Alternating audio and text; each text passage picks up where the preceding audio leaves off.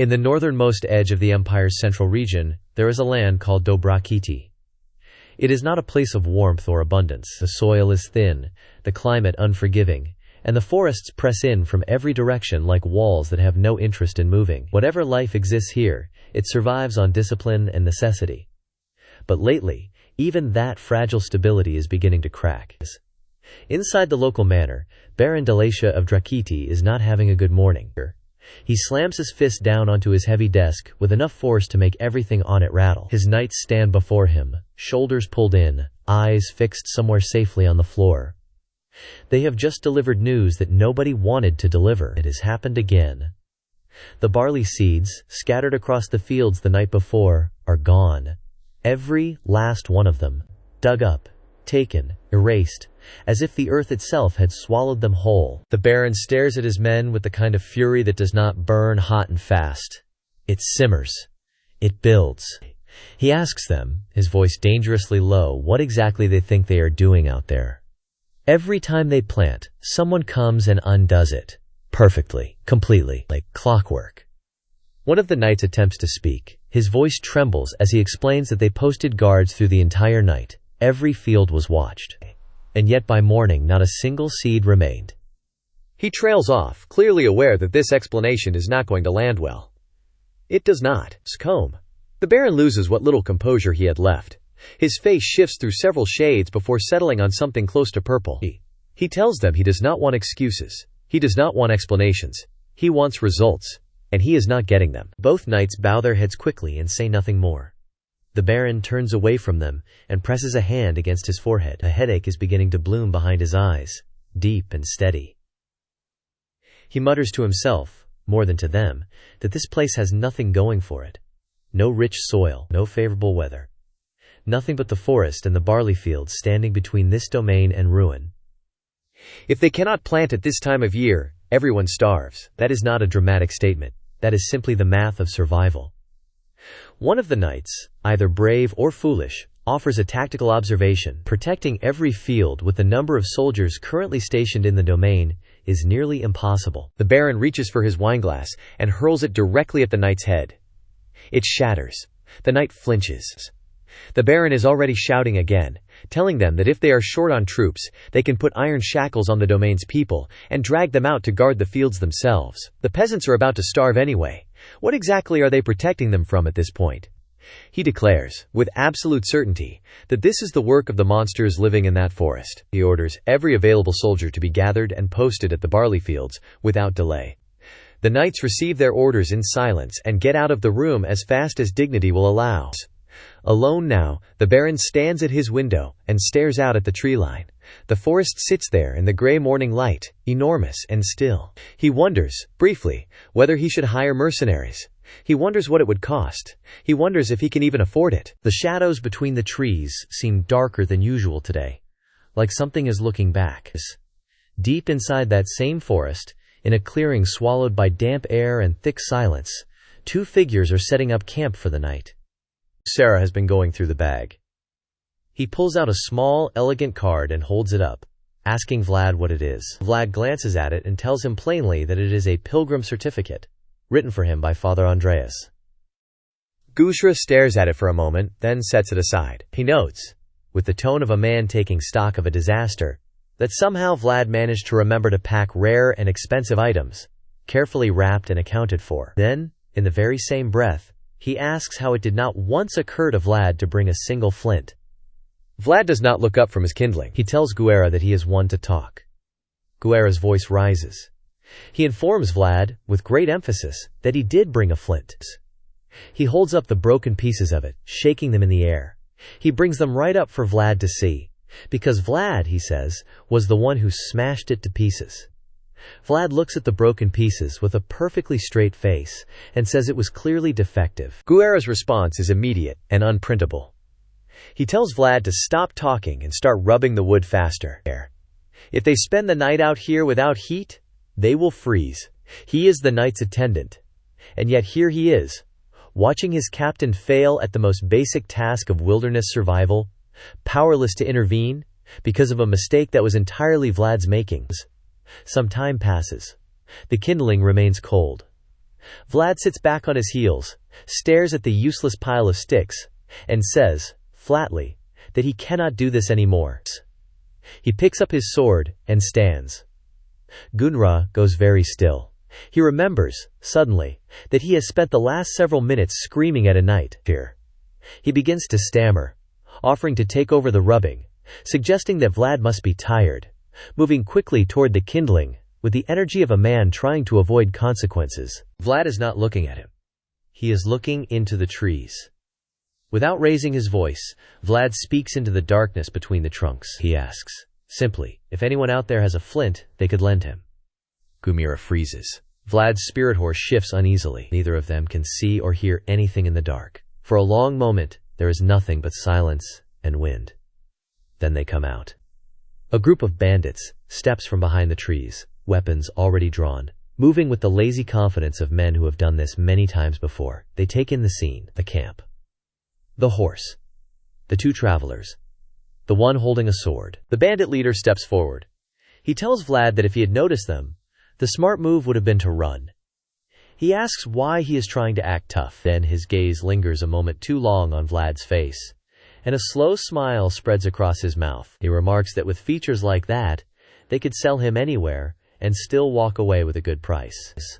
One of the others adds, almost conversationally, that if Vlad tells them which noble house he belongs to, they might even return him to his family for a fair ransom. Consider it, really.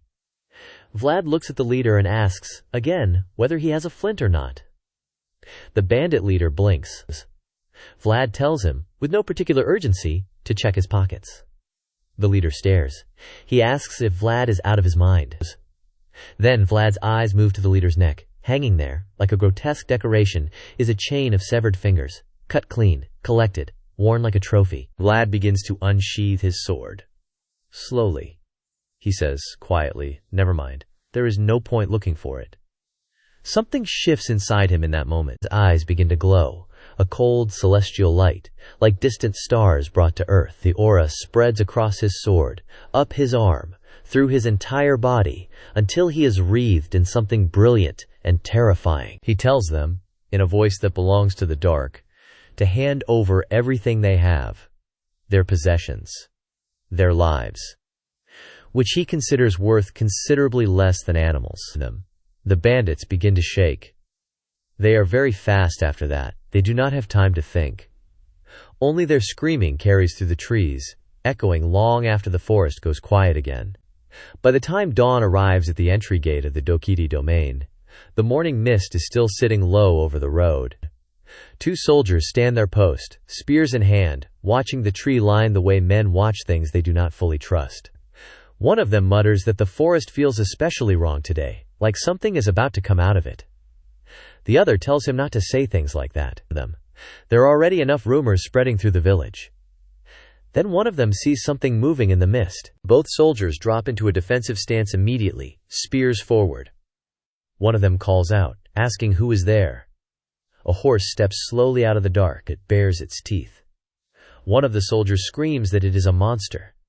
Vlad, riding calmly into the light, tells his horse that it cannot bite the guards. The soldiers stare. It is, in fact, just a horse. And a traveler. A very composed traveler, arriving at dawn from the direction of a forest that everyone in this domain is currently afraid of. Vlad tells them to lower their spears. He explains that he has captured the bandits who have been causing trouble in the area. One of the soldiers asks carefully if he means the ones who massacred the nearby villagers. Schoarra appears behind Vlad, bringing the captured men with him. Some walk in ropes. Others have been made to carry the heads of the ones who did not survive the encounter. The guards watch the procession emerge from the mist with wide, unblinking eyes. Vlad draws his sword and shows them the emblem on the blade. His name is Vlad of Schoarra. He is a knight of Vayezid, and he would like to see the lord of this domain. Baron Delasha, who began this morning in a state of pure misery, is suddenly in a much better mood. He greets Vlad in his hall with visible delight, noting that a knight of proven skill has walked through his gates of his own accord. Vlad bows his head in quiet acknowledgement of the hospitality. The Baron waves away the formality and tells him to sit down and be comfortable. Schoarra takes his position behind Vlad's chair, holding the knight's banner with practiced stillness. The Baron leans forward with a bright, opportunistic smile and asks if it is true that Vlad captured 9 bandits. Vlad clarifies. 15, counting the heads. A few managed to escape. The Baron laughs loudly and declares it impressive, promising a handsome reward. While pouring a drink, he asks whether Vlad, as a knight carrying a banner, is traveling to prove himself. Vlad confirms that he is. The Baron slides the cup across the table and says that, as it happens, he has a matter he would like to put before a genuine knight who pursues honor. Vlad accepts the drink. On the inside, he is already calculating. Dalasha is going to try to use him for free labor. He will take the reward for the bandits and find a graceful exit when the time is right. His real focus, the one that brought him out here to begin with, is finding traces of the voice. That comes first. The Baron begins to explain the problem. It is barley season. Every time they scatter seeds across the fields, by morning they are gone without a trace. Soldiers post watch through the night and see nothing. There are no tracks. No signs of animals or monsters. Just empty fields where there should be seeds. He sighs and says that the old folk in the domain have started whispering that it is the work of spirits from the forest. Vlad goes still. Spirits. On the outskirts of the forest, far from the manor and the politics of hungry men, a little girl is picking wild berries in the pale afternoon light. Her basket is filling up nicely. She is thinking about her mother, about the look on her face when she sees what she has brought home. She feels something behind her. She turns. 2 eyes glow in the darkness between the trees, still, watching, fixed entirely on her. The basket slips from her fingers. She cannot move, cannot breathe. The figure in the shadows is enormous and utterly motionless. And something in the most ancient part of her understands, without needing to be told, that she is standing in the presence of something that does not belong to the world she knows. She begins to scream. The sound tears through the quiet forest and carries with it everything a child's terror can hold. And then there is nothing.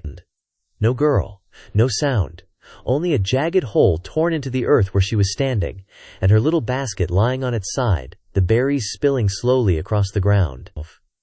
The forest does not explain itself. It simply watches. A little girl vanished into thin air, leaving nothing behind but a fallen basket and a hole in the ground that has no business being there. Something is living in that forest, and Vlad of Sora just heard the word spirits come out of the Baron's mouth. Like the video if you enjoyed it. Subscribe if you want to follow along for every chapter.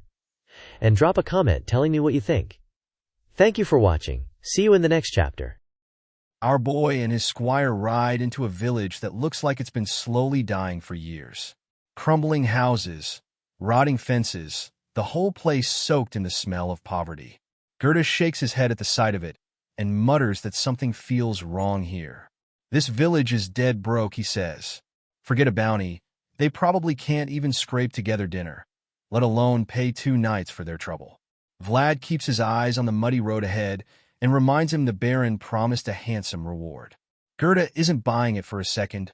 He spent enough years around liars to recognize one on sight. And this Baron has that exact look, the kind of man who suddenly discovers an excuse the moment it's time to actually open his coin purse. He kicks a loose stone and grumbles that they should have asked for an advance. Our boy turns to him with the faintest spark of amusement. "That's your job now," he says. Gerda blinks, caught completely off guard. Before he can even protest, Vlad drops the reveal. Does he know why Sir Joseph keeps a knight around who can barely hold a sword? Gerda has no idea. His name is Vardan, and everyone in Vayezid's household calls him the swindler. Gerda immediately pictures the man's face, boyish and harmless, and can't square it with a nickname like that. Maybe that's exactly the point, Vlad shrugs. That face is the weapon. Sir Joseph values him for precisely one skill, and everybody, in his own words, has their use. From here on, Vlad tells him, advances and bounties are Gerda's department. You're really trusting me with that? Gerda asks, eyes going wide. Vlad just winks and tells him to go show this Central Region Baron what a northern tongue sharpened by years of scams can actually do. For a second, Gerda looks stunned. Then the old instinct kicks back in, and a slow, scheming grin spreads across his face. already calculating exactly how many coppers he can squeeze out of this particular lord. Night falls hard and cold. Our boy, one of Baron Dalmatia's knights, and a squad of soldiers scatter barley across an open field and settle into the treeline to wait for whatever's been stealing from these people. The Baron's knight will not stop talking. He rambles about the old legends tied to the forest of 𝗏𝗏𝗃𝗏, about a child who vanished from these very woods just that morning, near a patch of wild strawberries where somebody later found a deep, unexplained pit. He keeps going, oblivious about the girl's grieving mother wailing through the manor all day. Vlad sits there thinking the obvious thing in ambush is supposed to be quiet and wondering, with real irritation, how a knight of any domain manages to forget that. The knight is still talking when Vlad feels the field shift. His hand clamps over the man's mouth before another word gets out. The air around him turns instantly cold and sharp, and the knight feels his own heart slam against his ribs at the look on our boy's face. Something is wrong. Without a word, Vlad breaks cover and sprints into the open field. The knight snaps out of his shock fast enough to order the soldiers after him. By the time they catch up, panting, Vlad is just standing there, staring at the ground. "What is it?" the knight asks. "They've been robbed," Vlad says flatly. The knight doesn't understand until he looks down himself. Every scrap of the barley they scattered is gone. Vanished. No trail, no disturbance, nothing. Vlad calls for a shovel and starts digging like something's chasing the clock in his head. He's certain he heard movement earlier, but there was no shape to see and no footprints anywhere near it. He pauses just long enough to ask how far this field sits from where the missing girl was last seen. "Very close," the knight answers, confused by the question. The shovel hits empty air. Beneath the loose dirt is a hole, dark, narrow, and deep enough that nobody can guess its bottom. Whatever made it, our boy is certain of one thing. No human dug this. He looks up at the knight. "Take us to where the child disappeared." The next morning, inside Baron Dalmatia's study, the Baron himself is pacing a groove into the floor, nerves completely frayed. "What is Sir Vlad doing right now?" he demands of his captain. "Gathering the village elders," comes the answer, after visiting the site where the girl vanished. The mention of elders stops the Baron cold. "Why elders?" he asks. "It seems he's digging into old traditions," the captain explains, "the kind passed down generation to generation." The Baron's brow furrows. "Those old fools aren't about to start rambling nonsense, are they?" he asks, half hopeful they've grown wiser with age. His captain assures him the villagers know better than to say anything incriminating in front of a strange knight. It does little to calm him.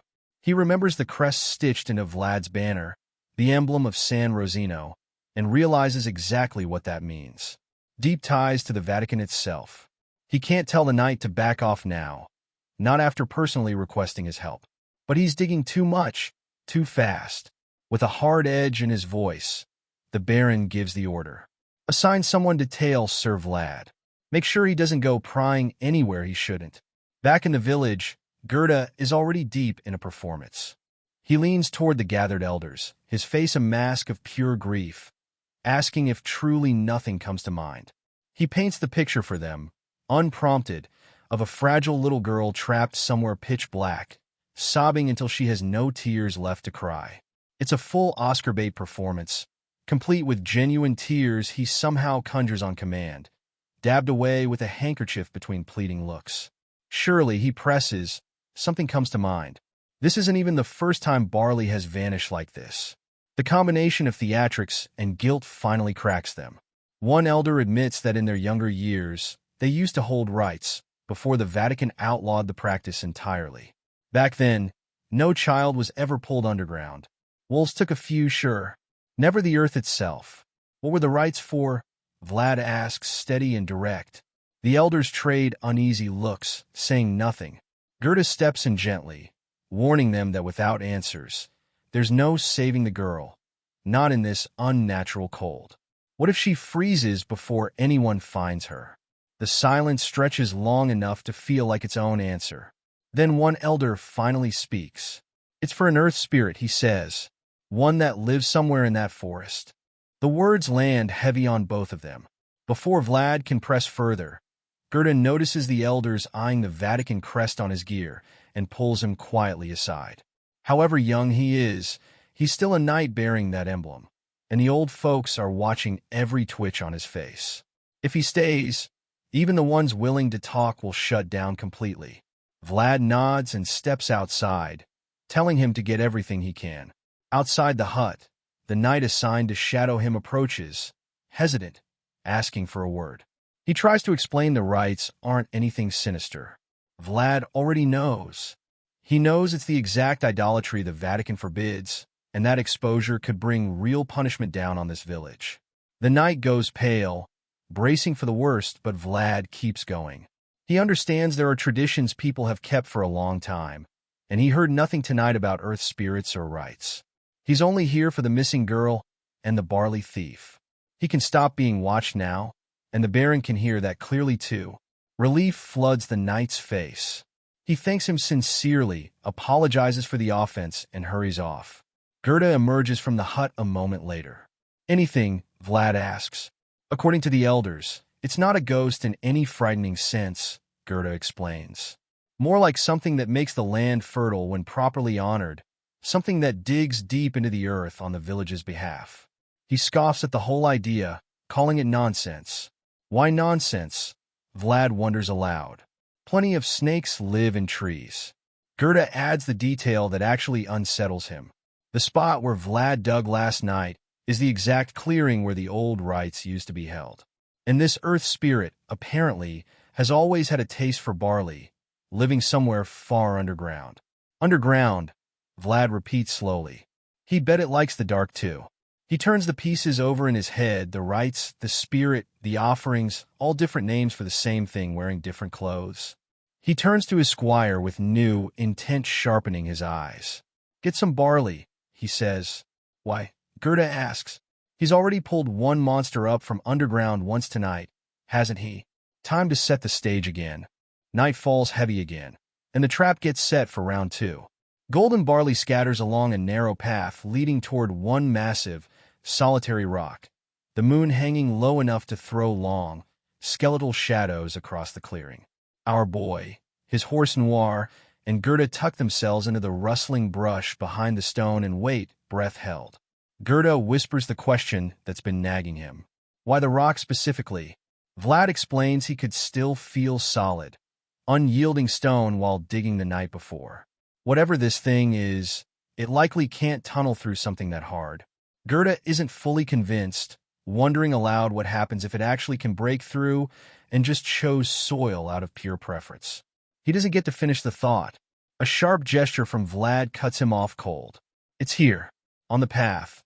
Barley starts disappearing grain by grain, swallowed by the ground itself, the thing creeping steadily toward the rock. The barley sitting on top stays untouched, exactly as predicted. Whatever it is, it genuinely can't break stone. Every muscle in Vlad's body coils tight. A tiny hand pokes up out of the dirt. Steel sings softly as he starts to draw his blade, ready to strike the instant it fully surfaces. What comes up out of the ground is a mole, an almost unbearably cute one. Every face behind that rock goes slack with disbelief. Whatever any of them imagined lurking beneath the earth, it wasn't this. Gerda actually laughs, half in disgust, wondering if the village elders have simply lost their minds in their old age. An earth spirit, he scoffs. It's a mole. For God's sake, it's just a mole. A small, rare smile tugs at Vlad's mouth. His eyes catch a faint starlight glow as he corrects him. Not just any mole. A shining mole. He lunges without a second's hesitation and catches it clean. The creature shrieks in pure terror, and its defense mechanism kicks in immediately, flooding it with a blinding golden light. Noir and Gerda both come crashing out of the bushes. Gerda calls out, breathless, asking if he actually caught it. Vlad stands up, and then he's simply gone. Gerda and Noir freeze, eyes darting wildly around the clearing. There's no trace of him anywhere, but Noir carries spirit blood in his veins, and something in him still senses where his rider went. The horse walks straight to the rock and finds another hole, identical to the one from the night before, swallowing the darkness whole. Gerda stares down into it, absolutely losing his mind with worry. Meanwhile, our boy is still falling. Down through pitch black, the shining mole clutched tight in his fist. Wind screaming past his ears in the void. It feels endless, long enough that he genuinely starts to believe this pit has no bottom at all. Then, finally ground, he can barely believe he survived the drop. Grunting upright, he takes in his surroundings, a damp underground tunnel stretching off into the dark. His temper flares fast, and he starts shaking the mole hard enough to rattle its teeth, demanding to know exactly where it's brought him. By the time he stops, the poor creature's eyes are spinning. Old instincts take over anyway. He has no idea what else might be down here, so he readies his sword just in case, and the blade catches that same brilliant starlight aura as it clears the sheath. The pearl set into the hilt glows warm and gold, and the shining mole drifts toward that light like it's being pulled by something instinctive. Standing in the tunnel's heavy silence, our boy thinks, not for the first time, that nothing in this world ever comes easy. Climbing back the way he fell clearly isn't an option, but there, faint and cool, a draft. Somewhere ahead, this tunnel connects to the surface. He nicknames the mole a little punk on the spot and threatens it plainly. If he isn't topside by tonight, it's becoming breakfast. Terror works wonders. He starts forward, using the glowing creature as a living lantern through the dark, growing more irritated by the minute as the passage seems to stretch on without end. The mole's light flickers out at one point. He orders it back on while he's still asking nicely, and it obliges. He warns it, flatly, that the next time it goes dark, there will be consequences, reminding it whose fault this whole detour is in the first place. The little creature starts waving its arms frantically, clearly trying to communicate something urgent. He brushes it off, annoyed, insisting they need to find the way out first. The draft grows stronger. Light appears somewhere ahead. He breaks into a run toward it, relief flooding through him, and then stops dead. Something in the air just changed. He looks down and finds the shining mole trembling violently in his grip, terrified in a way that has nothing to do with him. He wonders if it's reacting to whatever sound is building somewhere ahead. The vibration in the air grows heavier, thick with the kind of power he can feel moving through the earth itself. He decides to climb up carefully rather than charge blind. Better to know the truth first. What he finds isn't what he expected. A monster is trying to cut down a spirit tree. He stares at it, genuinely thrown. This isn't any creature that belongs to the north. The mole is still shaking in his grip, hands pressed over its own ears now. Reading the scene with his aura-sharpened sight, he realizes the tree is the mole's origin spirit, and the creature attacking it is soaked in something unholy, something vile leaking off it in waves. Ordinarily, this wouldn't be his fight to pick. This time, he decides it is. He tells the mole to hide and stay quiet, settling into a stance built around one idea: the cleanest kill always comes from the strike nobody sees coming. While the monster stays focused on the tree, he closes the distance in total silence. By the time it finally turns around, it's already too late. One clean stroke takes the head clean off. He lands thinking, with some satisfaction, that it was a good hit. Then the vile energy starts gathering again. To his growing frustration, the headless body charges him anyway. He's fought this exact kind of thing before, and the anger that rises in him now isn't surprise. It's recognition. At the edge of the dark, gaping hole, 𝗏 is screaming himself hoarse, calling out his captain's name over and over. Nothing answers back but his own voice, echoing hollow off the walls of the pit. Worry curdles fast into frustration. He paces the rim, muttering that he's losing his mind, cycling through every option he has. Climb down blind? What if this turns into a rescue, where he's the one hauling a grown man back up a rope with his bare hands?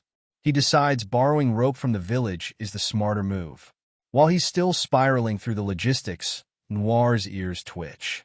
The horse feels something 𝗏 can't, and starts walking, calm and certain, toward wherever his rider actually is.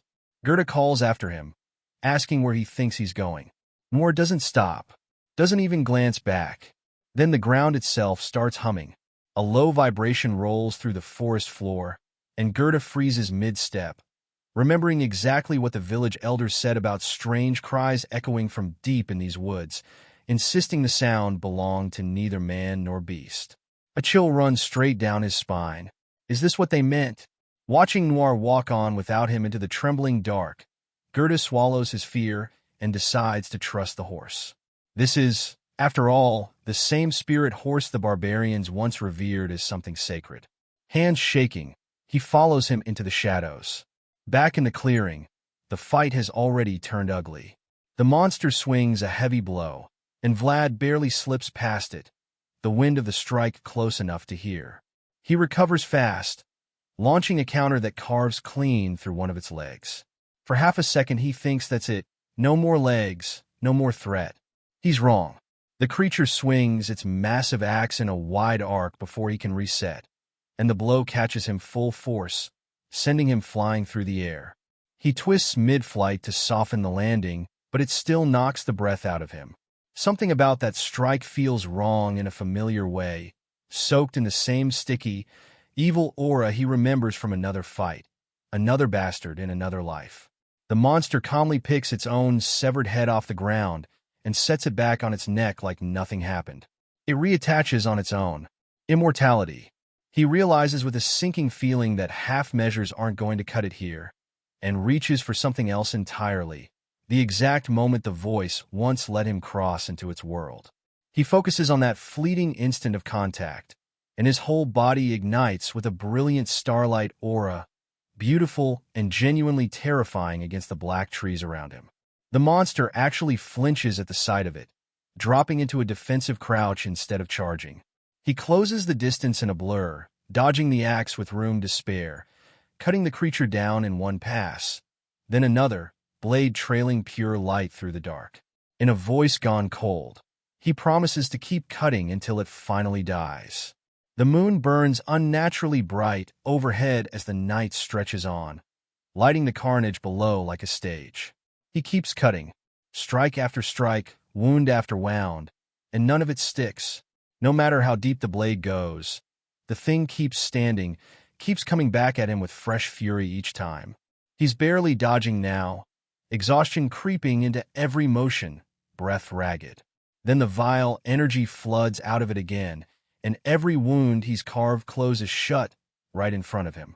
He's cut off its limbs, sliced its back open, pierced the heart, burst the lungs, split the belly, and torn the guts out with his own hands. Still standing, frustration boils into something close to fury. He remembers the voice once mentioning a headless knight it cut down, and wonders if his own understanding of this world is simply too shallow to grasp how something like this actually dies. He decides there's no time left for doubting himself. If cutting and stabbing won't finish it, then he'll tear every limb from its body until there's nothing left capable of healing. He floods his blade with starlight again, the steel practically radiating heat. The monster starts laughing at him, a grating, unholy sound. He warns it, flatly, not to dare laugh at him. Before he can charge, a light comes tearing through the trees behind the monster. Another one of these things, he wonders, dropping into a guard instead of attacking blind. It's Noir. His spirit horn is blazing with a fierce, purifying light, and he drives it straight into the monster's side, throwing the creature backward through splintering underbrush.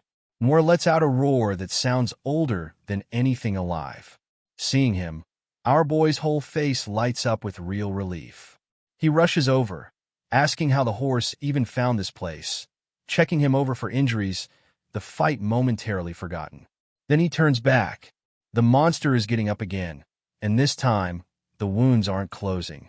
Noir's power is doing something to it that a sword alone couldn't. Watching the creature's stance shift into something wary, almost afraid, he knows he guessed right. It's finally scared. He mounts Noir, and together they charge. The shining mole watches from hiding, wide-eyed, as rider and horse both blaze into the same brilliant starlight. Sensing genuine death closing in, the monster screams in rage. Both blade and horn ignite in perfect unison, one light answering the other, and the two of them ride down on the thing together, resolve renewed, unwilling to let it stand a second longer. Rider and horse close the distance at full speed, and the monster meets them with its axe raised high, rusted iron catching what little light the moon offers. It swings a wide, lethal arc. 𝗦𝘄cie clears it at the last possible instant, faster than anything that size should move, and drives his spirit horn straight into the creature's flank. In the same breath, Vlad's blade lands a heavy, starlight-charged blow. The combined force sends the monster coughing up thick, dark blood, hurled backward into the trees hard enough to splinter wood. This time, the wounds don't close. He notices it immediately.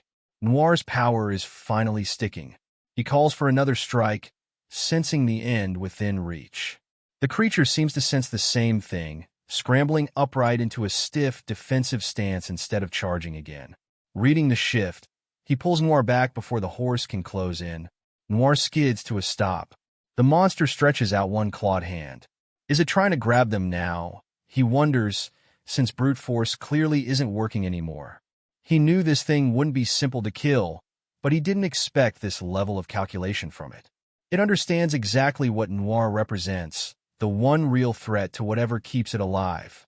His jaw tightens as he scans the battlefield and realizes the danger isn't just the monster. Charging carelessly, and the spirit tree itself, the very thing they're trying to protect, ends up caught in the crossfire. He weighs it in silence. Risk the tree, or risk letting the creature slip free. While he's still turning it over, something small climbs up onto his sword and grips the hilt tight. The shining mole. He's caught off guard, wondering what it thinks it's doing here. He tells it plainly that this is dangerous, to get back in its hole. It refuses to budge. Instead, it starts glowing with a light so intense it briefly blinds him outright. The pearl set into his hilt is resonating with the creature, pulling something out of it, and the light grows strong enough that even the spirit tree itself begins answering back. His blade turns gold. This is the tree's blessing. He understands immediately that whatever comes next, this is what finally lets him cut the thing down for good. The mole scrambles inside his armor and lets out a small, urgent scream, all but shoving him forward. He smiles down at it. "I get it," he says, and tells 𝗦𝘄cie to move. Sensing its own death closing in, the monster pours out every last drop of vile, desperate energy it has left. And then something shifts, something neither of them expected. The origin spirit itself materializes, directly behind him, ancient eyes opening wide over the whole battlefield. The monster breaks. It turns and runs, but there's nowhere left to run to. His golden blade finishes it, once and for all, the fight ending not with another exchange of blows, but with something closer to a verdict. Far from that forest, in a dim, silent room, a violet candle burns among a row of others. Without warning, its flame gutters out. Seated beside it on a throne is a woman whose beauty carries an edge of real danger.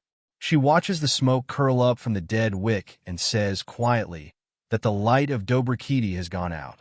She orders her subordinate to go and confirm it.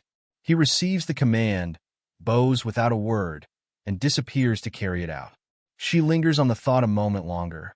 Only a soul that has surpassed its own limits could break a curse like hers. A backwater domain like that shouldn't hold anyone of that caliber. Watching the last of the smoke fade, she wonders, with something close to genuine curiosity, exactly who this is. Back in the forest, the missing girl is still curled inside the hollow of a tree root, alone, scared, crying quietly into her own hands. Voices drift closer. Her first thought is relief that the villagers have finally come for her. Then she catches herself. She doesn't recognize these voices at all. What if it's bandits, not rescuers? What if that monster is still somewhere close by? She curls tighter into herself as the footsteps grow louder. He steps into view in front of her. "Found you," he says. She screams, pure terror, before she notices the small shining creature perched calmly on his shoulder. Recognition hits fast. It's the same one that saved her before.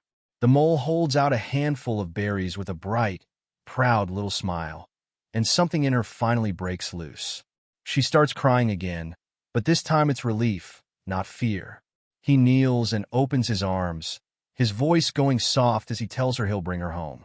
She runs straight into them, finally completely safe. If something shines, it has to be protected. Those who fail at that are left holding nothing but ruin, forced into a wandering life with no clear end, the weight of everything lost settling over them like a shadow that never quite lifts. A memory surfaces from somewhere far older than tonight. Fire roars through a soot-stained workshop, pouring down like molten metal given shape. A blacksmith stands at its center, his outline cut sharp against the heat. A hooded figure approaches without a sound, footsteps silent on the ash-covered floor. The fire hasn't gone out yet, he observes. Without turning around, as though he already knows exactly who's standing behind him, the blacksmith answers that someone has to see it through to the end. The hooded man lets out a small breath, relieved he isn't too late, and says plainly that he's come to place a commission. The blacksmith looks up, genuinely startled. Now he asks, in the middle of all this chaos? The hooded man produces the material he's brought, and the moment it catches the firelight, the blacksmith's eyes go wide with real shock. Only the eternal flame can temper metal like this, the stranger explains. Then, with a weight in his voice that fills the whole room, he asks the master of the last furnace to forge it for him. Forge what? The blacksmith asks, on edge now, sensing exactly how enormous this request actually is. The hood comes down, the dragon-slaying sword. The man announces, voice carrying something almost majestic through the room. He intends to slay the prime dragon of perfection itself. Morning comes cold and gray after a long, exhausting night. Our boy sits at the edge of a quiet lake, the still water mirroring the overcast sky, lost somewhere deep in thought. Gerda's boots crunch through the frost-covered grass behind him. What are you doing out here so early, he asks. I slept terribly, Vlad answers simply. Gerda shakes his head, staring out at the horizon. Who would have guessed they'd run into something that sinister in the central region, of all places? He asks the obvious follow-up. The monster's body vanished like smoke, didn't it? It did. And the way it vanished, leaving nothing behind, points to a cleanup job with clear intent behind it. There's no doubt in his mind anymore. Whatever this is connected to, it's connected to them. They need to report this to Sir Joseph, he decides. Gerda frowns, pointing out there isn't a mage anywhere near here, and asks if a courier would work instead. It wouldn't, Vlad tells him. It's winter, travel is brutal this time of year, and a message would take far too long crawling through the snow. He asks which city east of them would have a mage on hand. Gerda thinks it over, tapping his chin. If it's east, that's probably 𝗏𝗏 in 𝗏𝘁 County. Make that the destination, Vlad tells him, and get everything ready to leave first thing tomorrow. As Gerda heads off to prepare the gear, our boy sinks back into his own thoughts. He's certain he dreamed something important last night, something that mattered. He just can't hold on to it. It slips through his memory like a mirage burning off in daylight. Fragments surface anyway. Fire. A forge. A man swearing he would slay the prime dragon of perfection. The voice, when he thinks about it now, sounds strangely familiar. He draws his sword and looks at the blade for a long moment, wondering if this is simply a fragment of memory the voice left behind on purpose. Holding it, sinking into a quiet meditation, he realizes the connection between them never actually broke. He remembers the promise now too. They will meet again, someday, in a deeper world without fail. It should feel like comfort. Instead, his chest only grows heavier under the weight of it. When morning fully arrives, he informs Baron Dalmatia that he's leaving. The Baron looks caught off guard, asking why not wait until the weather eases up a little. He wonders aloud if there's some urgent reason for the rush, or if their hospitality somehow fell short. Respectfully, our boy tells him the hospitality was never the issue. He came here to do a job, and that job is finished. It's simply time to go. Hearing the firm refusal, the Baron privately admits to himself he'd hoped to squeeze a little more value out of this night before letting him leave. A fresh wave of irritation rises when he remembers exactly how many gold coins Gerda's silver tongue has already talked out of his treasury. Watching the disappointment settle on the Baron's face, Vlad asks him not to forget what he said the night before. With a tight, forced smile, the Baron agrees, promising to take it to heart. No more burning forests for barley fields. No more careless felling of trees. Then Vlad adds one more piece of advice. It wouldn't hurt, from time to time, to leave small tributes for the forest itself. He explains simply that he felt something like the will of the gods moving through those woods last night. The Baron's shock is genuine. Vlad presses a single gold coin into his hand, calling it a tribute to the god who blessed his victory. The Baron takes it, eyes wide, quietly realizing this isn't idolatry towards some forest spirit at all. In Vlad's mind, it's a prayer to God, plain and simple.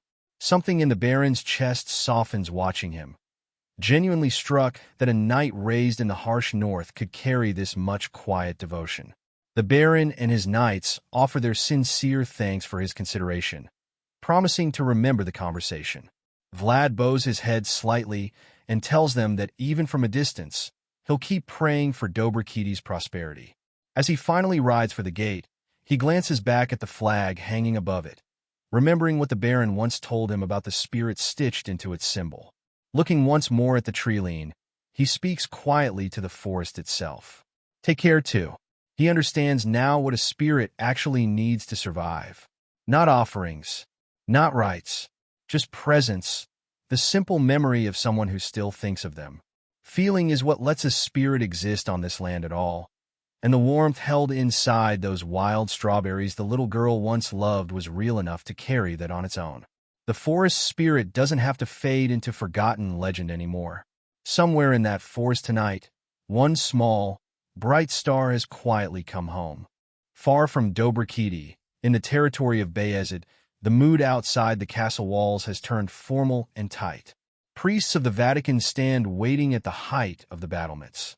Sir Joseph asks his knight if they've learned who the approaching guest actually is. The answer comes back plainly. He's the biological son of Duke 𝗦𝘗𝗍, making him half-brother to the captain of the Dragon Killer Knights. Sir Joseph puts the pieces together instantly. If he's mere 𝗦𝘗𝗍𝗍's half-brother, then this can only be one man, Radu 𝗦𝘗𝗍. As he arrives on Vayezid land, the priests welcome him with open arms, robes snapping in the wind, and somewhere beneath all that ceremony, the balance of power across the entire region quietly begins to shift. Candlelight flickers over a study buried in silence, and Lord Joseph sits fixed on one name pulled from his findings. Radu 𝗦𝘗𝗍, a key figure in the Dragon Slayer Knight Order, standing shoulder to shoulder with a man named 𝗦𝘄cie𝗿𝗱𝗺. Young, yes, but already carrying a record of multiple dragon kills, strong enough to rank among the top 5 swords in the entire empire. Joseph turns the weight of that over in his mind. The 𝗦𝘗𝗍 line inherited dragon's blood by pure reputation alone. And if that's true, Radu stands a full step above his own brother back home. A legacy built from fire and iron, the kind that earns respect just by existing. Then the real question settles in. Why would the Dragon Slayer Knight Order march north again? Their presence is never accidental. Either a dragon has surfaced, or something on that same terrifying scale has. He turns to the knight standing at attention nearby and asks if there's been any dragon activity lately. A death worm, a line worm, anything. Sir Jurgir shakes his head. Nothing reported. Since the last campaign, the northern border has stayed dead quiet. That answer only deepens the unease in the room. Silence is sometimes worse than a known threat, and something keeps prickling at the back of Joseph's neck, a feeling he can't quite name. The door bursts open. Vorden comes rushing in, breath ragged like he sprinted the length of the castle. An emergency report just arrived from Sterma. He says, Vayezid's own network of eyes has spotted suspicious movement across the north, and that network doesn't send emergency dispatches unless something is genuinely wrong. He hands over the letter. Joseph's fingers stay steady even as his eyes go sharp reading it. By the end, his jaw is clenched and his face is curled into something between fury and grim understanding. That's it, he mutters. That was the feeling. His judgment was wrong this time, he admits. Bishop Pierre was never thinking about Sora's strength at all. That was his mistake, misreading a man who has spent his entire life as an exorcist. Neither knight understands what their lord means. Jurgir finally asks it outright. The churches of the north loyal to the papacy are moving, Joseph explains. This isn't repositioning. Both the Papal Banners and the Dragon Slayer Knight Order are converging on 𝗦𝘄cie in Upman Barony. Yerger goes pale immediately, sweat running down his cheek. Military might and religious authority gathering in the same place at the same time. There's only one word for what that combination produces. Holy war, Joseph says. That is exactly what Bishop Pierre wants. The words settle over the room like a death sentence. A fire already lit somewhere in the north waiting for the wind to carry it. Far south of that tension, in a quiet forest in the central region, our boy and his squire are eating like men who haven't seen food in days. Because they haven't. The mercenary leader who took them in tells them, not unkindly, to slow down. Nobody's stealing their bowls. His men mutter among themselves, watching the two half-starved travelers demolish an amount of food that borders on physically impossible. It's full survival movie energy, the kind where the rescued castaways can't stop shoveling food in even once they're safe. When they finally finish, scraping the bottom of their bowls clean, Vlad breaks into a genuine smile and admits he feels alive again. He thanks the mercenaries properly, telling them they'd have been in real trouble without this stop. The mercenary leader looks genuinely thrown by the gratitude.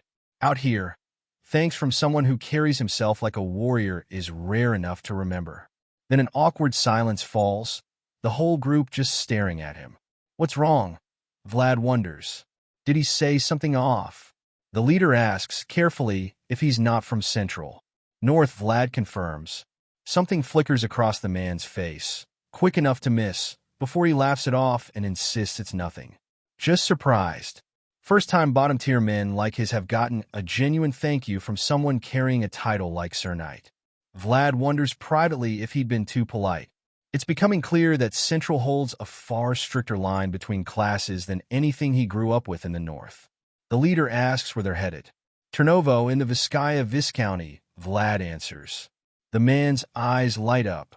What a coincidence, he says they're heading there too. Gerda perks up instantly at the idea of traveling with seasoned fighters, and then, riding high on relief, blurts out something he immediately regrets, wondering aloud if the two of them would have simply starved to death lost in these woods. Dead silence falls over the campsite. Vlad's jaw twitches. Through sound transmission meant for Gerda's ears alone, he calls his squire a bastard and tells him to shut up before he embarrasses them further, reminding him it was his own idea to hide how vulnerable they actually were. Gerda's brain short-circuits the second he realizes exactly what he just admitted out loud. The mercenary leader, sensing the tension but choosing grace over comment, stands and introduces himself properly. His name is Stefan, captain of the Thornwood Mercenaries, and something about the way he carries himself, easy but sharp-eyed, suggests a man who survived plenty of roads exactly like this one. Vlad starts to introduce himself casually, then catches himself, remembering the weight his own name and origin carry. He settles on Vlad of Sora. Stefan extends a hand with a warm smile, calling it an honor to travel alongside a knight. The bond gets sealed there, even if it started on an awkward stumble. By morning, the trees thin out into rolling hills, and the group arrives at Chernovo, capital of Vizcaya Viscounty. It's a city built from stone and timber and noise, vendors calling out over the clatter of wagon wheels, a kind of prosperity the North simply doesn't have. Stefan explains that Chernovo sits as one of the key trading points with the elves out east, which pulls in merchants and mercenaries alike. He notices Vlad isn't even listening, too busy taking in the sprawl of the city with wide eyes. Even looking like a total rookie, Stefan thinks a knight is still a knight, and a few kind words traded for a bowl of soup is more than a fair exchange when it comes to connections. He asks if Vlad wants help finding an inn. Vlad says he'll take recommendations, but he has somewhere to be first. He plans to meet the local lord. Stefan tells him the Count's mansion is easy enough to spot, just look for the biggest building in the city. He points toward an inn by the crossroads where his own men plan to stay, in case Vlad ever needs anything. Vlad bows slightly in thanks, and the mercenaries return the gesture, the kind of respect they believe a knight has earned. Stefan says he hopes their paths cross again. With a light smile, Vlad tells him he'll come find him for a drink sometime. Gerda cuts in, advising his captain to buy something a little expensive when that day comes. Surprised, Vlad asks why. Gerda nods toward the retreating mercenaries and lays it out. Stefan's gear, the way the gate inspection wrapped up so fast, none of that reads as bottom tier. This is a group with real standing in the city, not just hired blades. Vlad realizes his squire has a point. Knowing who holds quiet influence in a place like this is never wasted knowledge. They make their way toward the Count's mansion, the streets widening, the buildings growing grander with every block. Gerda stares up at the scale of it, wondering aloud if finding their way is even going to be simple. When they finally reach the gates, wrought iron laced with gold leaf, stone walls polished to a shine, both of them stop short at the sheer opulence of it. The gatekeeper steps forward, hand resting on his halberd, and demands to know who goes there. Vlad shows the insignia marking his service and introduces himself as a knight of Vayezid, here with an urgent request for the Lord. What's the request? The gatekeeper asks, unreadable. Vlad tells him he needs to borrow the mage's telegraph, urgent business for his liege, and asks that the Count extend a bit of kindness to a traveling knight in trouble.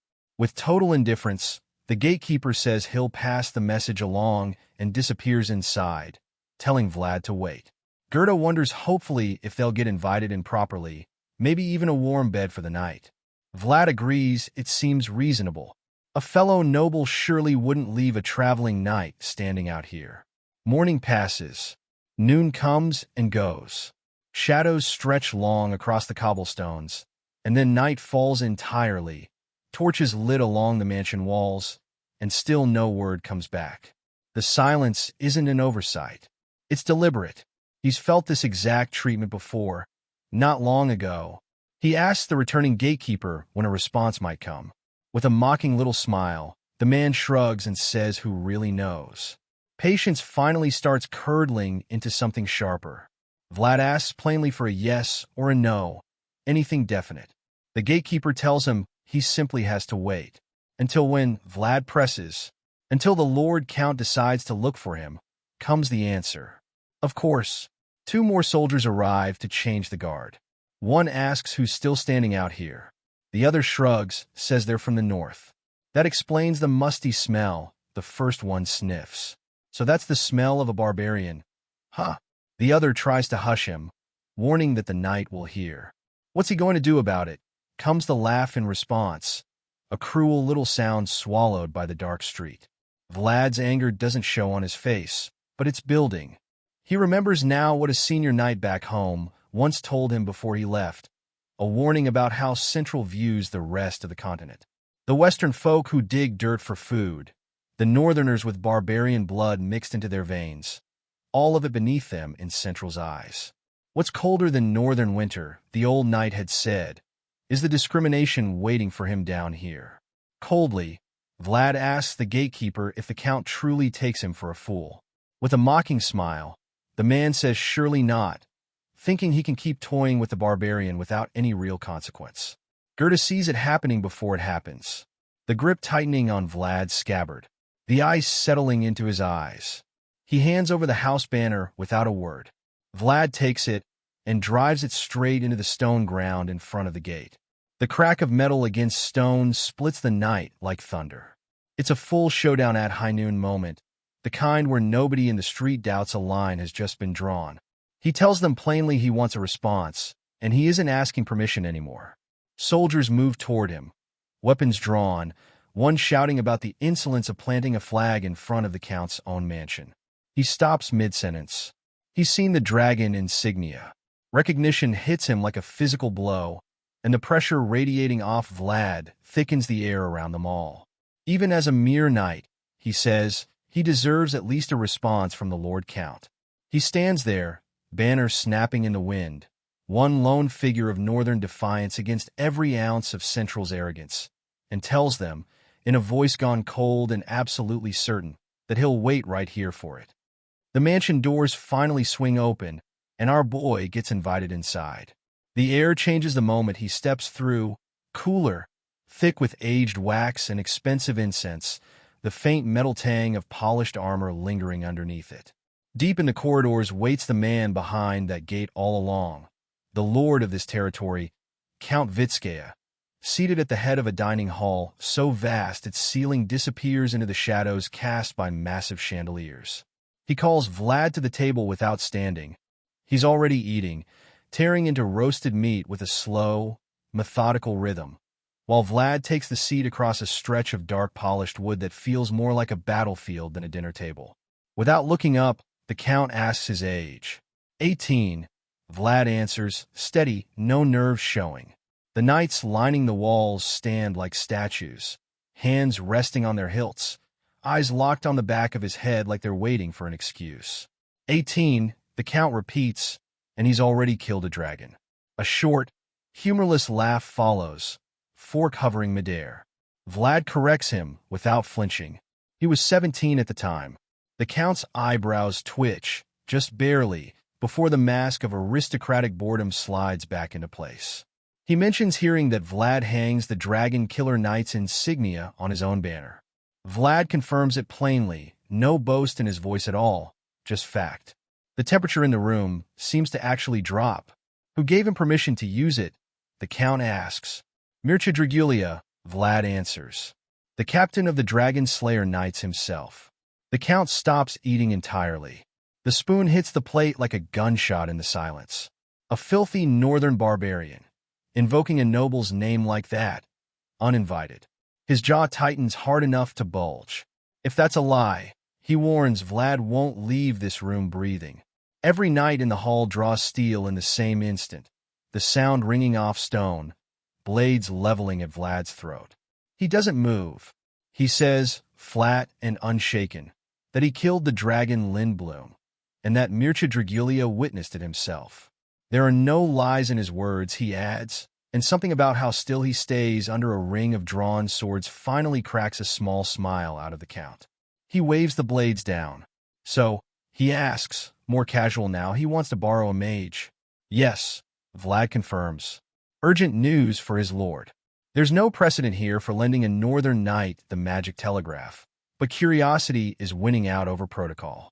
Something about this boy's eyes doesn't match his age. What's the news? The Count asks, swirling wine in his glass. A few days ago in the forest of 𝗦𝘁cie, Vlad tells him, he found something wicked. A monster that doesn't exist in the north. One the locals called a troll once they heard the description. Cursed, apparently, unable to die no matter how many times it's cut down. Something flickers across the Count's face at that. A crack in the composed exterior. It won't die, he repeats, disbelief creeping into his voice. A similar incident happened up north once before, Vlad tells him. Something is stirring that shouldn't be. The knights lining the room start murmuring among themselves, confused, uneasy. Where was this? The Count presses, eyes fixed on Vlad's mouth. 𝗦𝘁cie, House Dalmatia, Vlad answers. Closest city to it, so he came here without stopping. The Count is caught off guard by that. Even with his own business to attend to, this young knight rode straight here, just to pass along a warning. Something in Vlad's expression makes the Count feel quietly reprimanded, and he finds, strangely, that he doesn't mind it. He waves a hand, orders one of his knights to lend the crystal ball to his guest from the north. Vlad bows in thanks.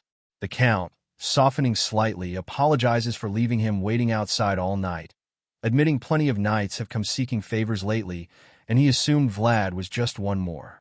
Vlad rises, bows properly, and leaves to send his report.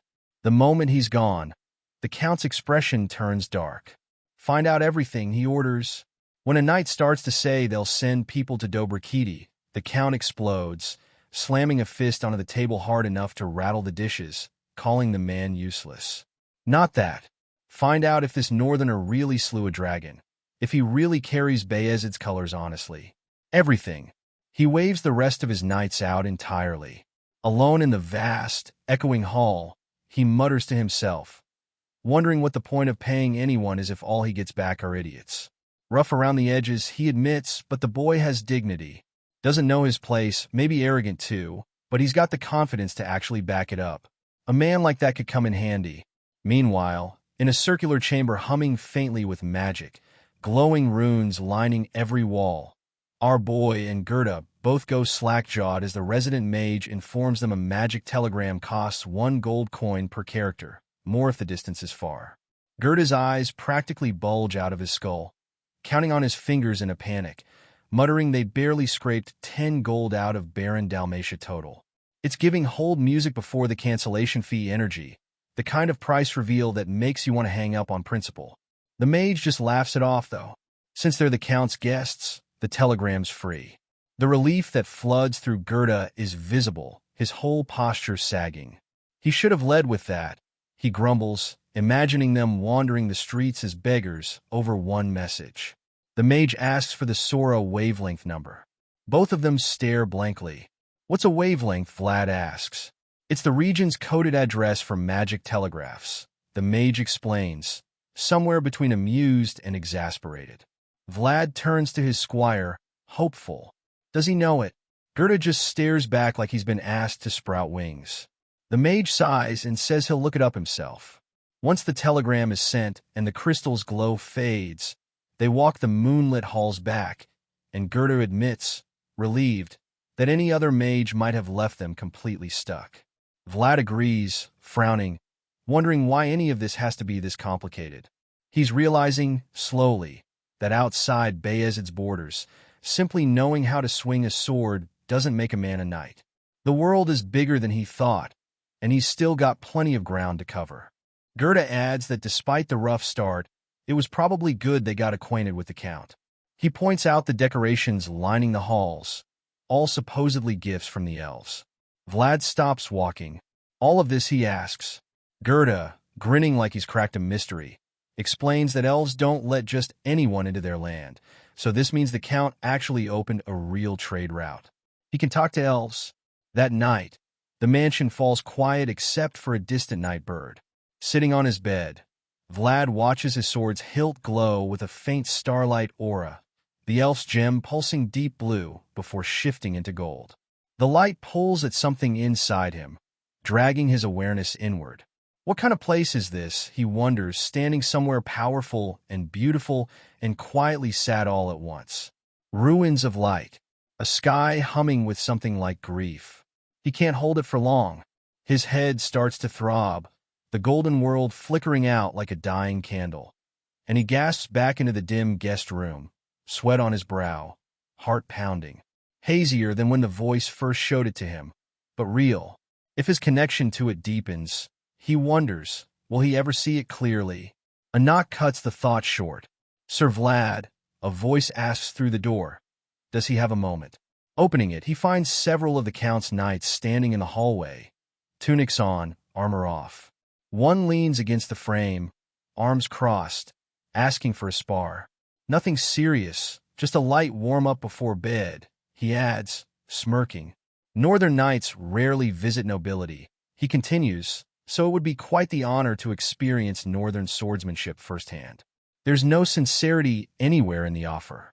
It's a thin excuse to humiliate the barbarian guest, and every smug face in that hallway makes that obvious. Our boy thinks it over, watching the contempt they don't even bother hiding. There's only one language men like this actually respect, and it isn't words. He agrees.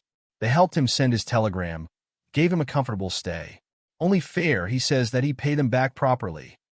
Count 𝗦𝘁cie sits by the fireplace, the crackle of the logs filling a silence heavy enough to feel. He wants results, and his knight commander delivers them standing stiff at attention. They've verified everything about the northerner, his skill, his background. Among all their knights, the commander admits, not a single one can stand against him. It's a staggering admission from a man who takes pride in the strength of his own men. The Count sips his tea, quietly stunned. He expected talent, maybe some northern grit. Not this. When the commander adds that of the 5 knights who sparred against him, 3 won't be fit for duty for some time, the Count actually stops mid-sip. These weren't bruises. These were calculated strikes that took his best men out of commission entirely. What about you? The Count asks, setting the cup down with a soft, deliberate thud. The commander doesn't meet his eyes. He's still replaying that gaze in his head, a predator's stare that had no business belonging to an 18-year-old. Grudgingly, he admits 9 times out of 10, he'd win. The hesitation in his voice says everything about that 10th time. It shocks the Count more than he expects, that Tanobo's finest blade can't guarantee a clean win against a boy barely out of his teens. Should he hang the northerner as a warning to the guards? The Count wonders aloud, voice dropping cold. The commander isn't sure if that's a joke or a genuine consideration. The Count already knows the truth underneath the question. This is the real thing, a warrior forged in a way Central simply can't replicate, and he nearly missed it entirely by leaving him standing outside the gate all night out of petty spite. Stroking his beard, he mutters that it'd help if the man was at least a little smart too. Power alone is one thing. Power paired with a mind cuts in directions you can't always predict. The next morning, in a garden of manicured hedges defying the early chill, 𝗦𝘁cie and Vlad sit down for tea. The Count asks, conversational but probing, whether tea culture never took root in the north. Vlad answers plainly, they'd rather crack open a bottle of liquor than boil leaves. The Count gestures at the cup between them. Elf tea, he explains, gathered from the eastern forest and processed by hands that have watched centuries pass. One of his territory's core businesses runs on trading elven goods, a rare and expensive fascination the central nobility can't seem to get enough of. There are even rumors, he adds, that it extends lifespan, which is exactly why it sells for more than its weight in gold. Is it really worth that much? Vlad wonders, eyeing the unassuming leaves settled at the bottom of his cup. The Count isn't sure about the lifespan claims, but he swears it's genuinely good for the body. Especially, he adds, leaning in slightly for coughs. Something shifts in Vlad the second that word lands. The easy air of the garden vanishes. A quiet grief settles over his face, the memory of Lord Joseph's shoulders shaking in the dark, hidden behind a mask of composure that never quite held. He thinks, suddenly, that this tea might ease his mentor through the winter a little easier. The Count catches the shift instantly, reading it like a well-worn page. A cold, calculating smile follows. Should he set some aside, he offers, dangling the bait with real finesse. It's a Bond villain toast disguised as a kindness, poison sweetened just enough to go down easy. Vlad catches it too. Taking a slow sip, his voice cools to match the morning frost. Kindness, more often than not, comes with a reason, he says. He stopped being the clueless rookie the Count had hoped for. The Count laughs it off, calling northern nights bold, trying to smooth over the tension he himself created. Privately, he's reassessing everything. This one isn't the simple brute Central assumes northerners to be. He's sharper, more dangerous, and worth talking to plainly. He admits the real reason for the invitation. A man has been raiding the trade routes lately, and it's become a serious headache. Is it a bandit? Vlad asks. Probably not, the Count admits with a scoff. The knights escorting the caravans were all taken down. Vlad turns that over. Even inferior to Vayezid's own, these were still trained Central knights. Defeating armored men that consistently takes more than common thievery. Even his knights couldn't handle it, Vlad points out, so what makes the Count think he could? Leaning forward, the Count tells him humility becomes deceit past a certain point. He's recognized not just by San Rosino, but several northern houses. That's more than enough proof of what he can handle. He drops a heavy pouch of gold on the table, promising more if the raider gets driven off. Vlad weighs it, thinking of the tea, thinking of Joseph. Doing it alone might be too difficult, he admits. The Count agrees instantly, willing to compromise. Chasing the raider off, even briefly, will do. In his own mind, the Count has already filed Vlad away as disposable, a stopgap until someone more famous can be brought in properly. Vlad's small answering smile carries a flicker of scheme behind it. He understands, he says. Then he names his real price. Not gold, passage into the elven forest, and a box of that cough-easing tea for someone who's earned it far more than the Count ever will. The Count's eyes narrow, frustration flickering through. He'd assumed this brat could be bought with a handful of coins, and instead he's negotiating with the precision of someone twice his age. Letting a human into elven territory carries real weight, the Count argues, trying to pad the terms back in his favor. Vlad cuts him off cold before he finishes the sentence. The elves want normal trade back too, don't they? The question lands like a blade through the Count's excuses. Speechless and furious about it, the Count is left with nothing to counter. Vlad tells him plainly he'll resolve this. Not try. Resolve. He stands, his shadow stretching long across the table, and walks off, leaving the Count fuming alone in his own garden. That night, on a lonely stretch of the trade route, a merchant cowers beneath his own carriage, surrounded by guards left groaning in the dirt. A swordsman in a bandana approaches with the silent, practiced grace of someone who's done this many times before. He asks if the elven goods are inside. Trembling, the merchant confirms it, begging for his life. The swordsman moves past him without much interest, opening the carriage to survey crates of elven treasure with a cold, professional eye. Whatever his real motive is, it clearly isn't gold. The next morning, Vlad rides out with the Count's knights and the mercenary he'd already come to trust. Stefan can barely believe the reason once he hears it, scratching his head as he eyes the grim-faced knights riding alongside them. No wonder they lent a horse and offered such a generous fee, he mutters. This isn't a guard job. It's a test of nerve, maybe a suicide mission. He notices the knights glaring daggers at both of them, still smarting from the beating they took the day before, forced now to ride under the very man who handed it to them. Just how badly did he wreck them? Stefan asks, half smirking despite the tension. Don't worry about their pride, Vlad tells him, eyes on the road ahead. The spars were fair. Stefan admits he's only been in Chernobyl a month, and thanks to this, they're about to be thoroughly hated too. There's amusement buried in the complaint. Then let's score big and move somewhere else, Vlad answers. That's the mercenary life, isn't it? Gold, blood, and the next horizon. Stefan can't argue with that logic.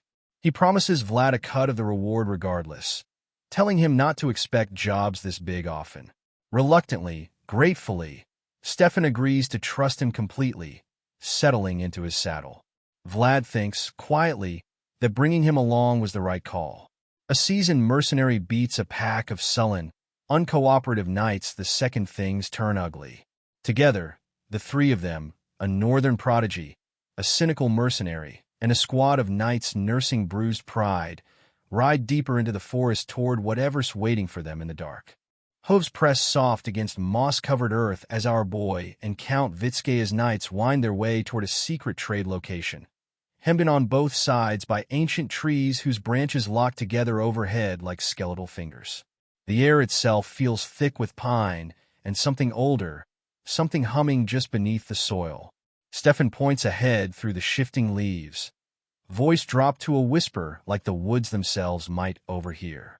He thinks this is it, gesturing at a shabby cottage half swallowed by vines, looking ready to collapse under its own weight. Vlad agrees and reads the arrangement instantly. Access only goes this far. The elves have drawn a clear line for outsiders, and nobody's crossing it uninvited.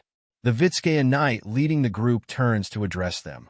The elves will arrive first, he says, tension riding visibly in his shoulders. Respect and fear, tangled together. He and his men will go in, come back out, and Vlad is to hold the carriage here in the meantime. He doesn't wait for objections, already focused on the diplomacy ahead. Fine by me, Vlad answers, indifferent. If anything, he'd rather watch from the shadows anyway. As the knights vanish toward the cottage porch, 𝗏𝗏 leans in, frowning. This is a blatant move to keep them in the dark, he mutters. Vlad shrugs it off. Makes sense. This trade is the 𝗦𝘁ci family's entire lifeline. Lose it, and they lose their standing in the world. A handful of hired blades were never going to be let anywhere near something that fragile. Climbing onto the carriage roof, easy and relaxed, Vlad tells the others not to worry. No raiders here. His confidence isn't blind, though. In the back of his mind, he's already filing this location away, useful knowledge for later, whether or not this particular contract technically covers it. He lies back, and the wood feels surprisingly stable beneath him. Observe first, plan after, he decides, closing his eyes to a breeze that carries none of the North's familiar bite. This air is soft, carrying the scent of 1,000 blooming flowers instead. The forest around them is lavish, deep greens and vivid teals folding into earthy browns, The kind of place that looks lifted straight out of a fairy tale, the whole scene lit like it wandered out of a Miyazaki film. Birds trade complex melodies overhead, and the wind makes the leaves whisper to each other. Somewhere in that filtered emerald light, silver hair catches the breeze. An elf watches him from a nearby branch, perched light as a feather, cold beauty settled into every still line of her. She doesn't speak, doesn't move, just watches, curious, wondering who this stranger sprawled across a carriage roof might be.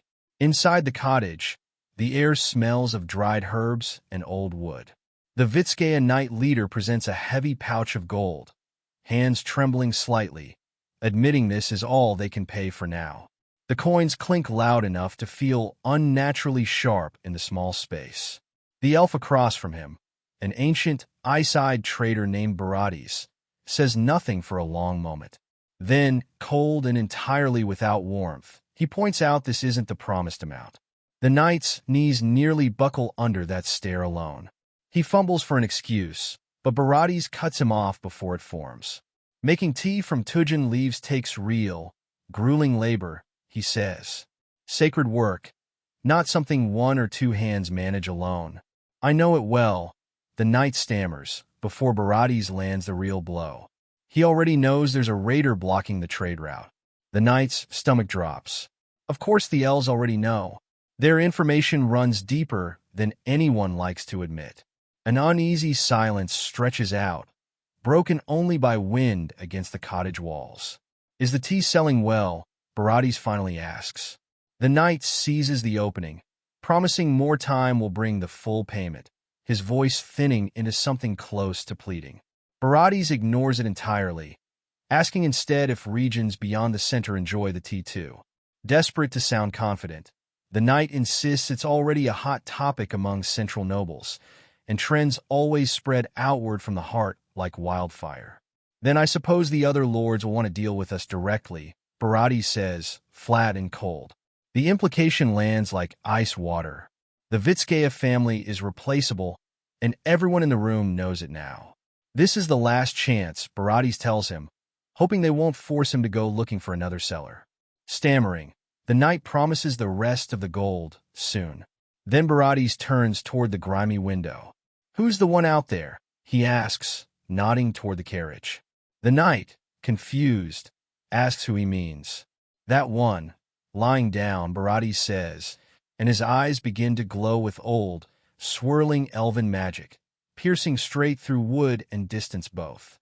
What he sees out there is strange, a flickering, pulsing energy, unfamiliar, and yet resonating at a frequency he hasn't felt in centuries. He goes quiet, lost somewhere in that shimmering reed, before something in his expression shifts entirely. The coldness melts. Something warmer, almost unsettled, replaces it. It must have been a hard journey out here, he says gently, offering the knight's tea after all.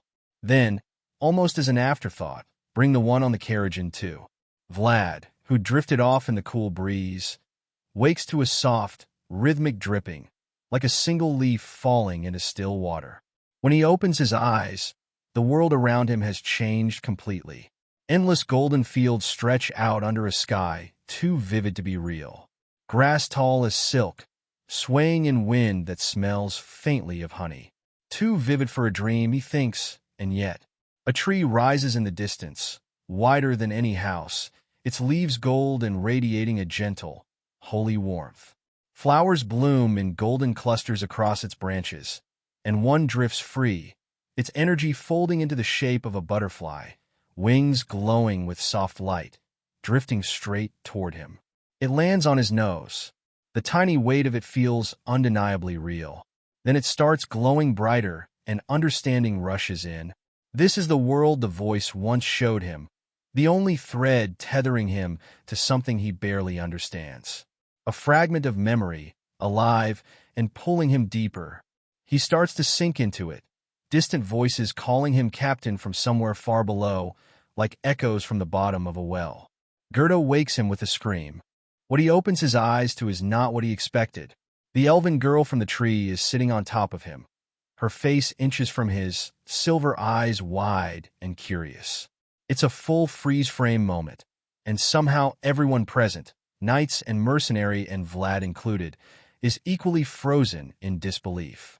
An elf, famously distant with humans, physically climbing onto one without a second thought. She points at his chest. "What is this?" she asks, voice like the ring of tiny silver bells. Then at the pearl on his hilt, faintly glowing gold. And this. Then finally, at his nose, where the dream butterfly once sat. And this. Bathed in her own faint golden glow, she stares at him with something that feels closer to recognition than curiosity. And Vlad realizes, looking into those eyes, that she is the butterfly from his dream. He genuinely can't tell anymore where the dream ended and this moment began. Inside the small cottage, the air sits thick with a tension that seems to hum against the wooden walls. The elven girl hasn't looked away from our boy once, staring straight through his travel-worn exterior like she's trying to read something underneath it. Under that weight, he shifts in his seat, heat creeping up his neck, wondering what he possibly did to earn this kind of scrutiny. Did he do something else wrong? Is there something on his face? It only gets worse. She's pressed close against Bharati's now, small hands gripping his arm, and the two of them are staring at Vlad in perfect, unsettling sync. Great, he thinks wearily. Now there's two of them. Unable to hold up under it any longer, he looks away toward the frost-dusted window, silently willing the carriage to hurry up and arrive. His eyes land on his own gear instead, and that's when Bharati finally notices the engraving on his breastplate, the mark of a knight who once protected children's lives. What does that mean, he asks. Vlad's hand drifts to the cold ridges of metal without thinking. The Northern Archdiocese engraved this for him, he explains, a memory settling over his voice. He once saved children from something rather strange. Both elves nod, something like reverence softening their faces. Splendid, they say together, voices carrying that same melodic quality unique to their kind. Only then does he understand what she'd actually been staring at all along. Not him, the amber embedded in his armor. Elves and spirits, he realizes, clearly share something deep that humans simply don't have access to. The cottage door creaks open. An elven maiden glides in with a tray of steaming tea, and Bharati glances toward her, remarking that the carriage is finally ready.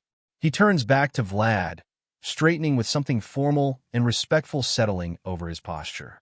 He offers his respect, he says, to the knight who stood against that peculiar being, regardless of race. He bows his head slightly, and Vlad, caught a little off guard by the weight of it, returns the gesture and says he's honored. Cold and distant on the surface, sure, Vlad thinks, but the goodwill underneath is unmistakable. A small spark of hope catches in his chest. If this keeps going well, maybe he'll actually get to see the great elven forest firsthand. The maiden moves through the room, handing cups to the 𝗦𝘄cie knights first. Their leader accepts his with a firm nod of thanks. Then she reaches Vlad, offering him a cup of his own. He looks at the tea, aware it likely won't suit his rugged northern palate, but decides drinking it matters more than his own preference right now. The bridge they're building here is worth more than a moment of discomfort. Holding the warm cup, he offers a small compliment about the fragrance and lifts it toward his lips. The elven girl moves before he can drink a drop. She climbs straight onto the table, hands slamming onto the cup to stop him mid-motion, and it's a full telenovela-level intervention, dramatic enough that the 𝗦𝘄cie knights just gape, half-drooling at the sight, while the elven warriors flanking Bharati's flush with visible embarrassment at her behavior.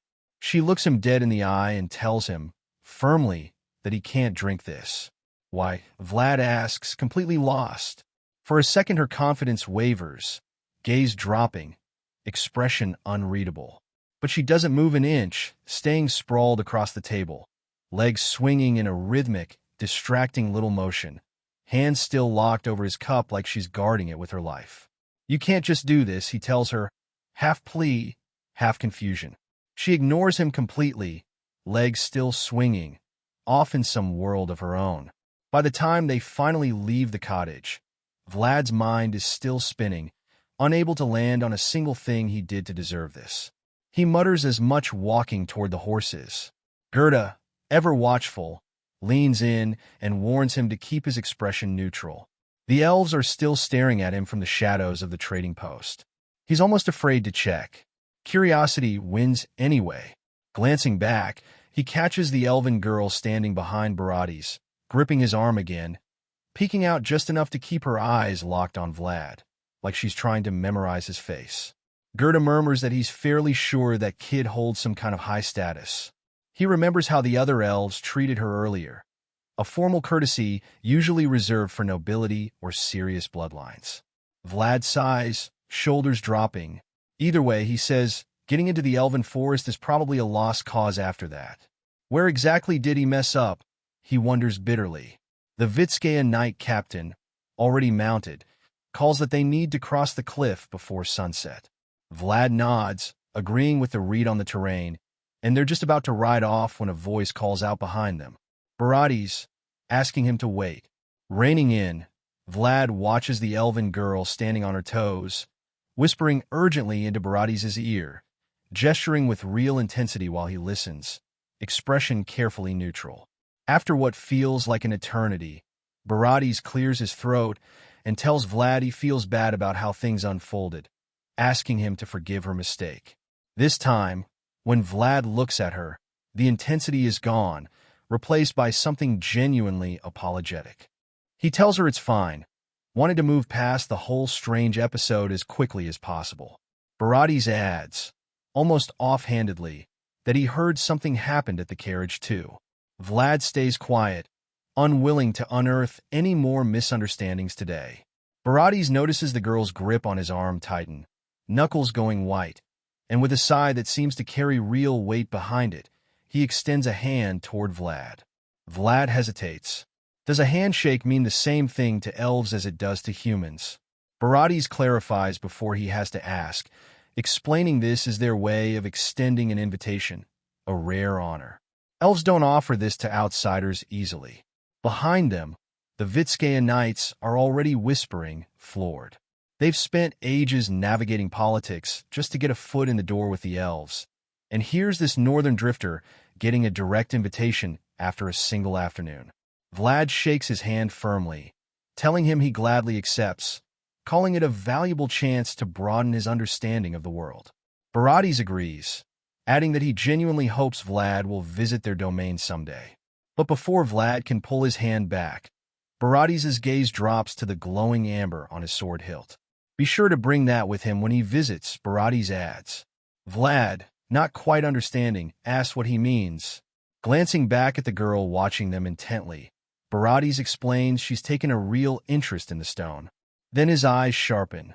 And in you as well, he adds simply. A cold shiver runs down Vlad's spine at that. He honestly can't tell if he should feel honored or hunted. He glances at the girl one last time, and she's transformed completely, waving goodbye with a bright, cheerful grin that couldn't be further from the strange intensity of an hour ago. As the group finally rides off, hooves and carriage wheels filling the quiet, Vlad suddenly remembers he never even asked her name. Riding beside him, 𝗏𝗏𝗏𝗏𝗏 smirks and asks what for. He wants to know what to call her when they meet again. Vlad answers, eyes on the road. 𝗏𝗏𝗏𝗏𝗏 lets out a short, knowing laugh, admitting she was genuinely pretty in that distinct elvish way, adding that if she grows a bit more, even looking at her might become a challenge for most men. Vlad snaps at him, asking if he's seriously thinking that way about a kid. 𝗏𝗏𝗏𝗏𝗏 sighs, exasperated, and points out the obvious. She could easily be over 100 years old. Nobody guesses an elf's real age from appearance alone. Beaten by the logic, Vlad concedes the point, though privately he still can't quite wrap his head around it. 100 years, with that face. The mood shifts fast from banter to caution. The 𝗦𝘄cie knight captain rides up, expression grim, warning that starting from this forest, through the steep cliff, all the way to the stone bridge ahead, they're entering a genuine danger zone.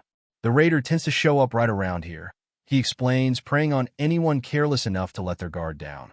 Vlad eyes the horizon and agrees that the stone bridge they'd passed on the way in already looked like the obvious bottleneck. The captain confirms it grimly. They've lost carriages and men in that exact spot before. With the light fading, Vlad suggests camping and moving at dawn. The captain refuses outright. Stopping isn't an option. Not with fragile tea leaves that'll freeze solid if they don't get moving fast enough. From here on, they push through, cutting sleep if it comes to that. Understood, Vlad says, stepping into the role without hesitation. He takes point, ordering the group to flank the carriage on both sides to guard against ambush. The captain follows without argument this time, directing his men into position. Gerda smirks at the shift, whispering that these same knights were calling them drifters just hours ago, and now they're falling in line the moment an elf extends a personal invitation. Vlad tells him, tired, to shut up and stay with the carriage. He turns to Stefan next, ordering the mercenaries to cover the rear. Yes, sir, Stefan answers, already galloping into position. Counting heads, Vlad figures 6 knights, himself included. No ordinary bandit should have the nerve to test a group armed this heavily. If something still comes for them despite that, it isn't robbery it wants. He can't shake the feeling in his gut, walking a road that feels increasingly like a lion's den.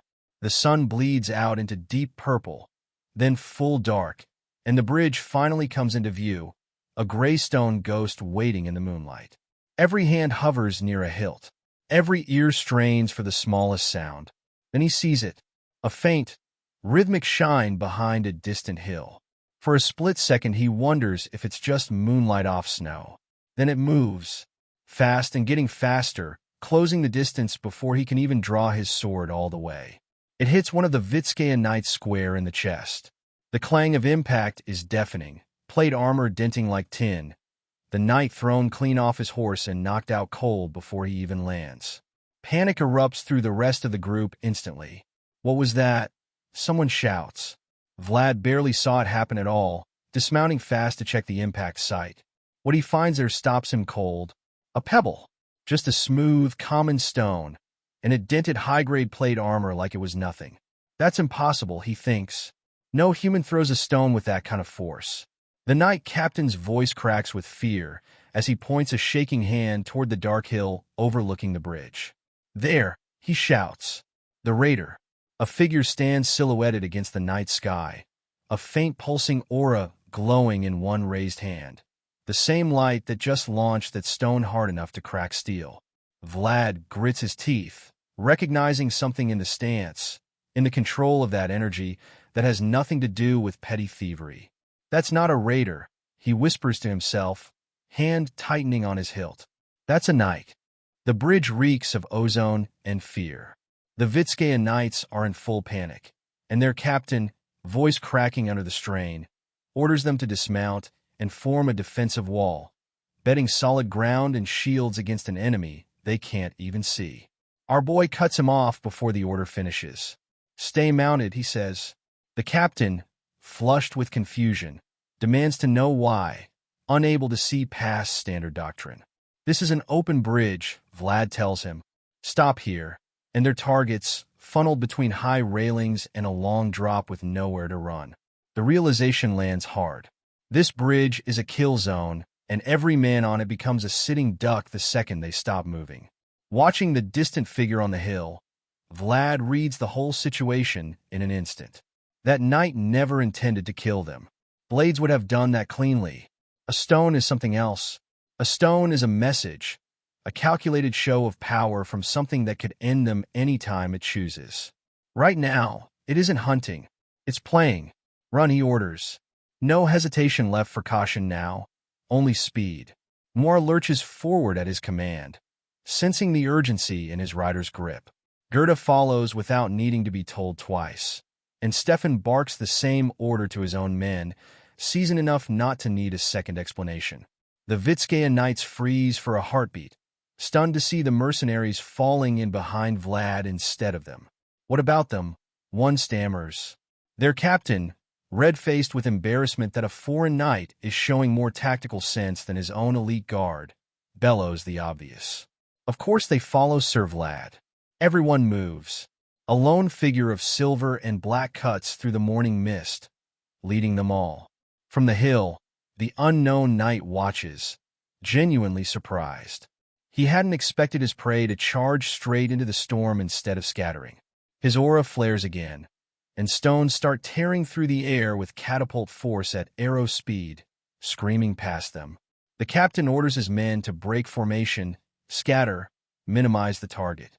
Vlad's eyes light with aura, perception sharpening enough to actually track the incoming stone now instead of just reacting blind. Ignore it, he orders. Keep running. Flinch now, and the whole charge loses momentum. The stone reaches him anyway, and he meets it head-on. Steel meets stone with a sound like a thunderclap, the shockwave rattling his teeth, nearly unseating him outright. Both auras collide in a blinding flash of white and blue light. From the hill, the knight can hardly believe it. He'd calculated that force as unstoppable for a lone swordsman.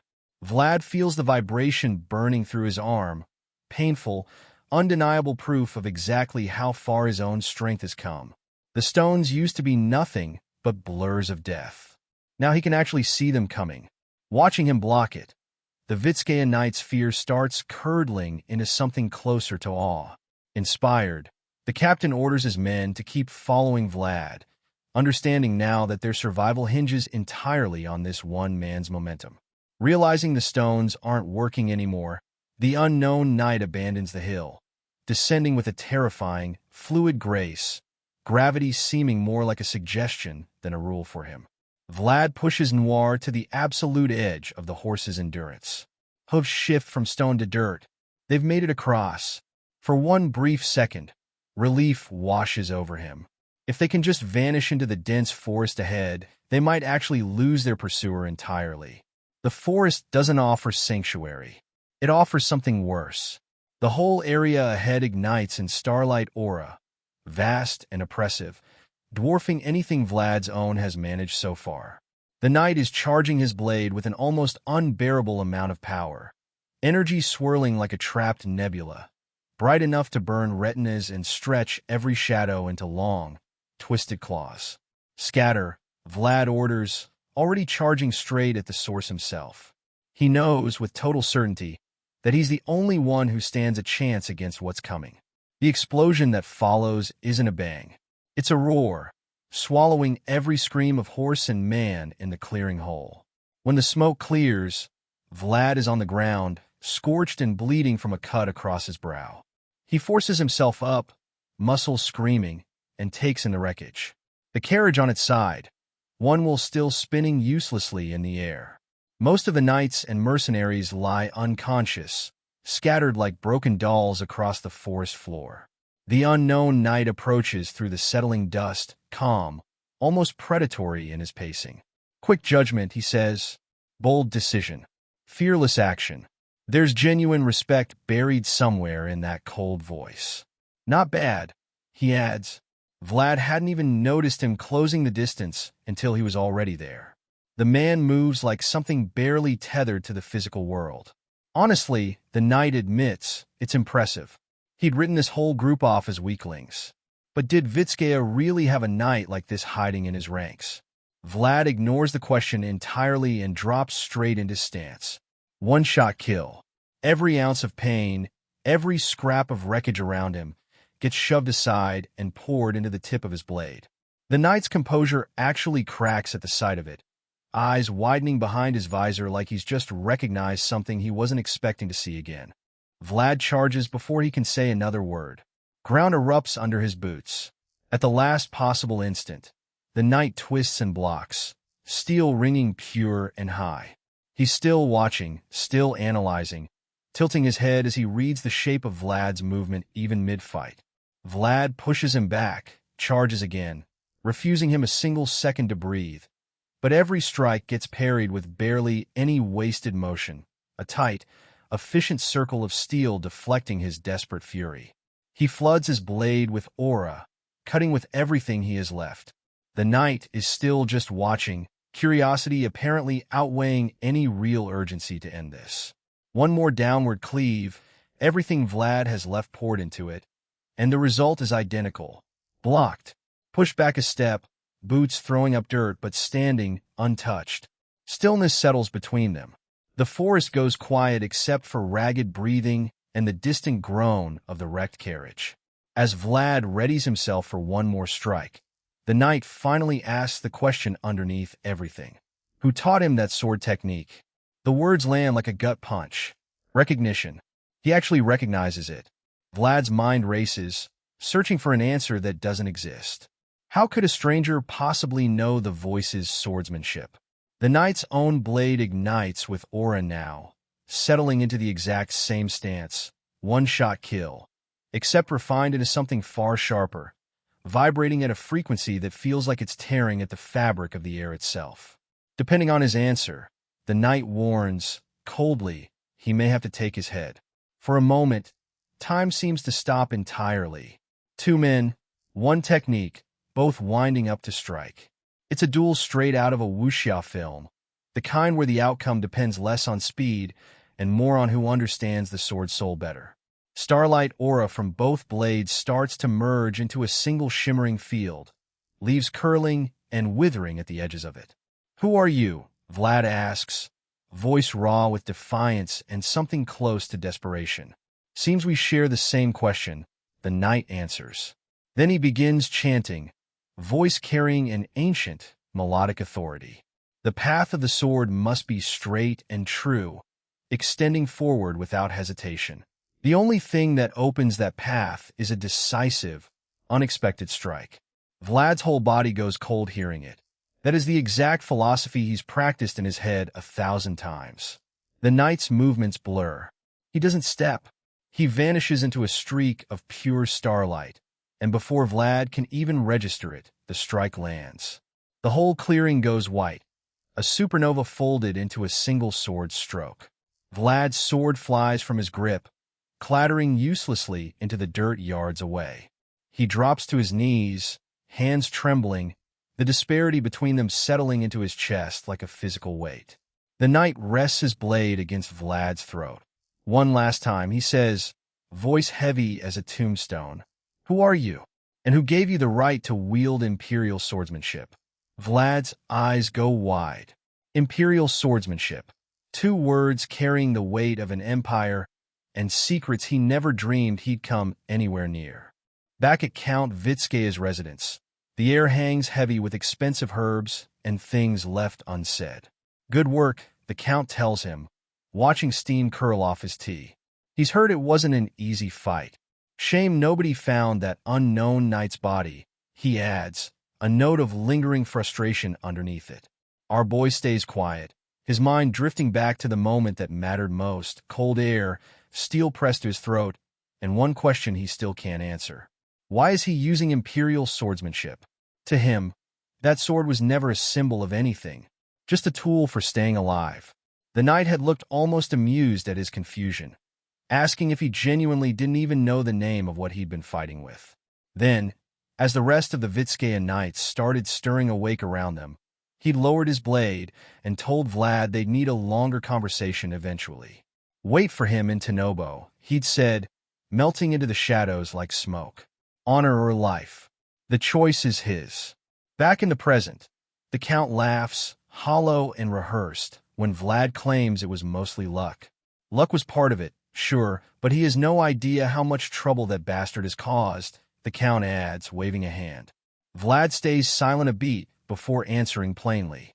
That knight was extraordinarily skilled. Even with the Count's own men riding alongside him, there was no version of that fight they could have won. The Count's hand freezes mid-sip. "So that's why you never sent a proper captain," Vlad says, looking him dead in the eye. He already knew his finest blade wouldn't be enough against whatever that man was. The Count sets his cup down with a sharp click. Anyone in a position of responsibility, he says, has to think about what comes after. A cold, bureaucratic kind of honesty. Vlad asks flatly if he'd failed, who was the Count planning to call in? The Dragon Killer Knights, the Count admits. To get their cooperation, you need justification.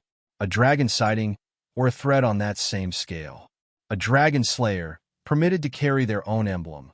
Failing and dying out here would have made for perfectly good justification.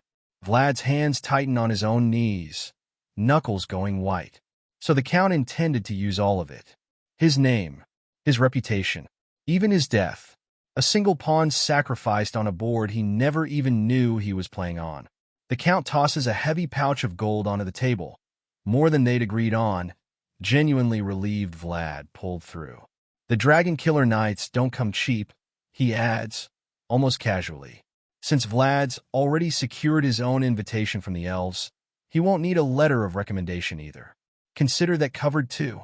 Vlad says nothing for a long moment, the weight of the gold on the table feeling like an insult dressed up as generosity. He'll be going, he says simply, and heads for the door. Hand on the heavy oak, he stops. Isn't it a waste, the Count asks behind him, for someone like him to rot away in the north? He's heard about the exile. Wouldn't it be smarter to work for someone who actually recognizes his value instead of the lord who threw him away? Something in Vlad's neck tightens at the audacity of it, coming from the same man who just admitted to planning his death as a convenient excuse. He takes a slow breath, forces the anger back down, and thanks the Count for the offer. With a sharp smile, he says he wants a lord he can actually trust. What a shame, the Count murmurs into his teacup. Still, Vlad tells him, he has a feeling they'll meet again someday. Looking up, the Count catches the full weight of that gaze, cold, furious, radiating something that makes his own hand go slack. The teacup slips and shatters against the floor into 1,000 white shards. For one long moment, the room holds nothing but the Count's ragged breathing. Vlad turns and walks out. In his head, he's already decided he'll be back one day to collect a fair price for deceiving him and for what the Count meant to do to the north.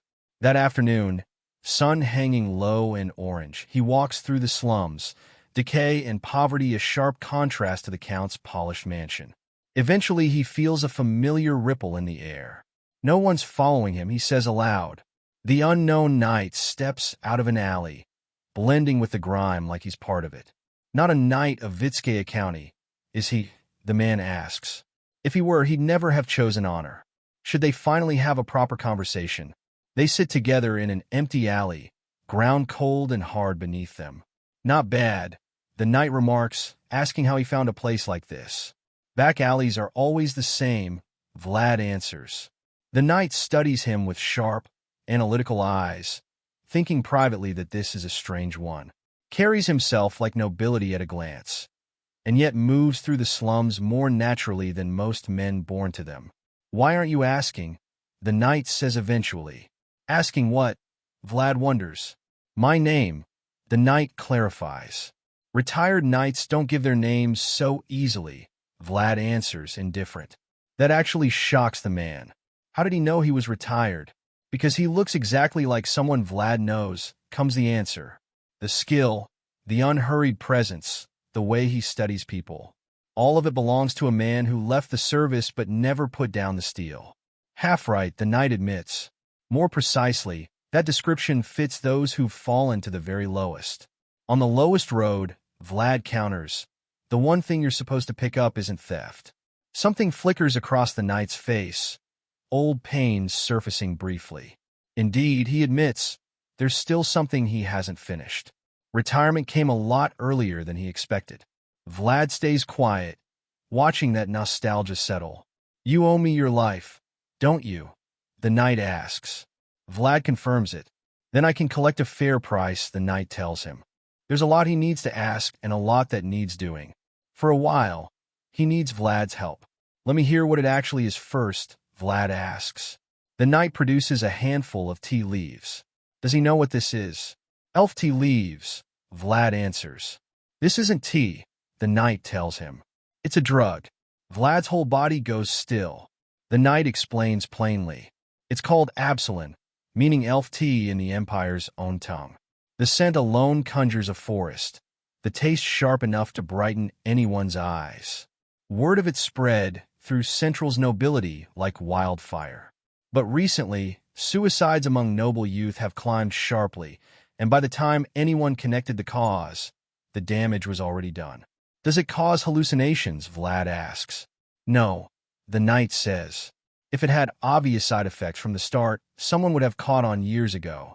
What it has is dependency, an awakening effect strong enough to feel like flight, followed by a crushing depression strong enough to turn someone against themselves.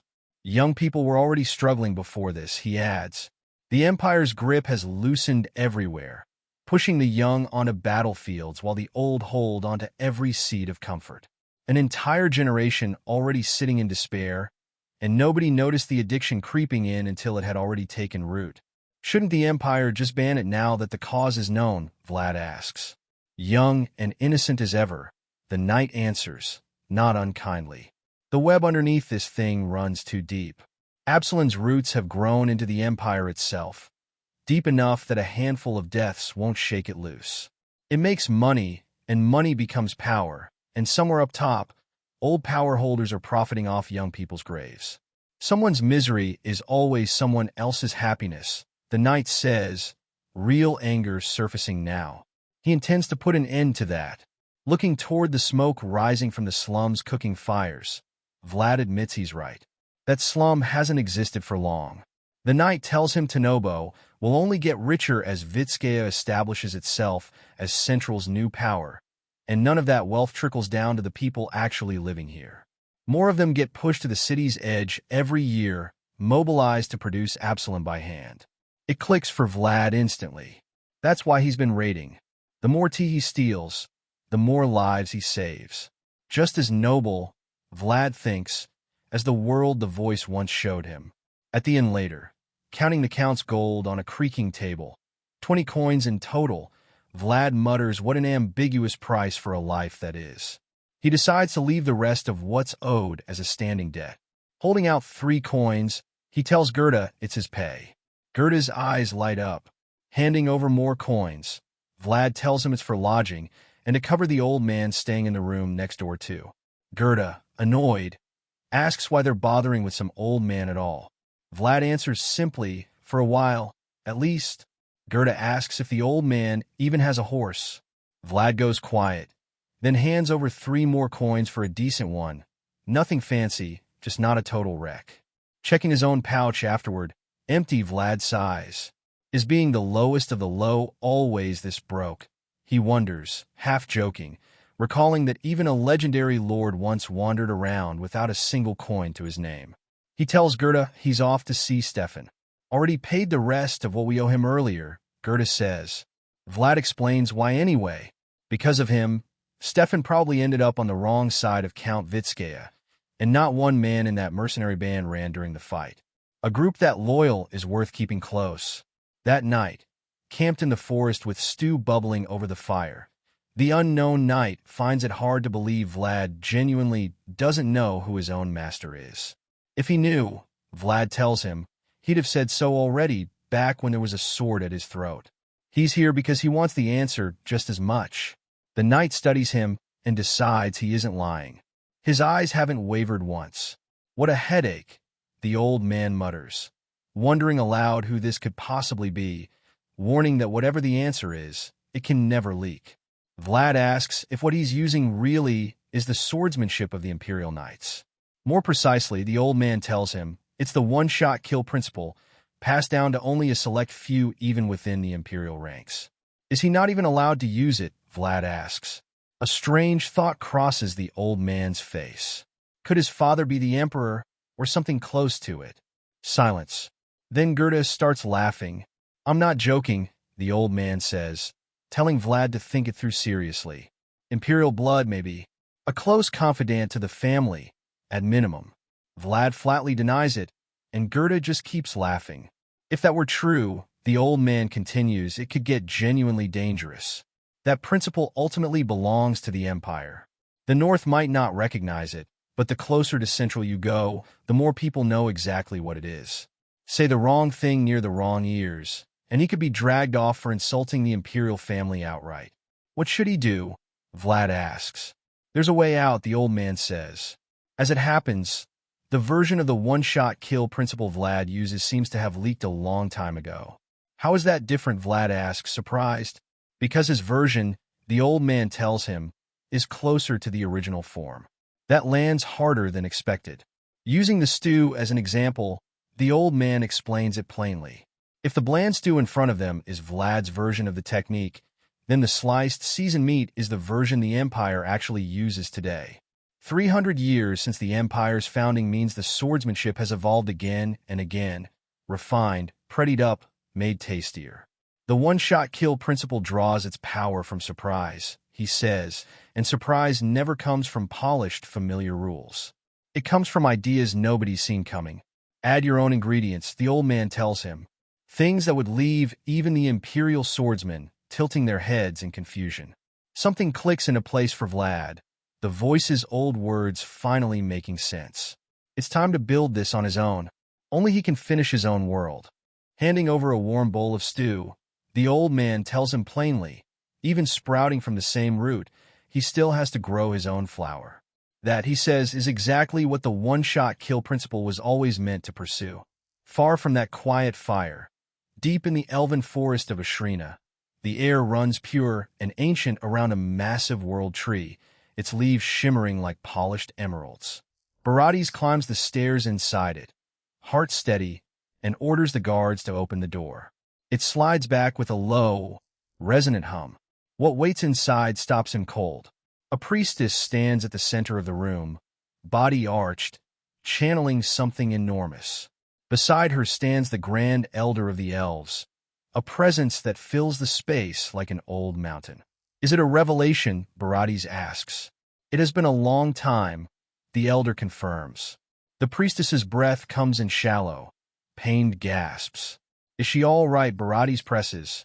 No matter what, the elder says, it's bound to be a burden. This is the first revelation she's received since being named priestess. Golden light floods the room without warning, and every elf present goes still at the sight of it. It's coming, the priestess says, voice no longer entirely her own. A dragon is coming. She screams as something ancient turns its gaze toward her. What do they want? She asks, shaking. She saw a dragon. Something answers, telling her to show it. Terrified, she refuses. The dragon is watching, she says. 𝗏𝗏𝗏𝗏 moves to stop it, but the Grand Elder tells him not to intervene. She's still young, still lacking experience for this kind of weight. Gladly, he offers up his own inner world instead, opening a vast mental landscape to shield her, stepping directly into the revelation himself. What should he show her? He asks. The voice answers. The sword. As the light swells to blinding, the Grand Elder sees it clearly. A single point of light standing alone in darkness. A sword, glowing with starlight. A lone beacon in a void that has nothing else in it at all. The journey finally ends at the edge of the elven forest, our boy, the old veteran, and 𝗏𝗏𝗏𝗏 standing before towering, moss-covered trees that seem to breathe with something ancient underneath the bark. The air itself feels thicker here, damp earth and old magic clinging to every step. 𝗏𝗏𝗏𝗏 isn't done being skeptical. He points back toward the trade routes they left behind, asking how the old man plans to actually stop the tea from selling. It's wildly popular in Central, he points out, the kind of luxury the wealthy would burn down a forest to keep. The veteran, his face a road map of scars, lets out a dry chuckle. He never said he could stop it from selling. That's an economic tide no single man turns. That's exactly why he smashed the whole thing head-on instead. Smashed what? Our boy asks, brow furrowing at the logic. The beehive, the old man answers, eyes cutting up toward the canopy. If you can't dig out what's buried, you lure it into the open. That's why he used himself as bait, dangling his own life in front of the Count to see exactly what would crawl out of the shadows of House Vayezid. Then he shifts gears entirely. Did the Count ask the Dragon Killer Knights for help? He asks, something sharper cutting through his voice now. Vlad confirms it, what he'd picked up from rumors circulating the region. The old man goes quiet at that, going straight to Dragulia, skipping every proper imperial channel entirely. Everything has an order to it, procedures meant to keep the balance intact, and House Vayezid was never supposed to have that kind of pull. Calling on the legendary dragon killers directly that suggests either raw desperation or connections that shouldn't exist.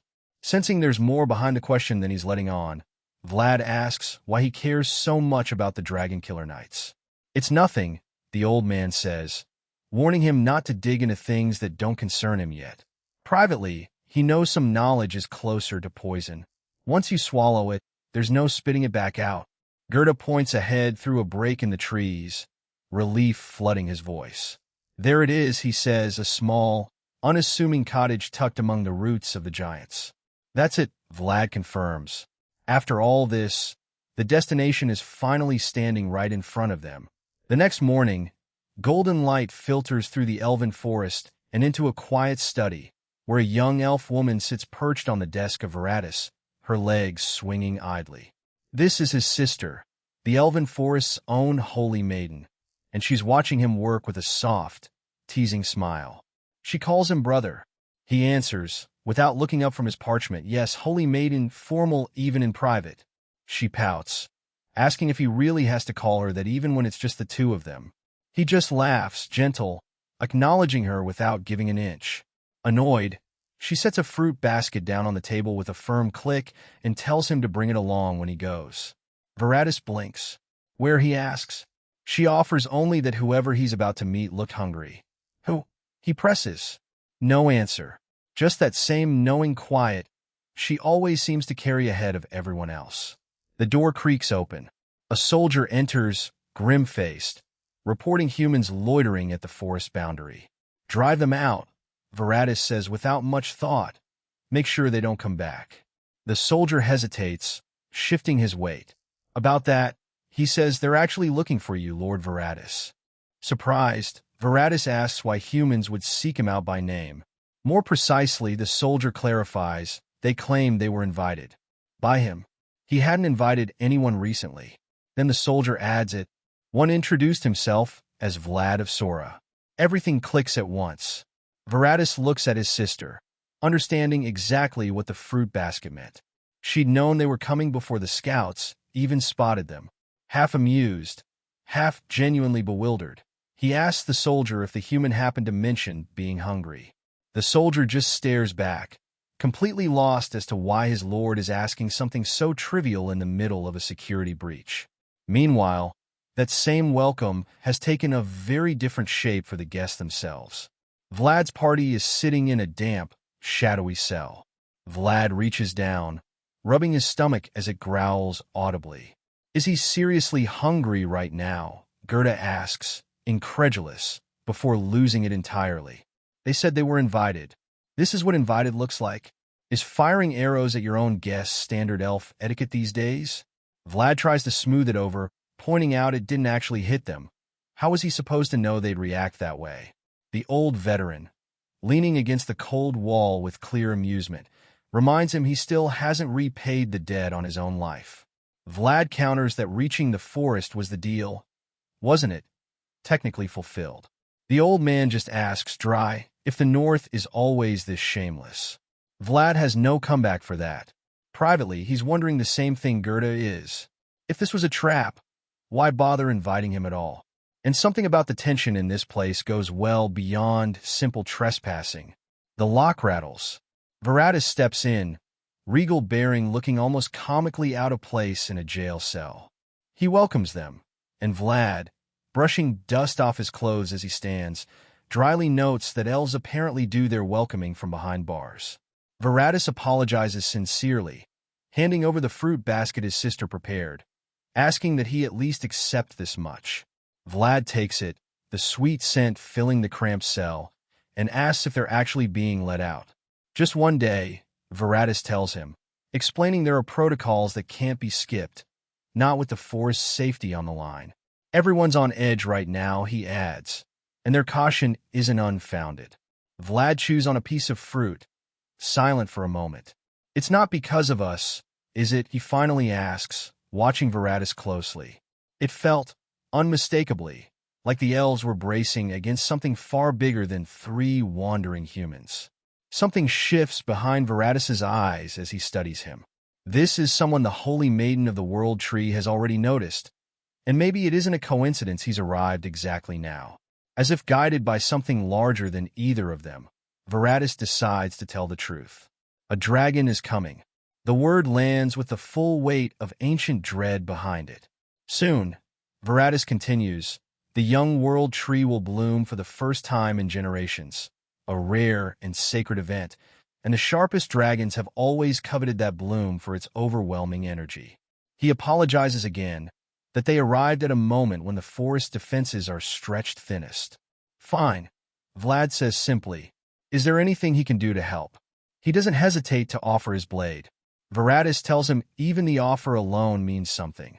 In his mind, he knows well enough that human souls drift like wind and their words rot with lies, beings you can never fully trust. But watching Vlad now, the spirits surrounding him are whispering something else entirely in the old tongue of the forest. This man has been a protector, a spark of nobility that has nothing to do with the reputation his race carries. Far from that forest, inside Count 𝗦𝘄ci's cold, opulent halls, the Count himself is a wreck of nerves, pacing his study. When the doors finally swing open, 𝗦𝘄cie walks in, flanked by the dragon killer knights themselves. "Why are they here?" the Count blurts, voice pitching high. "Didn't he request this?" 𝗦𝘄cie asks, cold enough to drain the heat from the room. The Count can't answer. A knight even a duke would struggle to summon has arrived here personally, at his own request, and the reality of that is far heavier than he ever prepared for. 𝗦𝘄cie's presence alone forces him upright out of his chair, offering the seat with a stammer. 𝗦𝘄cie sits with a graceful, predatory ease while the Count folds himself onto the side sofa, trying to look smaller. "Would he like tea?" the Count offers, grasping for the comfort of hospitality. "Elf tea doesn't suit him," 𝗦𝘄cie says, flat and final.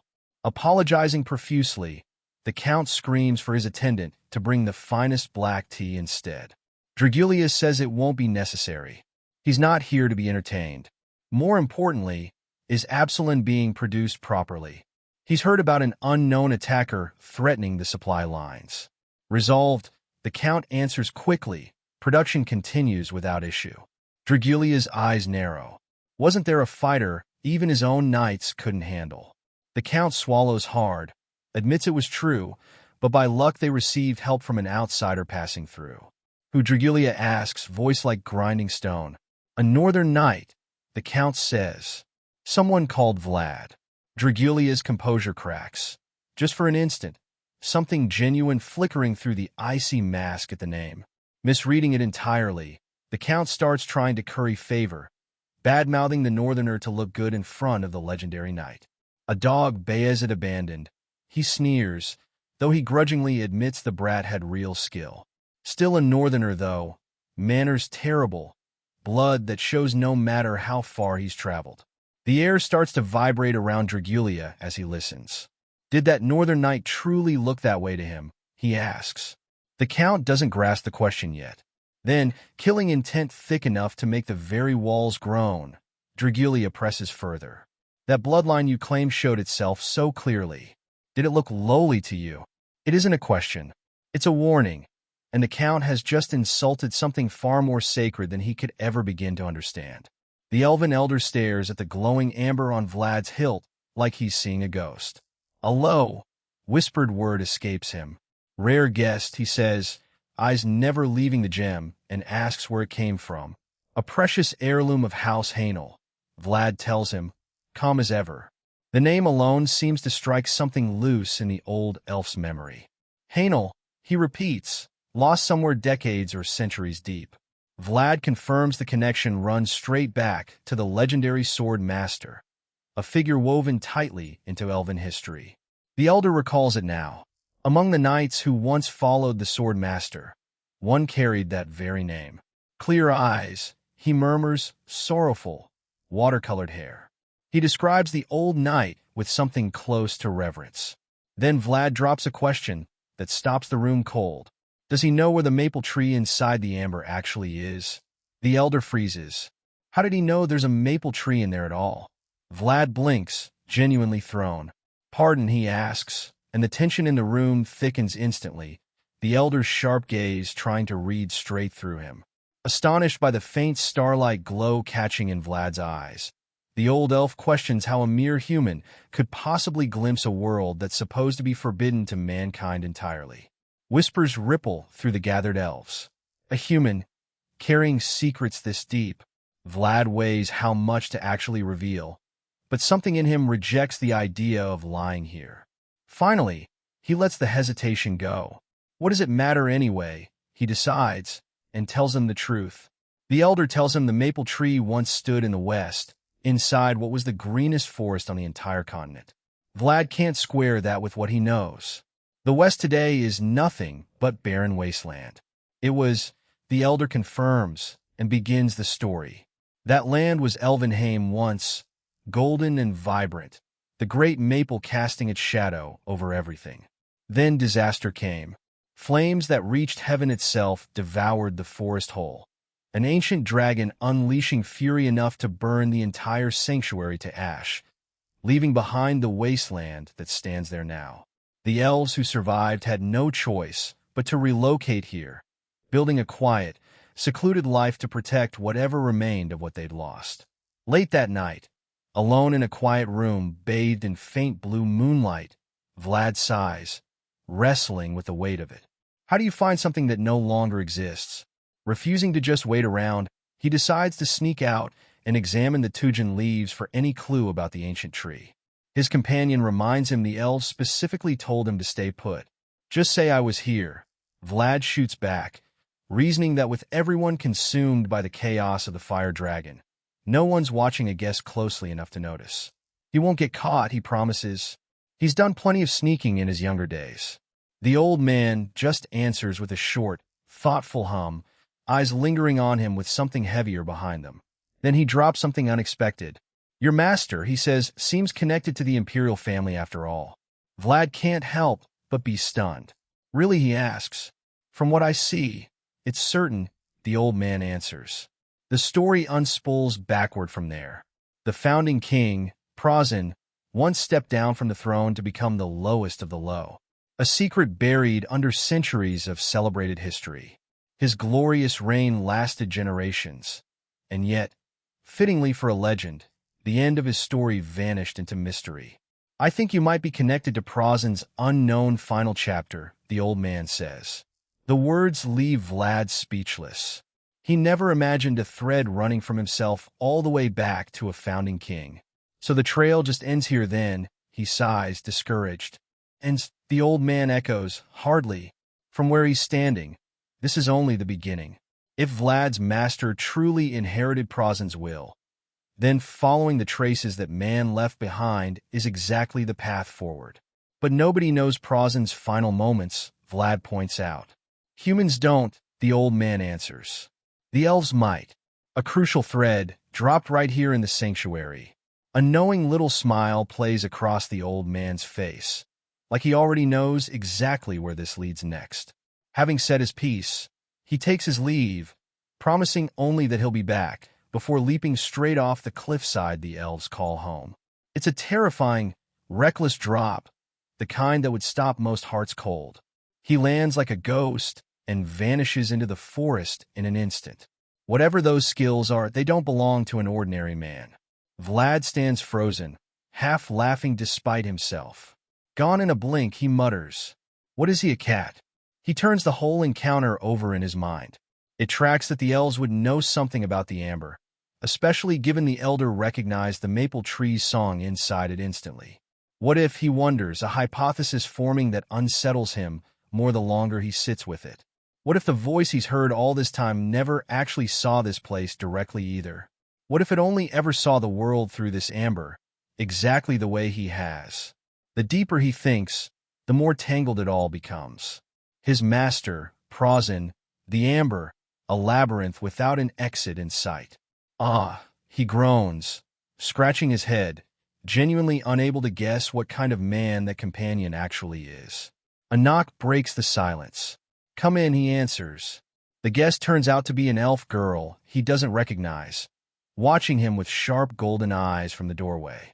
Caught off guard, he can only manage a confused hub before she gets straight to the point.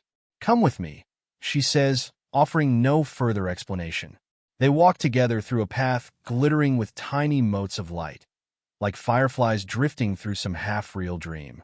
Vlad starts regretting his curiosity almost immediately. He should have just stayed in his room, walking sandwiched between two towering elf guards, stone-faced and silent, is deeply, thoroughly awkward, and he forces a smile through it, wondering where exactly they're taking him and why. Finally, the girl breaks the silence. There's something important she wants him to see with his own eyes. Vlad's mind jumps immediately back to the amber. What could possibly be hiding inside it that has the elves this on edge? She looks at him with something sincere and long-held, admitting she's carried this particular wish for a very long time. Vlad's confusion only deepens. Why now, and who exactly is she talking about? Then the truth lands. The elves' sacred world tree has spent its entire existence longing to meet its own mother, a presence it's never once laid eyes on since the moment it was born. Vlad can hardly process it. The ancient maple hidden inside House Vayezid isn't just a memory. It's the mother of the great world tree itself. Spring is coming, and the world tree is about to bloom for the very first time, anxious and waiting until Vlad, the one carrying its mother's memories, walked into the sanctuary. He isn't just a wandering swordsman anymore. He's carrying something that could finally grant the tree its only wish. The girl leads him deeper still, into the oldest part of the sanctuary, a forbidden zone barely any elf is permitted to enter. The moment her hand touches the wall of roots, it bursts into light, a portal slowly opening onto an entirely different world. Stepping through, Vlad is completely overwhelmed. He manages, unable to finish the sentence. The girl smiles, welcoming him formally into the Forbidden Land, the first human in history granted this particular honor. He glances back at the guards one last time, cold-faced as ever, but their presence alone speaks to how sacred this ground truly is. With a final nod from them, he steps forward alone into the brilliant light ahead. Every step feels like touching the purest form of life itself. The grass beneath his boots glows faintly, alive in a way that has nothing to do with sunlight.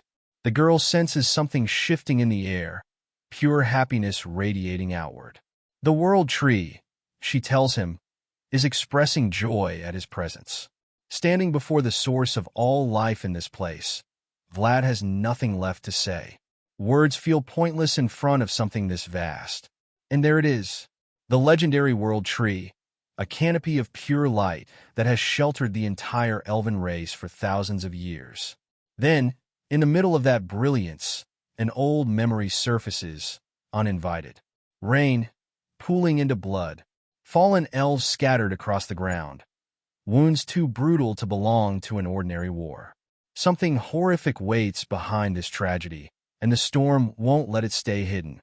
Blood begins dripping from somewhere above, and from the deep shadows, something with glowing red eyes starts to rise. Deep in the ancient forest, our boy stops dead, completely undone by what's in front of him. Thousands of glowing white butterflies swirl through the air, lighting up the massive, moss-covered trunk of the world tree from every angle. He tips his head back, breath catching, marveling at magic bright enough to blind. The white-haired holy maiden steps up behind him, cutting through the awe. "Show the tree your amber," she instructs, explaining it needs to act as a bridge between two worlds. Her golden eyes are sharp, focused, and there's no mistaking the size of what she's asking. He doesn't flinch. "Understood," he says simply, already reaching for his hilt. Steel rings soft through the quiet woods as he draws his sword free. He plants his boot into the moss, drives the blade point down into the earth, and drops to one knee, gripping the hilt tight. It's the stance of a knight, making a vow he intends to keep. The butterflies swirl closer, drawn to the magic gathering beneath the canopy. He and the holy maiden kneel together in the clearing, his blade angled like an offering, her hands clasped in silent prayer. Between them, a waterfall of gold light and countless glowing wings pours down from the branches above, washing over them both. As he holds steady, the orange gem at the base of his sword catches the swirling magic, and it takes physical shape.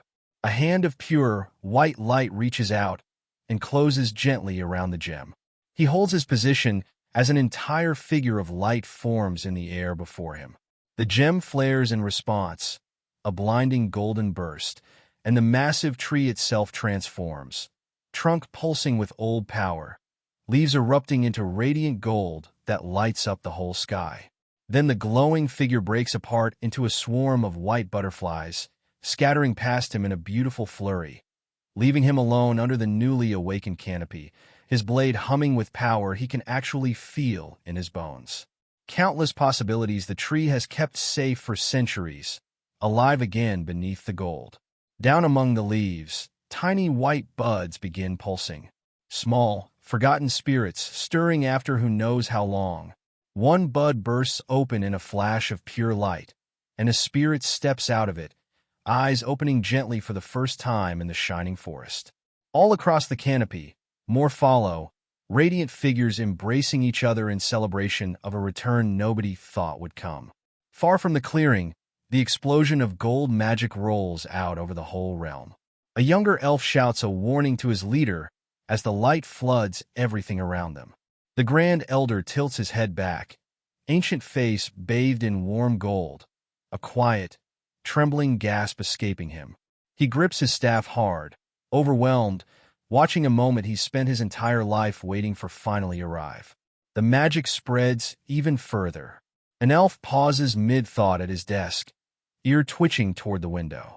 Farmers in the field stop mid-harvest to stare up at the sky. Rangers in the woods, a villager brushing down his horse. Every face turning toward the same warm, impossible glow. But something new waking up in the world always needs someone strong enough to protect it. And beneath the tree itself, that price is already being paid. Our boy is still on his knees, gripping the naked steel of his blade so hard the edges have sliced straight into his palms. Blood runs down the metal, dripping onto the sacred earth below, his final gift to all these small lives blooming into existence around him. Radiant flowers keep opening overhead, giving birth to tiny animal spirits, foxes, rabbits, birds, all made from warm light. Down in the village, elves weep openly at the sight, an old man and a woman holding each other, relief finally cracking through years of quiet waiting. Spring has genuinely returned to the elven land of Ashrina. As the storm of magic settles into something calmer, a single white flower drifts down and lands gently in his hair. He's completely spent, slumped forward, head hanging, his hands shredded from the grip he refused to loosen. The holy maiden rushes to his side, kneeling in the glowing grass, taking his bleeding hands in hers, asking if he's all right. Exhausted, he barely registers his own pain, only wanting to know if the flowers actually bloomed. When she confirms it, tells him the newborn spirits are already thanking him, he lets out a long breath of pure relief. Looking at the ugly, deep cuts across his palms, guilt floods her golden eyes. She apologizes for the toll the ritual took on him. He waves it off gently, insisting the pain was entirely his own choice to bear. He'd stayed silent through it on purpose, he explains, not wanting to ruin the reunion happening above them. Touched, she watches him in quiet awe. He breaks the moment fast, though, glancing down at his sword with a sheepish, awkward look. The orange amber that once sat in his hilt is gone entirely, leaving nothing but an empty metal ring. Losing House Vayezid's heirloom, he mutters, definitely wasn't part of the plan. A deep rumble cuts through before she can answer. His head snaps up as the massive roots of the world tree begin shifting apart, a dark hollow opening in the ancient wood. The great tree trusts him now, she says softly, watching it happen. Stepping into that newly opened space, he's bathed instantly in cold, piercing blue light. At the center of the hollow, a glowing sword hangs perfectly still in the air. He tilts his head, studying it. Noble light, sure, but something about the energy underneath it gives him the creeps. As he steps closer, blood still dripping from his torn hand, a drop lands in the pooled water below, sending ripples across the cavern. The sword flares violently. A voice rips out of the blade, deep and echoing, warning him to stay away. The pressure of it slams into him hard enough to force a grunt out of his chest. The light twists into the shadowy shape of a knight standing behind the floating blade, looking down at him with pure contempt, calling him a pathetic weakling who can't even open his eyes to real power. Disappear before he gets cut down, the shadow warns, gripping the hilt. A shockwave slams into his chest and throws him clean out of the hollow, boots skidding across the grass, a pained groan tearing out of him. The holy maiden rushes over, asking what just happened. Still catching his breath, he ignores his own pain entirely, demanding to know what that thing actually was. She points toward the hollow, calm as ever. The legendary Swordmaster's sword. All the color drains from his face at once. His jaw drops in pure, undignified horror. Why is it hidden inside a tree? He manages to ask. She explains simply. The knight gifted it to them himself once. Then she tells him what it actually is. The exact blade that pierced the heart of the prime dragon of perfection. Now serving as a guardian talisman for the newly awakened world tree. Nervous, he asks what the tree could possibly still need guarding from. Her golden eyes go cold and serious just as, high above, the newborn spirits play happily among the branches, oblivious. A massive red eye snaps open somewhere in the dark. That sword, she tells him grimly, exists to slaughter every dragon left in the world. Right on cue, a colossal, heavily armored dragon rises out of the shadows, spikes gleaming, radiating pure, murderous intent. Morning light filters soft through a leafy window, and our boy lies buried under thick blankets, still recovering from the ritual that nearly emptied him. The peace doesn't last. A hiss of magical energy cracks through the shadows, and a massive spectral blade materializes mid-room. Glowing icy blue, its aura pressing down on his exhausted face. He stirs, eyes opening just enough to lock onto the terrifying weapon floating there. Then the light flares, and the shadowy figure of the Dark Knight forms around the hilt, driving the blazing point straight down, stopping a hair's width from his face. His eyes snap wide, sweat rolling down his cheek as the pressure of the blade pins him in place. The voice grinding out of the night demands to know why he hasn't already vanished, exactly as ordered back in that forest. Without hesitation, the blade plunges into his chest. He shoots upright, gasping, tearing free of the nightmare, blankets thrown aside, a panic cry catching in his throat as phantom agony still burns through his ribs. He grabs his chest, shoulders heaving, gasping in the empty room. Still shaking, drenched in cold sweat, he knows it wasn't just a dream playing tricks. That was a warning, aimed directly at his throat. The hatred behind it had no bottom he could find, sharp and endless and entirely too personal. Staring down at his bandaged hand, one question keeps circling. Why? Was that hostility meant specifically for him? A gruff voice interrupts before the spiral can deepen. Nightmare, the old veteran asks, perched casually on the windowsill, morning light behind him. He doesn't dwell on it, though.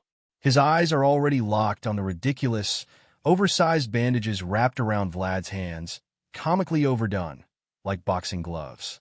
What happened here, he asks, scoffing, wondering if Vlad can even move his fingers, demanding to know what lunatic wrapped this mess. Vlad just sits there, mortified, saying nothing. Shaking off the embarrassment, he changes the subject fast, asking how the old man's secret investigation went. The veteran crosses his arms and reveals something strange. The elven tea fields are strictly divided, tea grown for humans kept entirely separate from what the elves grow for themselves. Vlad points out this could just be normal grading, different quality tiers for sale. The old man admits he thought the same at first. But there's a catch. These aren't graded batches. They're entirely different plant varieties. Since the elves are deliberately cultivating a separate plant purely for human export, that proves intent from the very start. His face falls into shadow as he finishes the thought. The tea meant for humans was grown with clear, deliberate malice. Vlad's eyes go wide at the realization. The elves aren't just trading. They're carrying out a grudge, one export at a time. The old man lets that sit before adding one more piece.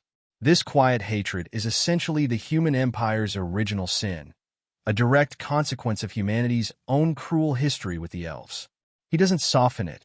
The empire's shining towers were built on a hidden foundation of blood and tears, and a great deal of that blood belonged to elves. In their eyes, humans are no different from the fire-breathing dragon that once burned their home to ash. The dragon started the fire, but it was the human empire that capitalized on the wreckage, driving the survivors out of what little was left of their own forest. Vlad closes his eyes, the weight of his own people's history settling heavy on his shoulders.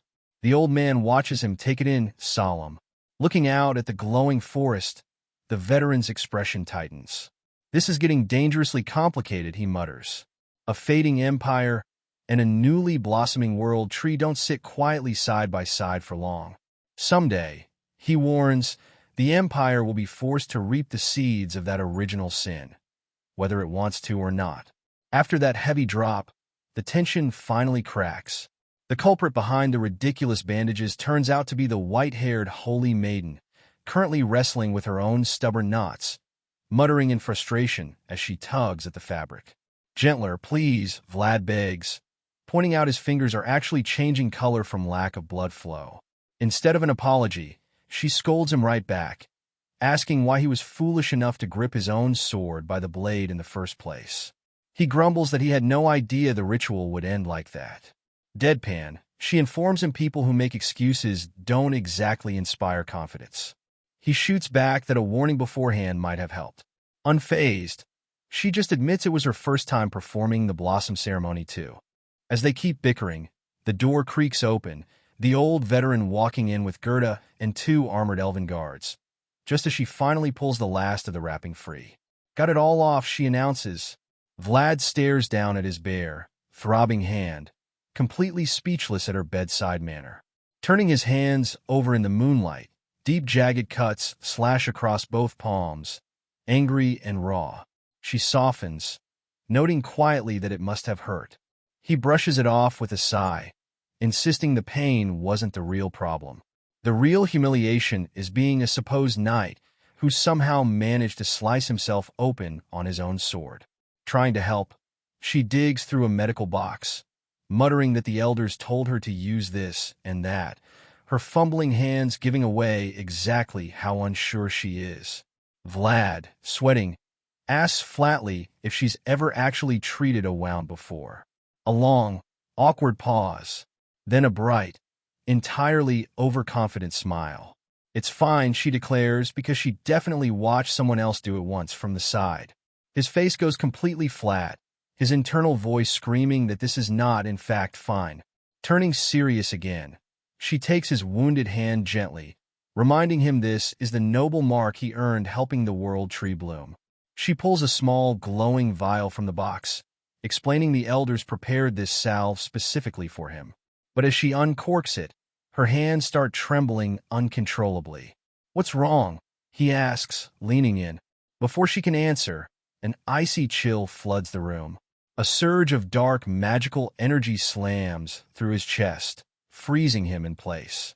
His eyes shoot open in horror as violent, fragmented visions rip through his mind. A roaring dragon, massive jaws, the unblinking, hostile glare of the night from the sword. Somewhere across the village, an elven commander's eyes flare gold, sensing the exact same presence.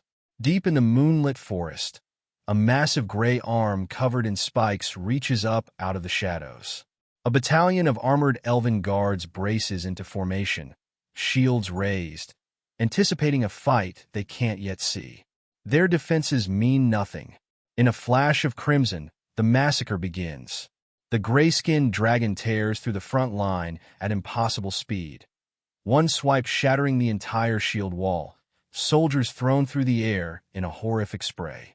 Its spiked tail follows, obliterating what's left in an explosion of rock and debris.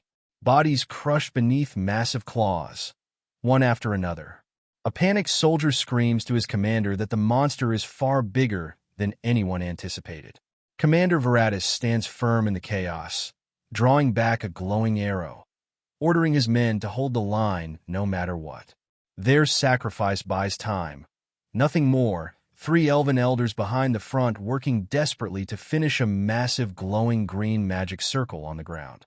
The surviving guards lock shields, spears aimed at the charging beast, but it doesn't even register their weapons, roaring straight into the new line with total disregard for anything in its path. Varatus and his archers leap from the trees at the last second, unleashing a synchronized volley that rains down in a wave of steel. The arrows do nothing. They deflect off its hide with useless, ringing sparks, and the archers stare in disbelief at their strongest attack, failing outright. But the distraction opens something else. As the beast rears back to roar, its throat exposed for one instant. The ground forces lunge, driving their spears straight into the unarmored flesh with everything they have. The spearheads shatter against its scales instead. Towering over the now defenseless guards, the dragon pauses, red eyes locking onto the soldiers below, jaws opening for a bite that will end everything. The spell finishes just in time. A massive blue magic circle erupts around Vayezid, and standing dead center in the runic array, his own eye glowing with a fierce magical pentagram, he draws his bow to its absolute limit. This world tree's newly born hope, he declares, will never be stolen by a monster's greed. The string snaps. A colossal beam of pure blue energy tears down from the sky, slamming into the dragon's head in a devastating, earth-shaking explosion. Blood erupts into the night air as the beast, supposedly unstoppable, finally reels back, shrieking in genuine agony. Towering like a mountain of spikes and scales, the dragon dwarfs the trembling elven spearmen below it. Rain pours down as its glowing red eye locks onto the soldiers, who stand frozen, waiting for a blow they can't stop. Then the air behind them cracks with pure magic. 3 elven elders finish their long chant at once, erupting into swirling auras, green, red, and blue. A voice screams for the vanguard to fall back, the grand circle finally ready. A colossal, multicolored runic array bursts through the clouds, and the dragon tilts its jagged head up, staring straight into the heart of it. The combined spell crashes down, fire and lightning and blinding light twisting together into a single beam that slams directly into the beast. The explosion that follows swallows the dragon whole in a pillar of destruction, the shockwave forcing Vayezid to throw his arms up against the blast. As the flames die and the smoke thins, he opens one eye, holding his breath, praying it worked. It didn't. The massive silhouette looms right back up out of the dust, entirely unfazed, letting out a low, contemptuous puff of hot breath. 0 damage from their ultimate combined attack. Gritting his teeth, Vayezid understands the horrifying truth. This isn't just massive, it's fully grown, and its resistance to magic is beyond anything they prepared for. Panic spreads through the ranks fast. Neither blade nor spell can even scratch it, the guards realize, crying out in despair. Vayezid refuses to fold. Gripping his glowing bow tight, he declares they end this here, refusing to let the newly bloomed world tree fall. He calls for his archers to concentrate everything on the beast's blind spot, its right side, their one real shot. The archers draw back in unison, shouting agreement, bracing to unload everything they have. Before they can loose a single arrow, a deafening crash erupts from the direction of the glowing world tree itself. The spearmen lower their weapons in shock, spinning to stare back at the sacred canopy, asking each other what that sound could possibly be. Cold sweat breaks across Vayezid's face as the truth lands. There isn't one dragon. There are 2. The second beast crashes down right at the base of the tree, and the shockwave of it hits Vlad's room instantly. The medical box tumbles off the table, vials scattering across the floor, and the holy maiden collapses to her knees, not from fear. Her body is being taken over, the world tree itself speaking through her, desperately reaching out to him for help against the monster threatening its roots. Snapping out of his own shock, he recognizes the phenomenon instantly, asking if this is the same thing he's experienced before. An armored guard confirms it, a direct divine revelation. The tree, perceiving something far beyond mortal limits, has chosen a human as its sole conduit, which means one staggering thing. It's decided he's their last hope, and that alone shatters generations of elven pride. 2 elite warriors drop to their knees, begging him to step into the bloodbath and save their civilization's fragile new future. The possessed holy maiden grips his arm, tearful, pleading. He looks to the old veteran for orders on instinct. The old man shuts that down instantly, reminding him flatly that he's neither his lord nor his commander. The choice belongs to no one but him. That lands exactly the way it needs to. All hesitation drains out at once. He steadies himself, tells the maiden gently to dry her tears, and declares his name. Vlad of Schoarra. He accepts the world tree's plea completely, holding her trembling hands as he cements the vow. Outside, the nightmare doesn't wait for him to arrive. An elven guard's scream cuts through the night as a jagged claw slams into the earth, crushing everything beneath it. The second dragon emerges fully now, a hulking gray horror bristling with curved horns and spikes, red eyes locking onto the defenseless village with pure malice. Chaos breaks out everywhere. Civilians and soldiers alike scatter, screaming, and the beast doesn't slow down for any of it, swinging its bloodied claws directly into the fleeing crowd. Just before the strike lands, a massive green magic circle erupts from the ground, an elder slamming his staff down to throw up a barrier that stops the claw dead. Eyes burning with magic, he screams at the paralyzed villagers to move, ordering the scattered guards to reform their lines and hold. They lock shields behind him. It buys nothing. One effortless crunch, and the dragon's claw shatters the barrier into 1,000 pieces. Another elder reveals the horrifying truth behind it. These beasts are literal fragments of the prime dragon of perfection. Divine origin means worldly magic simply can't hold them, can't deceive them, can't do anything to them at all. Refusing to let the village fall anyway, the remaining elders throw everything they have into the fight, layering red, blue, and gold circles on top of each other, throwing every ounce of power at the beast, determined to stop it no matter the cost. For one brief second, it actually looks like it's working, the combined blast pushing the monster back. The hope dies fast. With a deafening roar, the dragon tears straight through the barrage, and the backlash drops every elder to the ground, coughing blood, their power completely spent. Looming over them, red eye burning with murderous intent, the final line of defense has collapsed entirely. Surviving guards throw themselves in front of their fallen elders anyway, locking shields, begging them to run, offering their own lives to buy a few more seconds. The Grand Elder refuses the sacrifice. He knows it's suicide. Even Varatis's elite warriors would be shredded by something this size. Regular guards don't stand a fraction of a chance. Out of options, shadow falling over them, he closes his eyes and prepares for the end, devastated that after waiting so long for this sliver of hope, they're going to die without ever protecting the tree's future. Roaring with pure bloodlust, the dragon lunges, jaws snapping open, closing in for a single brutal bite. A fraction of a second before it connects, the dark battlefield lights up violently. A massive crescent of pure white aura rips through the air and crashes into the beast's snout with earth-shattering force. Standing fearless between the elders and the monster is the old veteran, wielding a broadsword that's blazing bright enough to light up the whole clearing, one eye burning with piercing blue light. He halts the charge cold, smirking up at the towering nightmare, dryly commenting on just how ugly the thing actually is. He isn't alone. With a casual grin, he tosses a question over his shoulder, asking his young pupil if he shares the same harsh review of the creature's looks. The dragon's crimson eye snaps upward, sensing something massive closing in from above.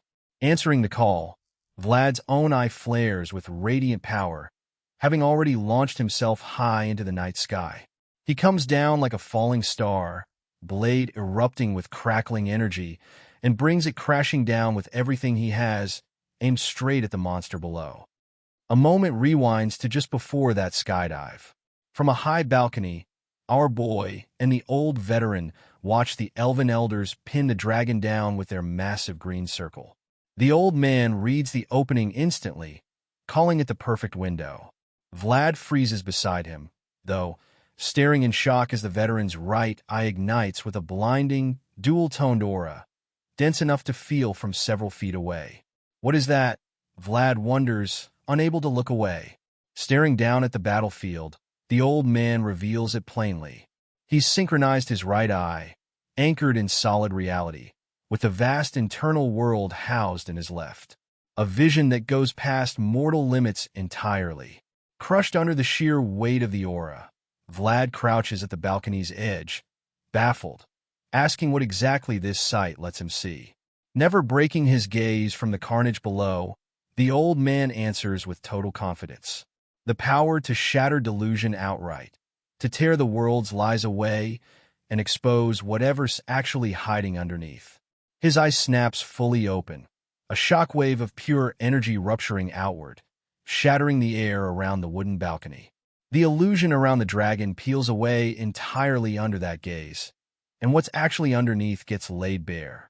Not a majestic beast at all, but something shadowy, wrapped in dark purple malice. He scans it hard, hunting for the one flaw the creature is desperate to keep hidden, a weakness severe enough to end this in a single strike. His vision zeroes in on the foreleg, a vulnerable point tucked into the armpit, hidden beneath thick membrane. Target found, the plan comes fast. He'll charge in first, drawing the full weight of the beast's attention, acting as bait to open a split-second window. Vlad's job is the finishing blow, straight into that hidden weak point. Fully committed, Vlad drops through the air like a meteor, eyes locked, lightning crackling around his entire body as he pours everything into the blade. He brings it down with devastating force, the impact triggering a blinding, earth-shattering explosion. Watching from the settling dust, the veteran's eyes widen with triumph, already certain his pupil just landed the perfect kill. He's wrong. As the smoke clears, Vlad's crackling blade has slammed straight into an impenetrable wall of scales instead. The dragon twisted its massive bulk at the absolute last microsecond, whipping its armored tail around to parry the fatal blow entirely. Locking eyes with the beast, Vlad doesn't flinch, staring right back with equal fury. Enraged that a mere human dared strike it, the dragon roars and explodes into motion, its armored body smashing through the battlefield, launching boulders like shrapnel. Vlad slides backward, barely escaping the impact, only for the dragon to tear straight through the dust cloud and swipe again, a colossal claw aimed dead at him. He digs his boots in, but the physical mass bearing down on him is simply too much.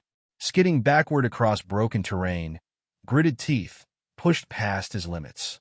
The claw comes down, and he whips his blade up in a desperate last-second block.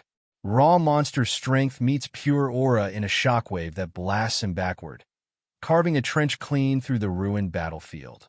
He crashes through jagged rock and debris, slamming into the earth, skidding to a stop with a pained grunt. Clutching his trembling sword arm, he stares up at the towering nightmare and realizes, with a chill, this thing is on an entirely different level than Lindblom ever was. This is a fully matured dragon, and he's only now seeing the real shape of it. The old veteran isn't about to let the monster press the advantage. He explodes forward, aura blazing, charging straight at the beast to pull its wrath back onto himself and buy Vlad room to breathe. The dragon's fury locks onto him instead. As he closes the distance, though, shock flashes across his face. Twisting midair, he deflects a sudden barrage of rapid strikes, sparks flying with every parry, his blade a blur against a storm of incoming spikes. The dragon gives him no room to breathe either, thrusting its armored snout forward with terrifying speed. A massive dark spike punches straight through his side. Gasping, blood spraying, he's sent crashing back down toward the earth. Watching his mentor take that hit, Vlad's eyes go wide with pure horror, and he screams the old man's name. Before he can move to help, a colossal shadow swallows him whole from above. He charges anyway, pushing himself past every limit he has, but the gap won't close. He isn't going to make it in time.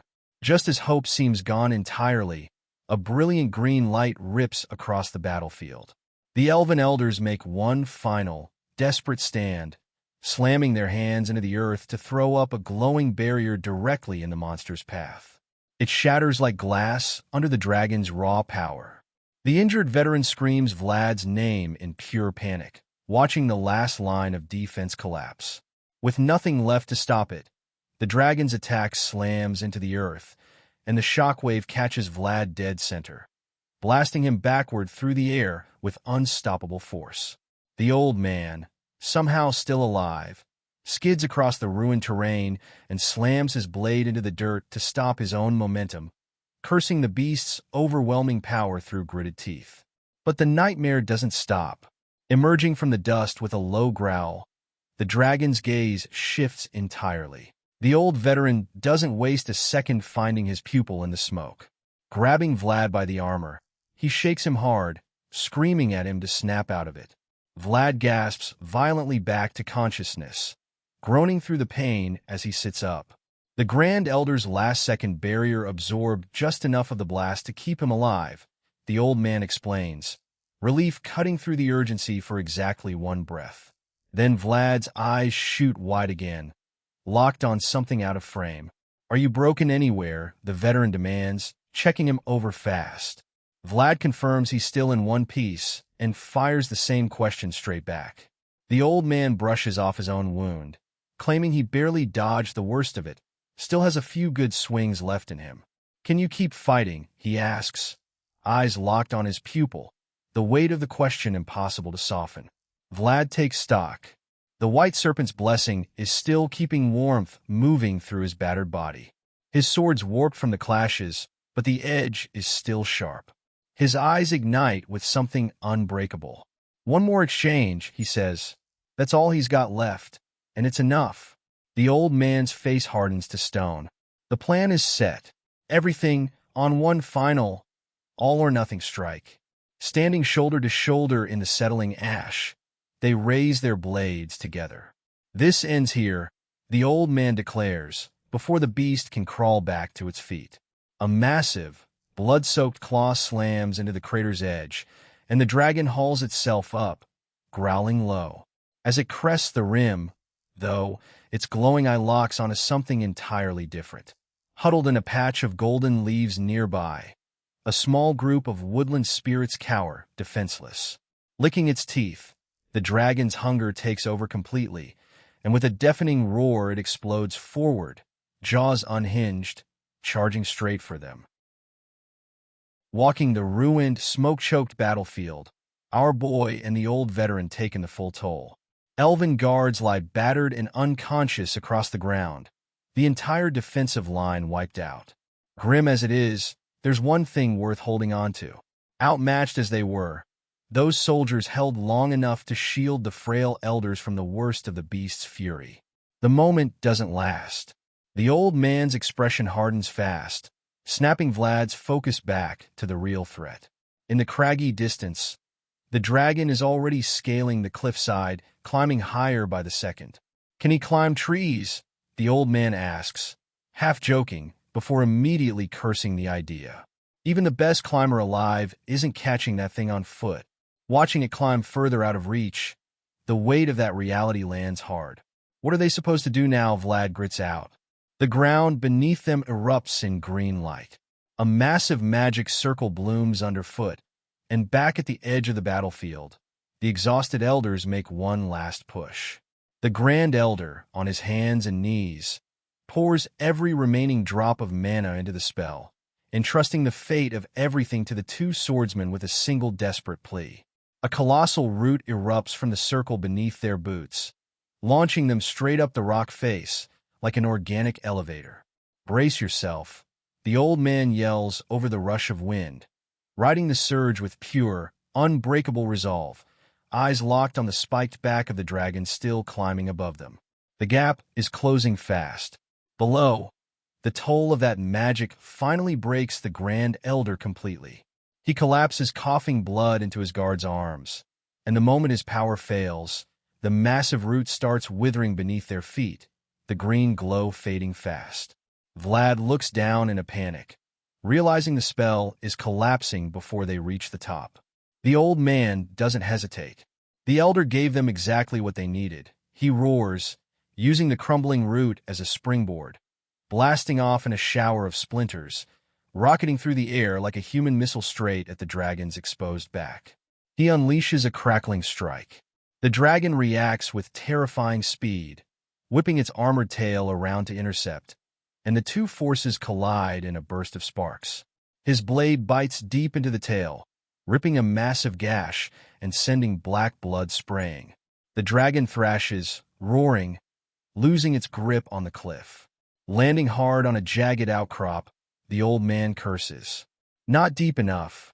Didn't sever it, didn't land the fatal blow.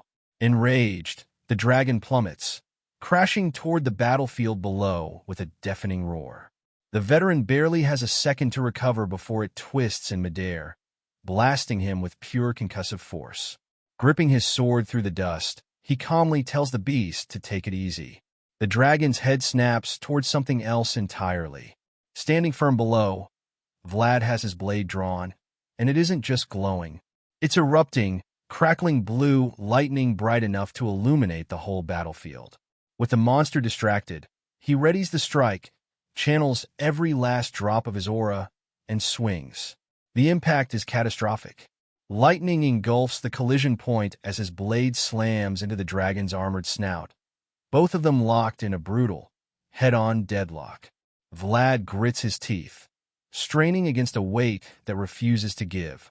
Then the dragon's bloody jaws curl into something mocking. It's laughing at him. Something in Vlad snaps. He drops his left hand from the hilt, draws a hidden dagger at his waist, and stares straight into that terrifying eye with pure, unfiltered rage, screaming something raw and furious as he winds up. The dagger punches straight through the dragon's eye. Dark blood erupts from the socket, the arrogant grin vanishing instantly, replaced by a shriek of genuine pain. Seizing the opening, Vlad screams for it to die, pouring every last ounce of his remaining aura into one final act. A pillar of pure blue lightning tears down from the heavens, engulfing both of them in a storm of destructive energy. Caught dead center, the dragon thrashes violently, lightning surging across its body as it's blown backward off the cliff face entirely, its flailing bulk smashing straight into the outcrop where the old veteran is standing. The stone shatters beneath his boots. Cursing, he loses his footing and plummets down alongside the falling monster and an avalanche of debris. Realizing he's about to leave his pupil alone up there with the nightmare, he screams one last warning as he falls. Be careful. The crash below is earth-shattering, dust and rock and residual lightning burying the entire impact zone. When the smoke clears, the old veteran is somehow flat on his back in the rubble, staring up in disbelief at what he just survived, muttering something about seriously needing to consider retirement. The battle isn't over. Left completely alone with the nightmare now, Vlad grits his teeth and curses, bracing for whatever comes next. Relief flickers through him at seeing his mentor survive the fall, but the grim reality of facing this thing solo settles right back in.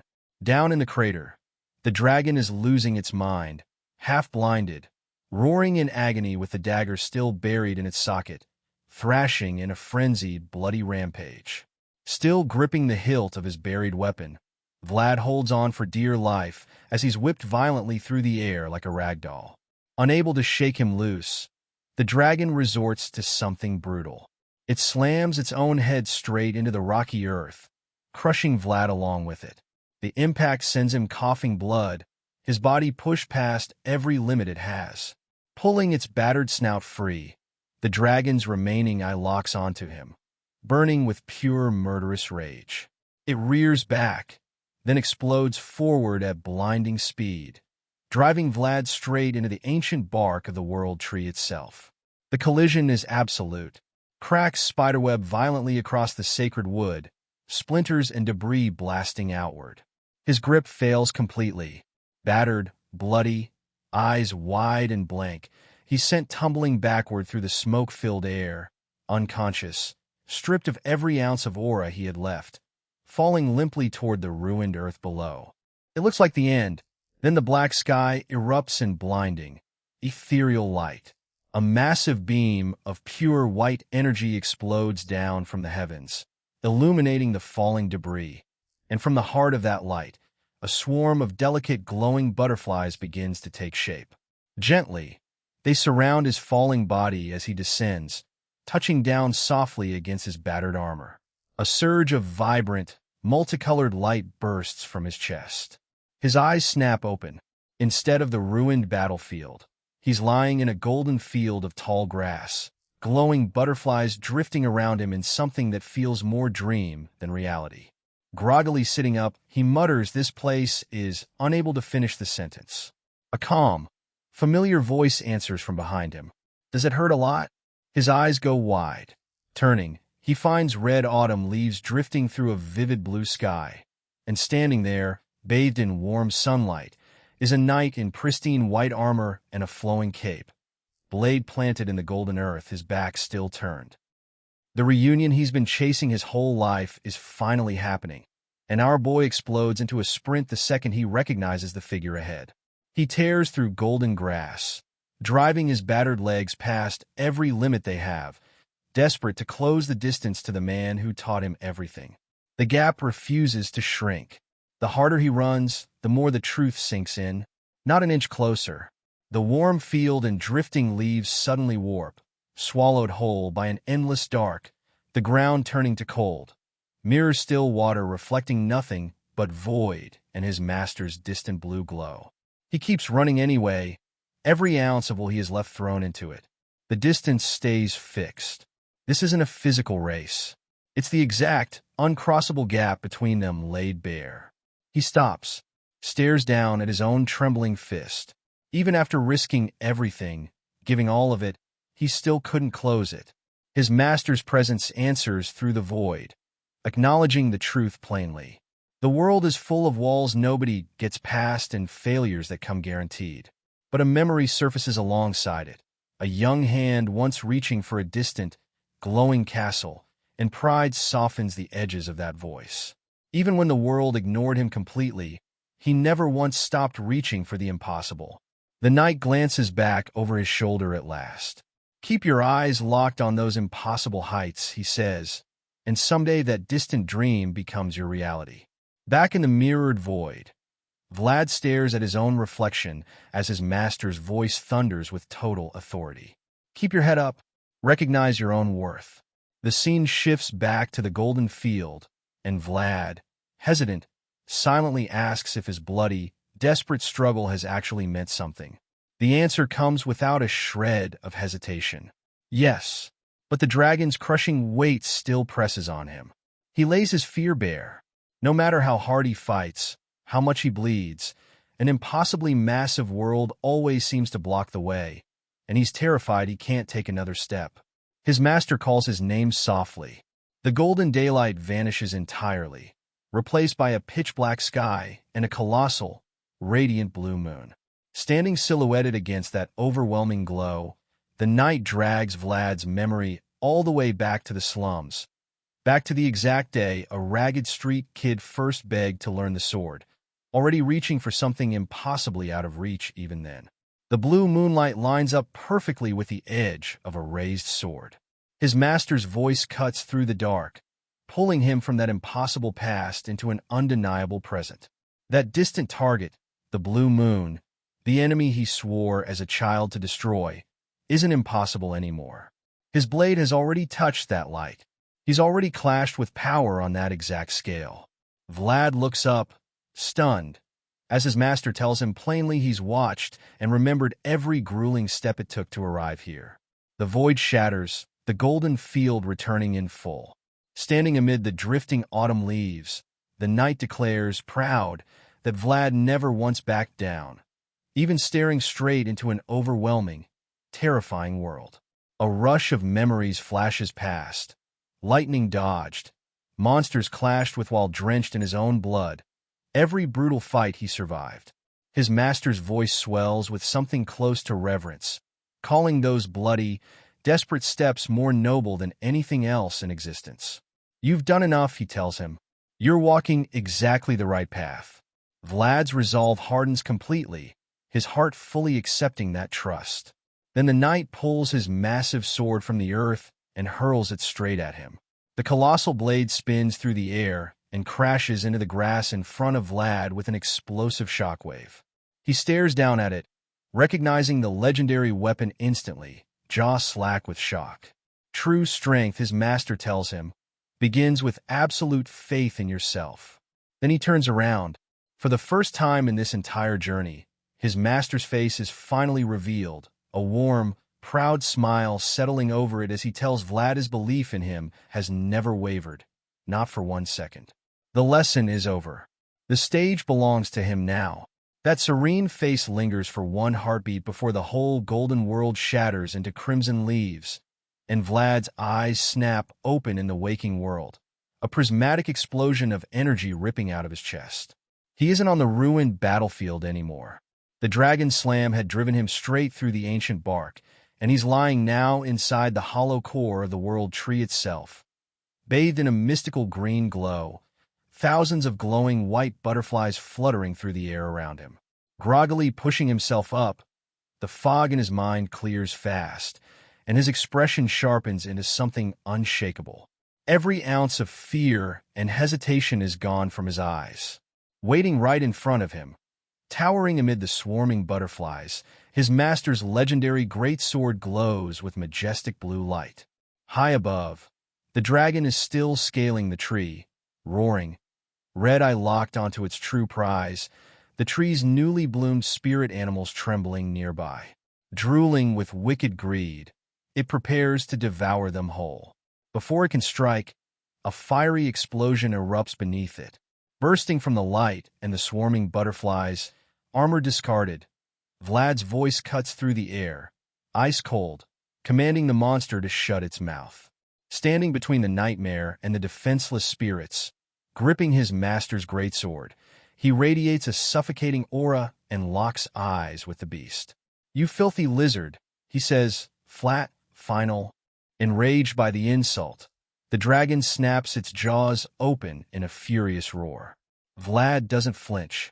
Gripping the blade tighter, he channels everything he has, lightning erupting in crackling arcs as he sinks low into a flawless stance, pulling the energy deeper into himself until it forms a churning vortex of raw power, the very air trembling around him. "This is my turn," he declares, reaching the absolute zenith of his strength. This time, he's the one protecting them. With a catastrophic swing, he unleashes everything. A torrent of blue fire and lightning tearing straight toward the dragon just as it lunges forward in a desperate, full-power strike, aiming to obliterate him and the spirits in one blow. He doesn't yield an inch, meeting the beast head-on, his lightning-infused blade slamming into its incoming jaws. The clash is catastrophic, crackling energy rocking the entire trunk of the world tree, the sheer force of his strike crushing the dragon's momentum and leaving it completely open. He seizes it instantly, the blade moving with impossible speed, cleaving through the dragon's supposedly unbreakable scales like nothing. A massive chunk of its upper snout comes away entirely, dark blood erupting into the air as it shrieks, collapsing heavily onto the bark. Standing amid the swirling storm of his own aura, battered and bloodied, one eye burning with total clarity, Vlad reaches a state of complete enlightenment. Every deception, every brutal brush with death that got him here, converges into a single, flawless path forward. The dragon's eye shrinks in instinctual terror, realizing the predator has just become the prey. It throws its claws up in panic, but it's too late. Vlad launches himself forward like a bolt of lightning, descending on the beast, recalling the old veteran's advice one last time. Instead of the armored chest, he targets the exposed joint of the blocking limb.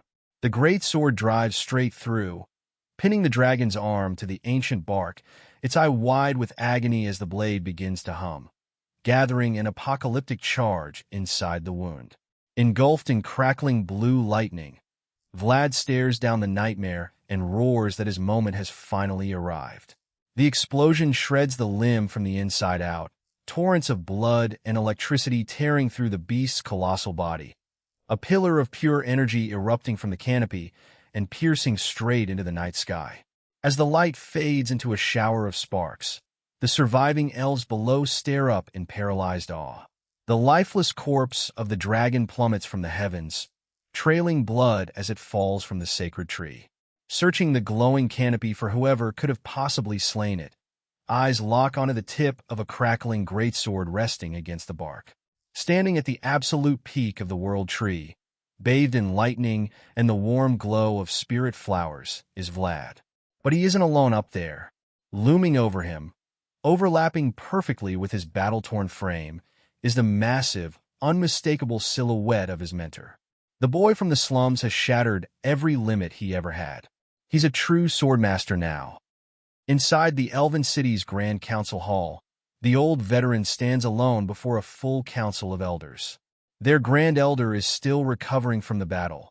One of the elves explains, unable to attend. Cutting straight past the formalities, the council acknowledges what he and Vlad just did to save their home, and asks plainly what he wants as his reward. He doesn't waste time either. The elves are still trapped in the nightmare left behind by the dragon Nidhogg, he tells them, but there's a silver lining worth using. Humans and elves just bled side by side to kill it, and whatever ancient hatred existed toward the Empire has already started to crack. This is the moment to act.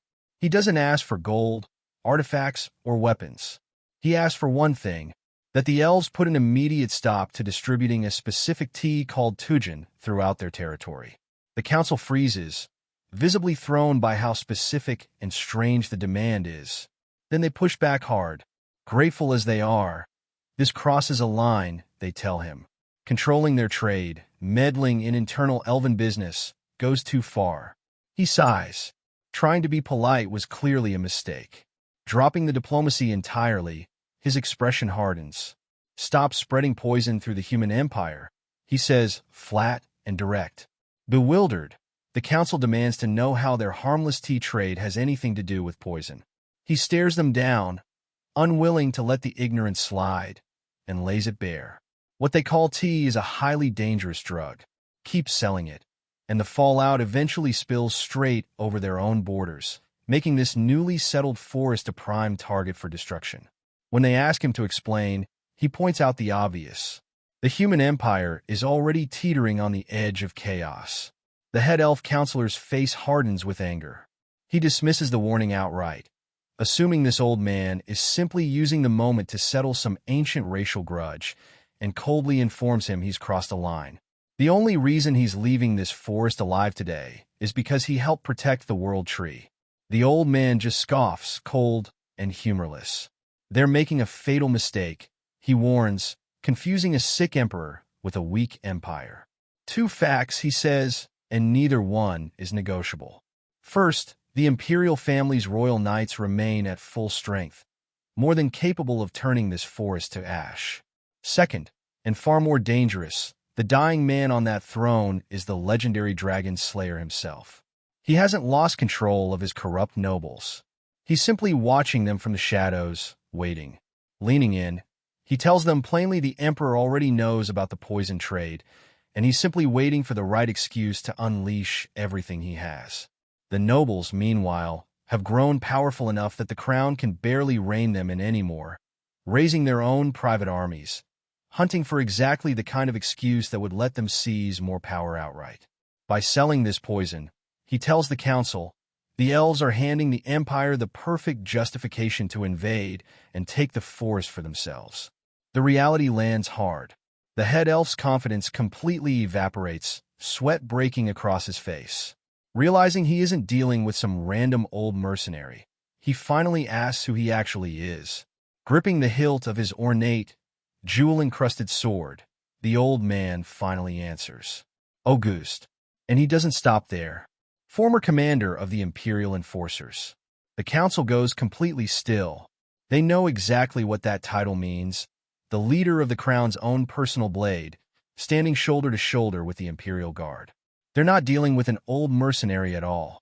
They're dealing with one of the most dangerous men the human empire has ever produced. With the room finally listening out of pure fear, Auguste delivers the last of it. Don't take this lightly, he warns. Keep selling that drug, and it won't just ruin the empire from the inside. It'll hand the Imperial Army the exact excuse they need to march straight to the World Tree and burn it to the ground. Far from that tense council chamber, in a sunlit treehouse, Vlad lies in bed, torso and arms wrapped thick in bandages. Suddenly he groans, sitting up so fast it startles Gerda, who's just walked in with fresh supplies. Why is his captain pushing himself out of bed already? Gerda asks, worried. Vlad, irritated, complains it's too noisy to sleep. Gerda stares around the perfectly silent, tranquil cabin, completely baffled. There isn't a single sound anywhere. Clearly, Vlad is hearing something nobody else can. Panic sets in fast. Gerda, assuming his captain, went deaf in the fight, and he claps his hands right next to Vlad's ear to test it. Unamused, Vlad flatly denies being deaf. The real cause turns out to be something else entirely. His mystical senses are simply overflowing. The room isn't empty at all. Dozens of tiny, brightly colored spirit animals are swarming his bed, chirping and fluttering, completely invisible to anyone but him, a lingering side effect of channeling that much power from his inner world during the fight. Exhausted, he begs the little spirits for a moment of peace. Then his eyes snap open, catching Gerda staring nervously at a corner of the room.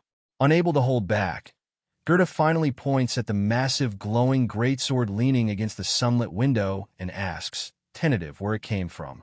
Still leaning his head against his hand, exhausted, Vlad casually drops the answer. It belonged to the Swordmaster. Gerda nods. Then it hits him. His eyes bulge out of his skull, and he screams, completely losing it, stammering out the biggest lore drop of the entire story, frantically confirming if he means the Swordmaster, the legendary founding king and first emperor of the empire. Unfazed by the historical weight of the weapon he just casually brought to bed, Vlad rubs his temples, groaning that of course that's who he means. Who else could it possibly be? He begs the panicking squire to keep it down, his head already pounding from the swarming spirits. Gerda stands frozen, hands still stuck midair, brain thoroughly short-circuited by the bombshell. Ignoring him entirely, Vlad rests his chin on his hand, staring into the distance, mentally filing away everything he needs to ask his master next time they meet. Who is the man who claimed he'd slay a dragon? Who is the man who could see this forgotten world of spirits? And who is the man wielding the imperial family's own sword? Looking at the great sword, he realizes something quietly. The voice handed him this legendary blade, like it was already his to carry. Meanwhile, at the base of the world tree, the dragon's massive corpse lies motionless. Auguste approaches the elven guards, requesting permission to examine the remains. Kneeling beside the carcass, he studies the fatal wound with genuine respect. The boy followed his advice to the letter. He notes a flawless strike straight through the heart. Then he notices something else entirely. That clean fatal strike wasn't the end of it. The rest of the body is a chaotic mess of slash marks, torn and savage. The old knight puts it together fast. Even after the killing blow, even knowing the thing was already dead, Vlad hadn't stopped. He'd carved into the falling beast with pure, unhinged ferocity. Auguste lets out a heavy, exhausted sigh. Noble at its foundation, rooted in the Empire's own pristine swordsmanship, but the execution on the battlefield is brutal, street-forged in a way that has nothing pristine left in it at all. A northern knight wielding the first emperor's power with that kind of raw savagery makes Vlad, in his eyes, a walking contradiction. Back in the quiet village, Vlad stands at his window, appreciating the sunlight after a night of absolute slaughter. The endless ringing in his ears has finally faded, the colorful spirits still fluttering happily around him. Looking out at the forest, he reflects on the raw power he tapped into during that fight. Dragging out that much strength from the deep world without care carries a real physical cost. Even the great warrior 𝗦𝘄cie𝗿𝗺 struggled to endure that kind of strain. He remembers. Composure, he decides, is the real key to mastering it properly. A gasp breaks the quiet. The elven high priestess rushes in with a medical box, flanked by 2 guards, immediately scolding him for tearing off his bandages so soon after fighting a dragon. Unbothered, he turns to face her fully, his scarred, muscular torso completely exposed, casually pointing out that the wounds have already healed. Rubbing his neck, he complains the bandages were wrapped so tight he could feel his blood stopping. She puts him firmly in his place. Deep flesh wounds, multiple cracked bones. Standard human medicine would have had him bedridden a full month.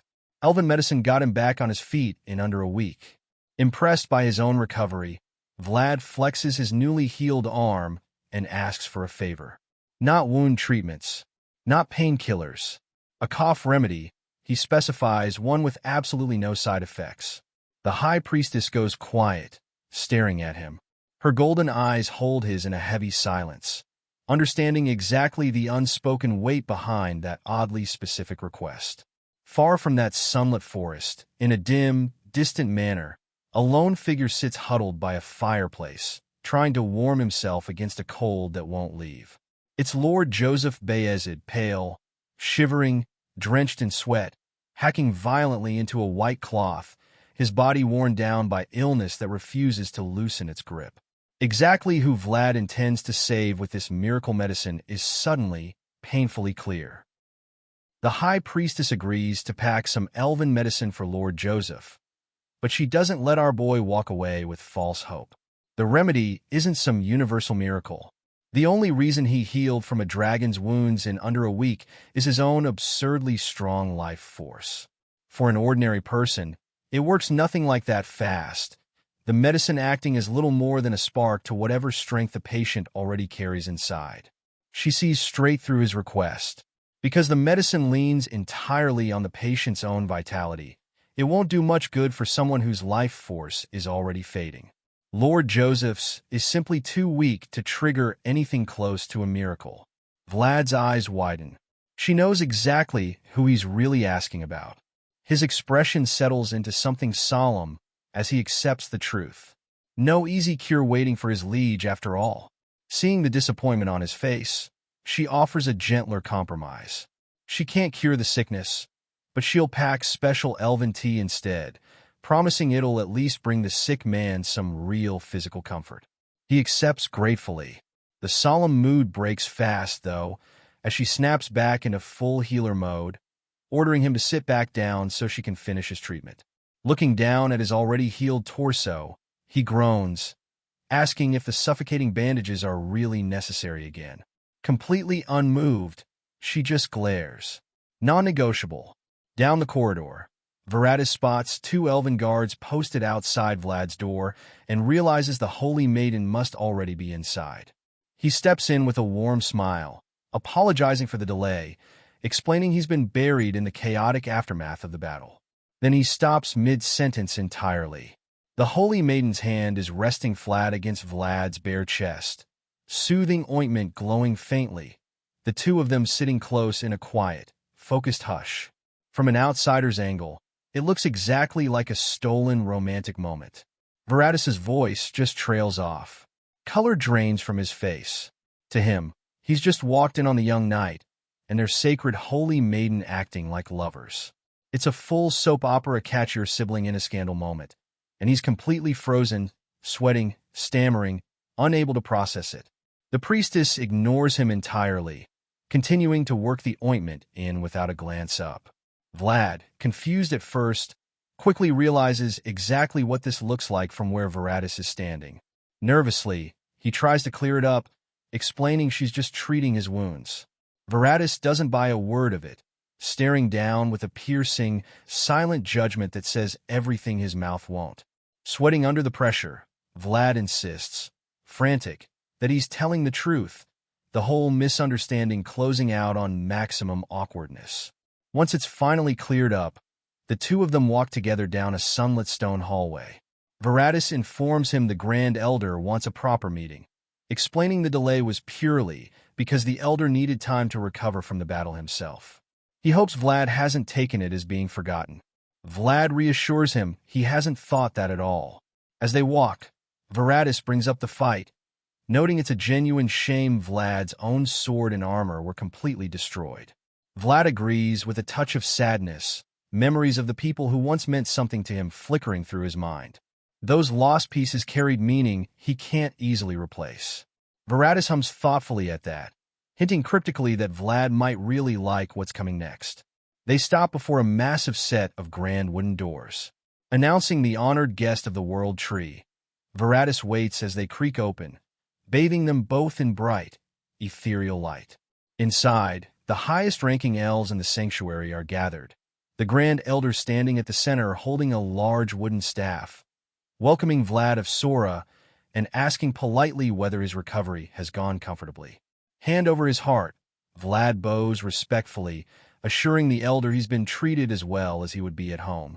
The old elf smiles warmly, glad to hear it. Acknowledging the toll the fight took on his equipment, The Grand Elder declares they intend to properly compensate his heroic deeds. A red cloth is pulled away with a dramatic flourish, leaving Vlad speechless. Two magnificent sets of elven armor sit bathed in warm light. One heavy outer set, one lighter inner layer meant to move with him. Stepping closer, his eyes catch something small and painfully familiar. The Elder explains gently that they managed to salvage a single intact piece from his destroyed gear and worked it seamlessly into the new pauldron. Staring down at the engraving, Defender of Children, Vlad is deeply moved. They haven't just forged him new protection. They've preserved the memory stitched into everything he lost. The phrase suited him, the Elder says warmly, thinking it fit the young knight perfectly. Overwhelmed, Vlad thanks him sincerely. A brief silence settles before the conversation shifts entirely. The sword. To Vlad's shock, the Elder tells him he may take the legendary weapon with him if he wants it. The Swordmaster's blade has remained in this forest for one purpose alone, protecting the world tree, and since Vlad was the one who drew it and defended their sacred home against a dragon, he's more than earned the right to carry it. It's a shame to let a relic like this go, the Elder admits, but the elves could never truly wield its power themselves anyway. Before he can formally hand it over, Vlad interrupts, respectful but firm. He'll actually be returning it. The Elder's whole speech stops cold. What? Why, he stammers. Unwrapping the glowing greatsword and resting its tip against the stone floor, Vlad explains the reason plainly. The sword itself has told him it doesn't want to leave this forest. The entire hall falls into stunned silence at the idea of a legendary blade throwing a tantrum. Varatus, the Elder, and the assembled council all stare at him in open disbelief, murmuring at the sheer impossibility of it. Undeterred, Vlad makes a bold counteroffer.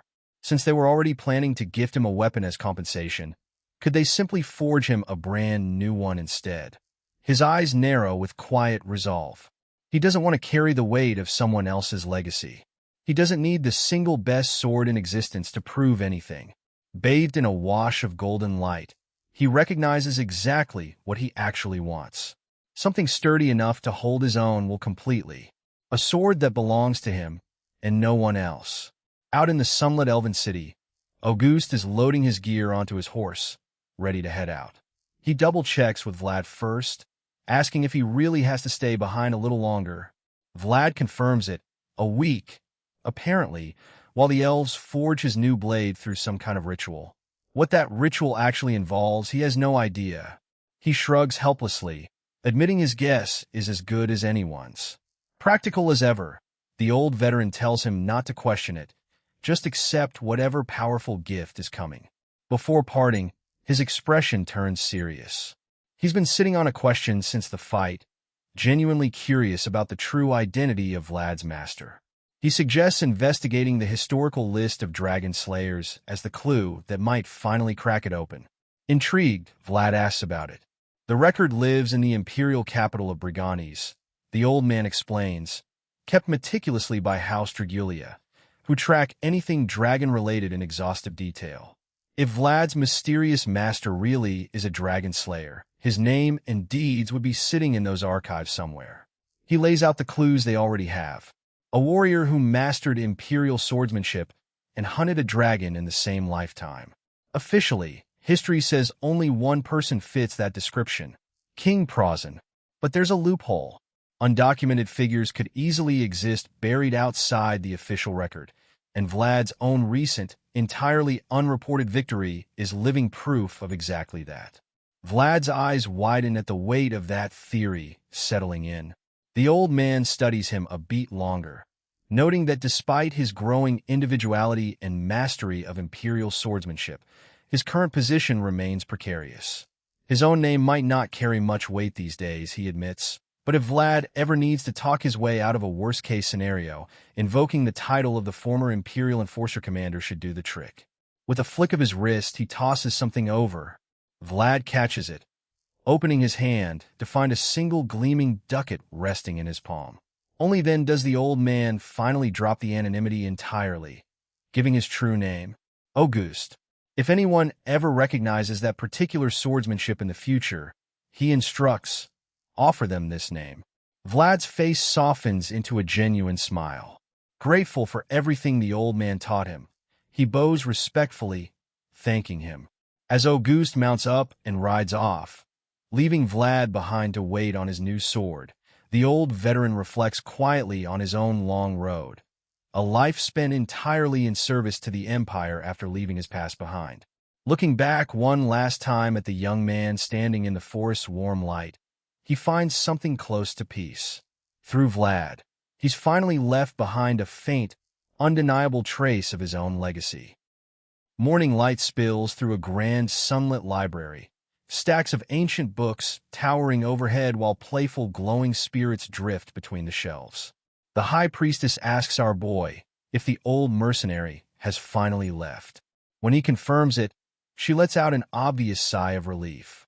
Curious, he asks why she's so glad to see him go. She just looks away, refusing to explain, and Vlad quietly notes to himself that her personality is consistently inconsistent.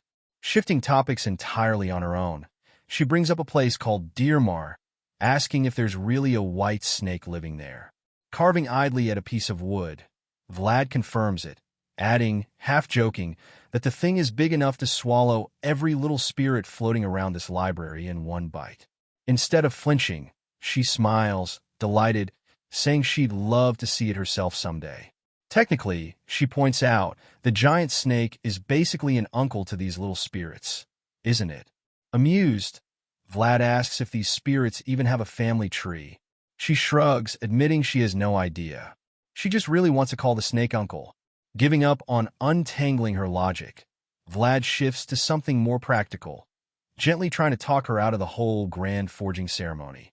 The village already has a perfectly good forge, he points out.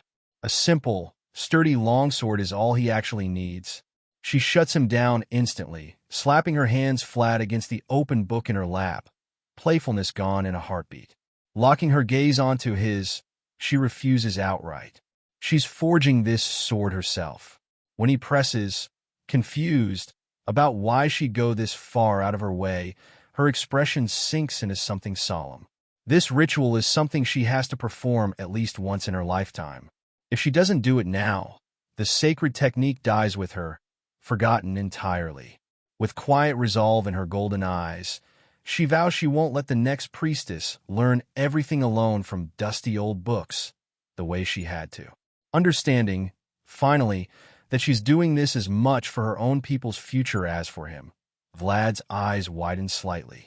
Her solemn look melts back into a soft smile as she tells him to just wait.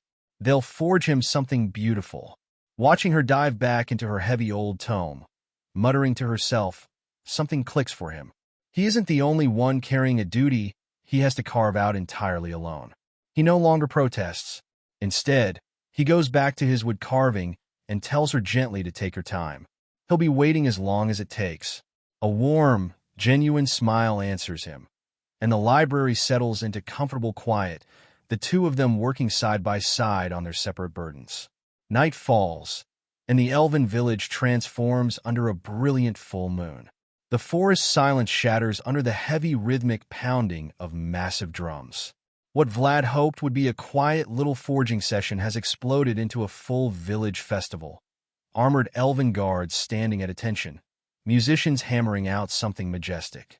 Standing awkwardly in the middle of it all, Vlad and Gerda look completely out of their depth.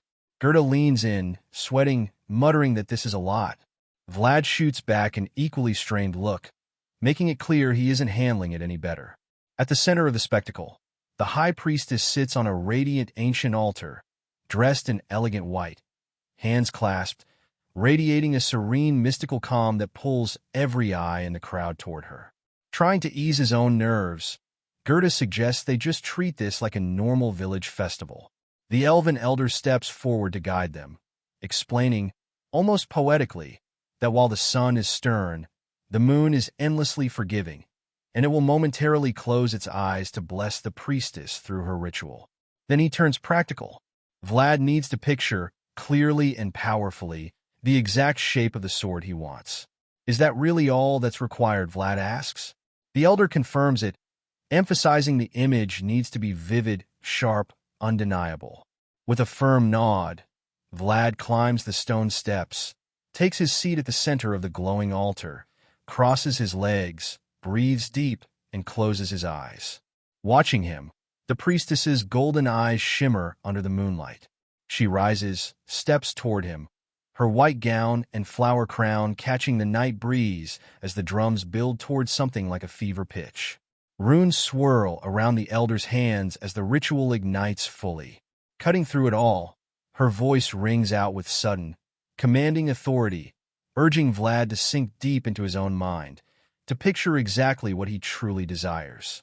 Rising into the air on a pillar of light, surrounded by glowing butterflies and silk, she tells him the true shape of his weapon can only be found somewhere inside himself. Eyes shut tight, bathed in otherworldly glow, Vlad tunes out the entire spectacle around him. Little elemental spirits dive joyfully into the swirling core of magic, fueling the spell further, while he searches his own soul for an honest answer. What does he actually want? What path is he actually trying to carve? Then, in the pitch black of his own mind, something ignites.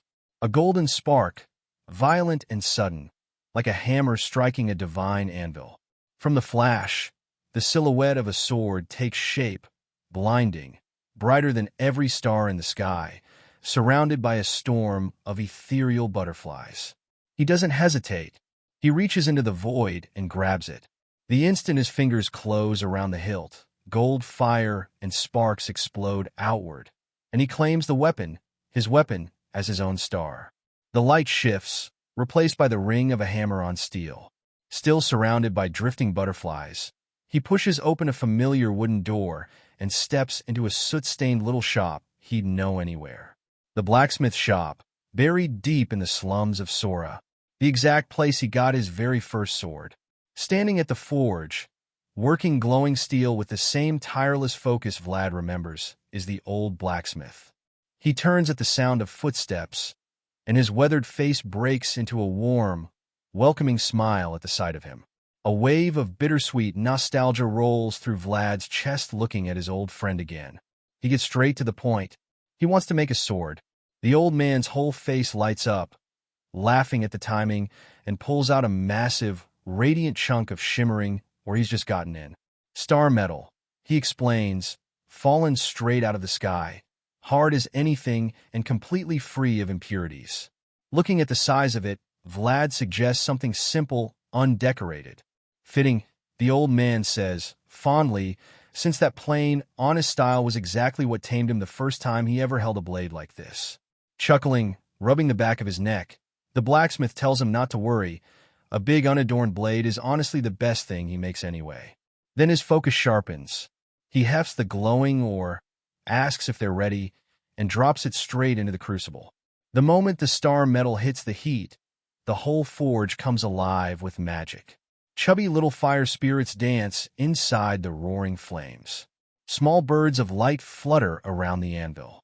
Round, squishy water spirits splash happily in the quenching barrel. Surrounded by all of it, a wide, genuine grin spreads across Vlad's face. He pumps his fists, ready to get to work, and the old blacksmith answers with the same confident grin, hammer already in hand. They work together in perfect rhythm, pouring everything they have into shaping the glowing metal, until finally, after tireless effort, the newly formed blade plunges into the quenching barrel. Steam hisses violently into the air as cold water locks the sword's power into its finished form. The old man's weathered face softens in a quiet pride as he turns to Vlad and announces, simply, that it's done. Vlad stares at it in total awe, the fruit of their work gleaming in front of him. Then the joy gets pierced by something bittersweet.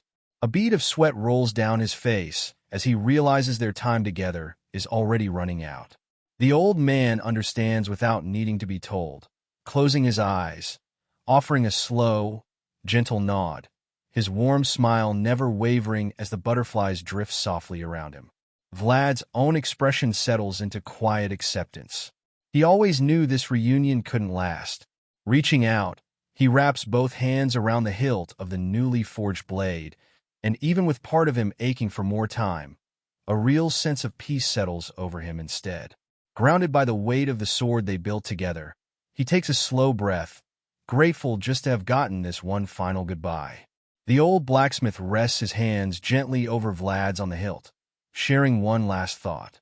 Unlike the sudden tragedy of his actual passing, this time they get to say goodbye properly. Moved, Vlad murmurs his agreement, and with the final piece complete, the old man's form begins to dissolve into warm white light, fading into a swirling cascade of butterflies. He gives one last grandfatherly wave, telling Vlad how truly wonderful it was to see him again after all this time. Alone now in the fading light of the spiritual forge, Vlad looks down at his new weapon. Unadorned crossguard, pristine star metal blade, gleaming quietly back at him, matching the peaceful look on his own face. Gripping the hilt tight, bowing his head, a bittersweet but deeply grateful smile crosses his face as he softly echoes his mentor's last words back into the fading light, and the moment gently closes. Far from the warmth of that library, a howling blizzard batters the icy spires of Vastapal, capital of the Baranov Duchy. Inside the freezing throne room, the steel duke sits heavy on his seat of power, red eyes narrowing with rising anger at the three figures standing before his dais. He demands to know if these unexpected guests really crossed the entire harsh winter just to demand he hand over the dragon's shard.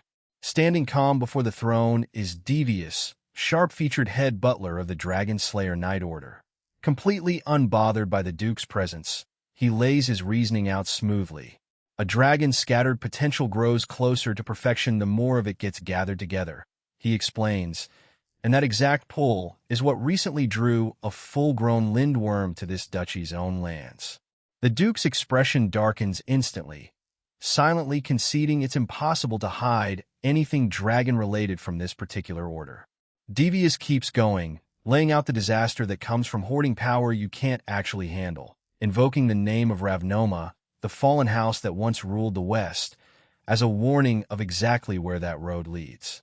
Furious at the implication, the Duke's red eyes flare, demanding to know if the butler is genuinely threatening him.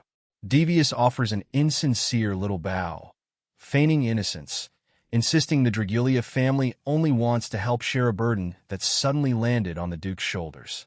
If the Steel Duke could simply focus entirely on the north, he suggests, the trouble stirring in Upman Barony would be far easier to manage. The Duke stays silent, glare boring into him. Undeterred, Devious lays out the terms plainly. Hand over the shard, and the burden lightens immediately.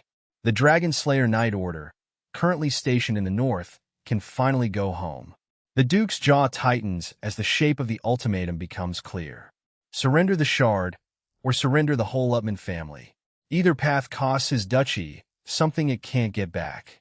Sensing the hesitation, Devious offers a mocking concession, willing to grant time if the decision is too hard to make right now. Instead of answering, the Duke rises from his heavy wooden throne. There's nothing to deliberate, he declares. Steel does not change, and neither does his sworn pledge to the Swordmaster. He descends the dais steps, dark aura flaring with every stride, and orders Devious to carry a message straight back to the Dragon Blood Duke. Get out, he snarls, looming over the smaller man. Take his nonsense with him. Unfazed, Devious meets the Fury with a cold, calculated stare, leaving him with one last question. Will the Steel Duke truly be able to handle the consequences of this choice? Incensed, the Duke repeats the word back at him with terrifying weight. A crushing wave of dark, icy aura erupts from his frame, flooding the entire hall, forcing Devious and his two knights down to their knees, pinned helplessly against the stone. Towering over them, half his face swallowed in shadow, he declares himself dominator of the North and sworn guardian of the pact. Take his disheveled claws out of his sight, he orders, and delivers one final insult aimed straight at the Dragon Blood Duke, calling him nothing more than a ruined old dragon. The North is forged of steel, and steel will never bow to a dragon. The frozen tension of that hall gives way entirely to warm, sunlit greenery, a massive wooden lodge nestled deep in the elven canopy. Gerda's jaw drops the second he steps inside, gasping at the sight of his captain. Vlad stands there in shining new white armor, dark blue cloth at his waist, new sword resting easy at his side. He looks incredible. Staring, 𝗬𝗏 blurts out the first thing that comes to mind, asking how much all of this cost. The high priestess rounds on him instantly, scolding him hard for daring to put a price on holy items. The armor carries the world tree's own blessing, she explains, and the sword sheath is made from the tree's own wood. Money cannot buy any of it. Chastened, 𝗬𝗏 rubs his head and apologizes. Trying his new armor out, Vlad rolls his shoulders, genuinely surprised by how easily the joints move, how absurdly light the whole set feels. He's never worn anything this good in his life, he admits, and the priestess smiles, glad he likes it. Then her expression shifts, serious, her eyes dropping to the sword at his waist. It has the right shape, she admits, but it's an incomplete piece of work. This was their first attempt at a forging this complex, and they simply couldn't get it perfect. Vlad shakes his head, offering her a warm, reassuring smile, resting a hand against the plain hilt. There's nothing to apologize for. He genuinely loves it exactly as it is. Thinking back to the reunion he got to have inside the forge, his expression softens further. On top of a fine weapon, the process gave him one more chance to see someone he thought he'd lost for good. If the blade were truly flawed, he reasons, his old mentor never would have handed it to him in the first place. Hearing that, seeing the peace in his eyes, her own expression softens, genuinely relieved. Changing the subject, she hands him a sealed letter. Surprised, he asks who it's meant for. With a steady gaze, she tells him, Alicia Hainaut, Baroness of Dearmar. She explains it's an apology for the amber heirloom lost during his fight, along with a second letter, an official message from the Grand Elder himself. Vlad promises to deliver both safely. Pleased, she adds that the elves will soon send formal envoys to both Hainaut and 𝗏𝗏, eager to properly meet the spirits residing there. A great plan, Vlad agrees. She hands him one last strange item, a small paper flower, delicately folded, and instructs him to open it only once he reaches the crossroads. Confused, he asks which crossroad she means. She just offers a mysterious smile. There's such a place, and he'll know it when he sees it. With her gifts delivered, she steps back into the lodge's golden light, a gentle, faintly melancholic smile settling over her face as she says goodbye. This is where their farewell ends, she tells him. Vlad meets her eyes, gratitude and quiet understanding passing between them. Before she can fully leave, he calls out, rubbing the back of his neck, admitting there's one more thing he's been meaning to ask. Her name. He realizes he's never actually learned it. The moment lands wrong. She freezes entirely, eyes going wide, a deep crimson flush racing up her face. Flustered completely, she covers her face with both hands, stammering out something incoherent. Vlad just stands there, baffled by the intensity of the reaction. Then a murderous aura erupts behind him, and one of the elven guards looms over him with pure rage in his eyes. 𝗬𝗏, sweating bullets, whispers frantically that he's just made an enormous mistake.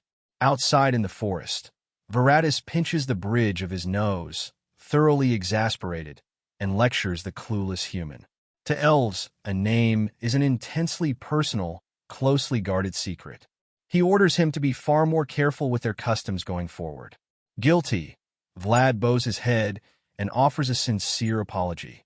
The tension clears fast. Varatus steps back, declaring this the true end of their farewell, and asks, before a full gathering of elves come to see them off, if Vlad remembers the way home.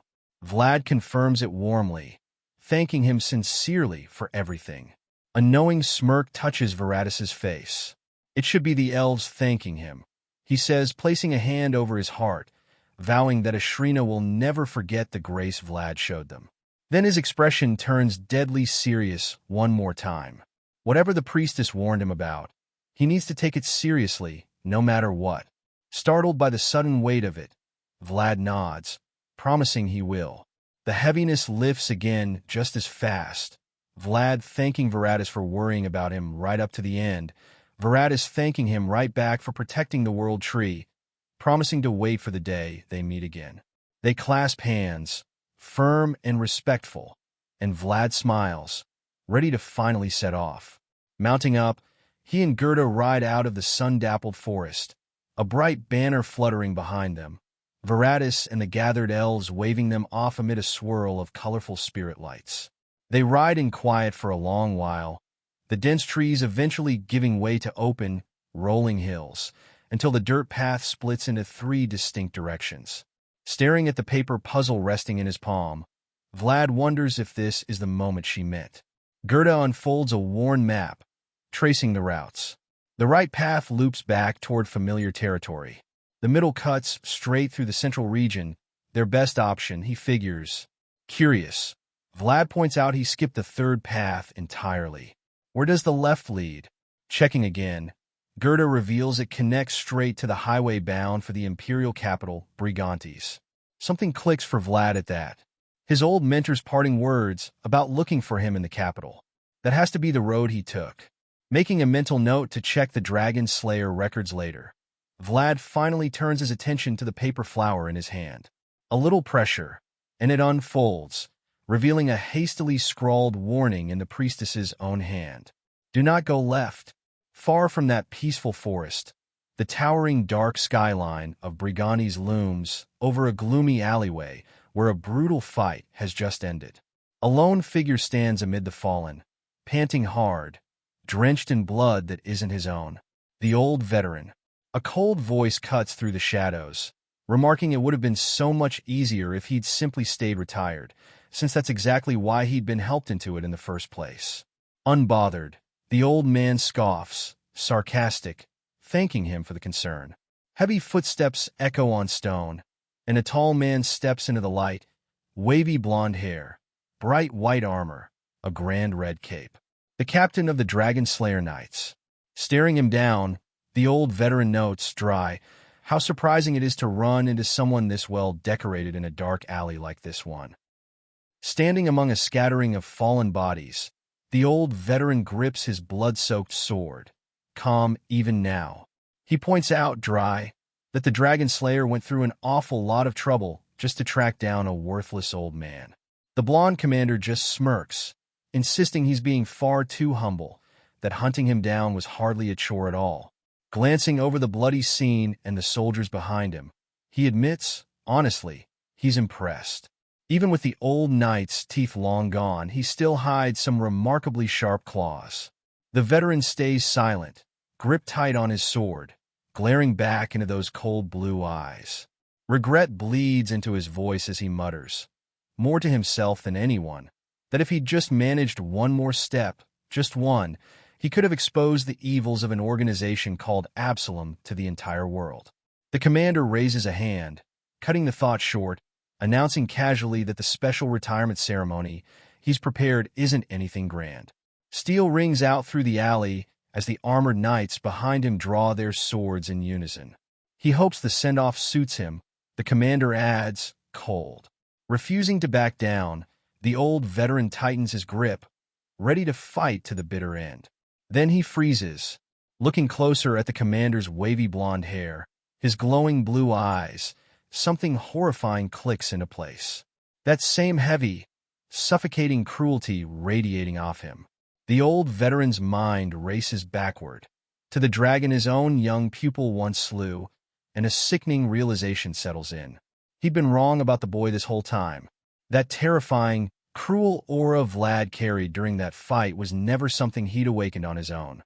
The commander blurs into motion before the thought finishes. A swift, devastating slash tears through the air, blood erupting across the alley as the old veteran goes down, body pitching backward into the shadows. As the life fades from his eyes, he stares up at the commander's cold, satisfied smile, and in his final breath, grasps the full horrifying truth linking his young student to this monstrous night. That malice was never learned. It's a dark legacy passed straight through the blood. The raw, inescapable instinct of a predator. Blood spurts one last time as the light finally leaves his eyes, sword slipping from a hand that no longer has the strength to hold it. Far from that bloodshed, Our boy and Gerda ride at an easy pace down a sunlit forest trail. Gerda points ahead, gesturing toward a quiet settlement tucked into the greenery. Wisteria Village. He thanks his captain sincerely for the detour, since they were already heading toward a nearby city anyway, and it's nice to swing by his old home along the way. Curious, Vlad asks how long it's actually been. Gerda thinks it over. Roughly 6 years. A long stretch to be gone, Vlad remarks. A hint of regret slips into Gerda's voice, admitting he'd once hoped to come home covered in glory, some kind of real success behind him. Vlad offers him a reassuring smile, pointing out that a squire's position under Vayezid already counts as real success, and in times this turbulent, simply making it home alive is its own kind of achievement. Gerda laughs, his shoulders finally loosening. He decides he'll just check that his mother and siblings are doing well before heading straight back out. Curious, Vlad asks if his mother's cooking is actually any good. Gerda's whole face lights up. Her potato stew, he insists, is on an entirely different level. Amused by the enthusiasm, Vlad suggests, warm, that if the food's truly that good, maybe they should stay a couple of days. Gerda's eyes go wide with pure joy, asking, frantic, if he's serious. Playfully, Vlad notes it'll all depend on his mother's cooking.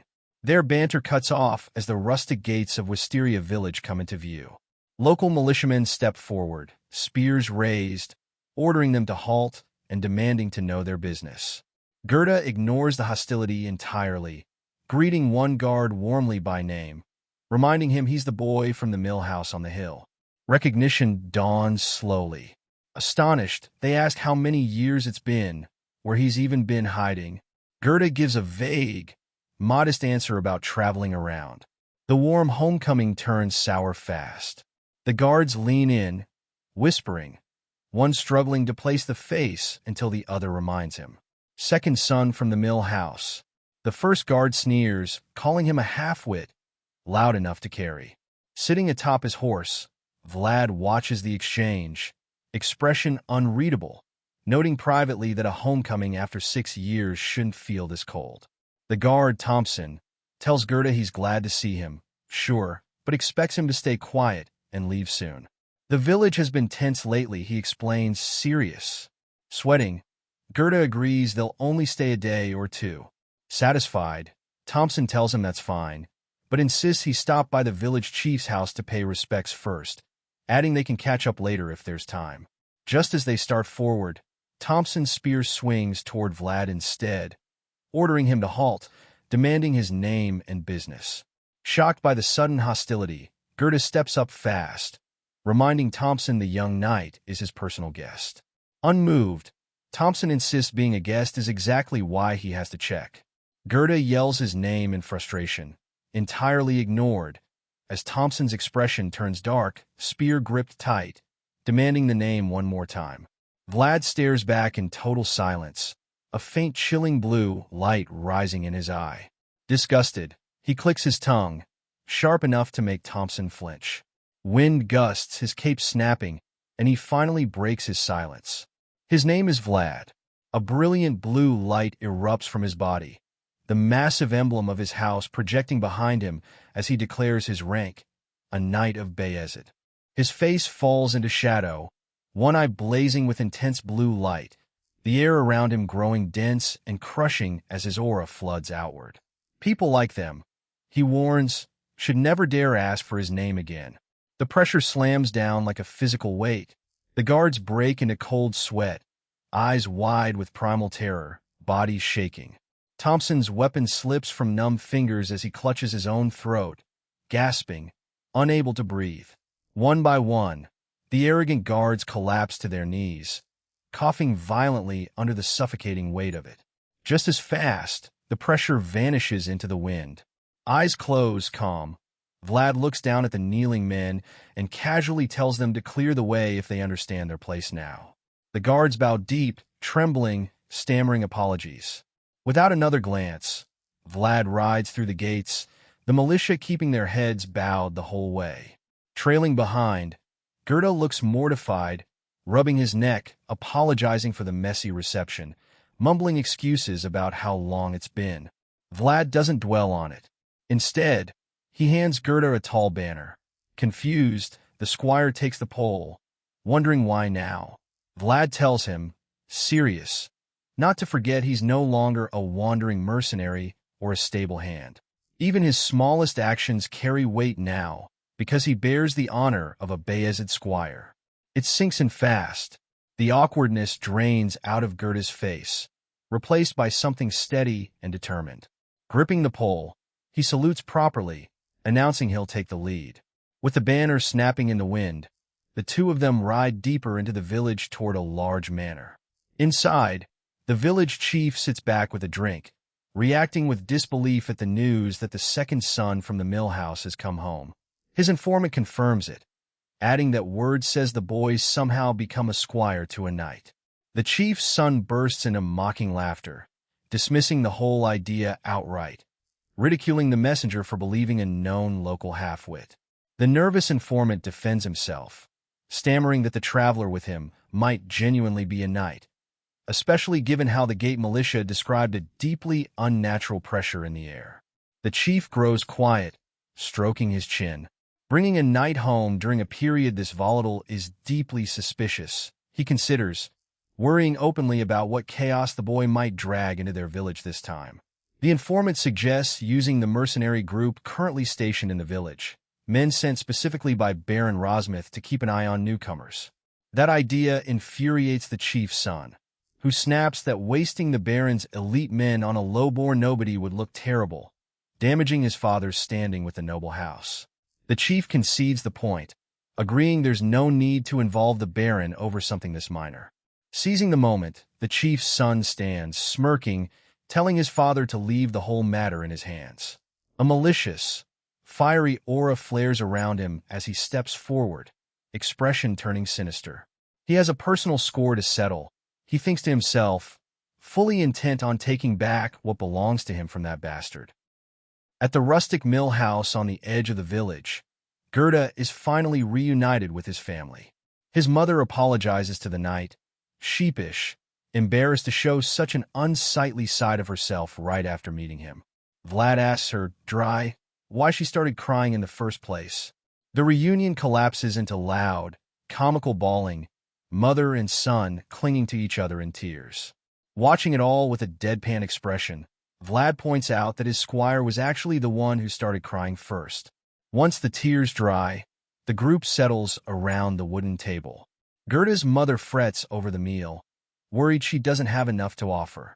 Setting a steaming bowl of potato stew in front of Vlad, she apologizes again, unsure if it'll suit his taste, adding she'd have prepared meat if she'd known they were coming. Vlad brushes off the concern, genuinely grateful for something warm after days of nothing but tough jerky. He takes a bite, and his eyes widen with pleasant surprise. Seeing his reaction, 𝗏 chimes in eagerly, wasn't he right all along, boasting that his mother's stew is on another level entirely. Flustered, she scolds him lightly for his manners in front of a knight, but Vlad flashes a genuine smile, confirming the squire is completely correct. Touched, she presses a hand to her chest, stammering out thanks. The wholesome mood shifts when she sighs, relieved the boy, who barely ever wrote, finally came home just in time for his younger sister's wedding.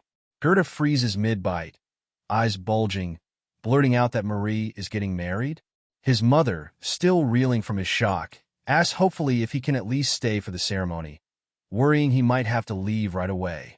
𝗏 glances at his captain, stammering.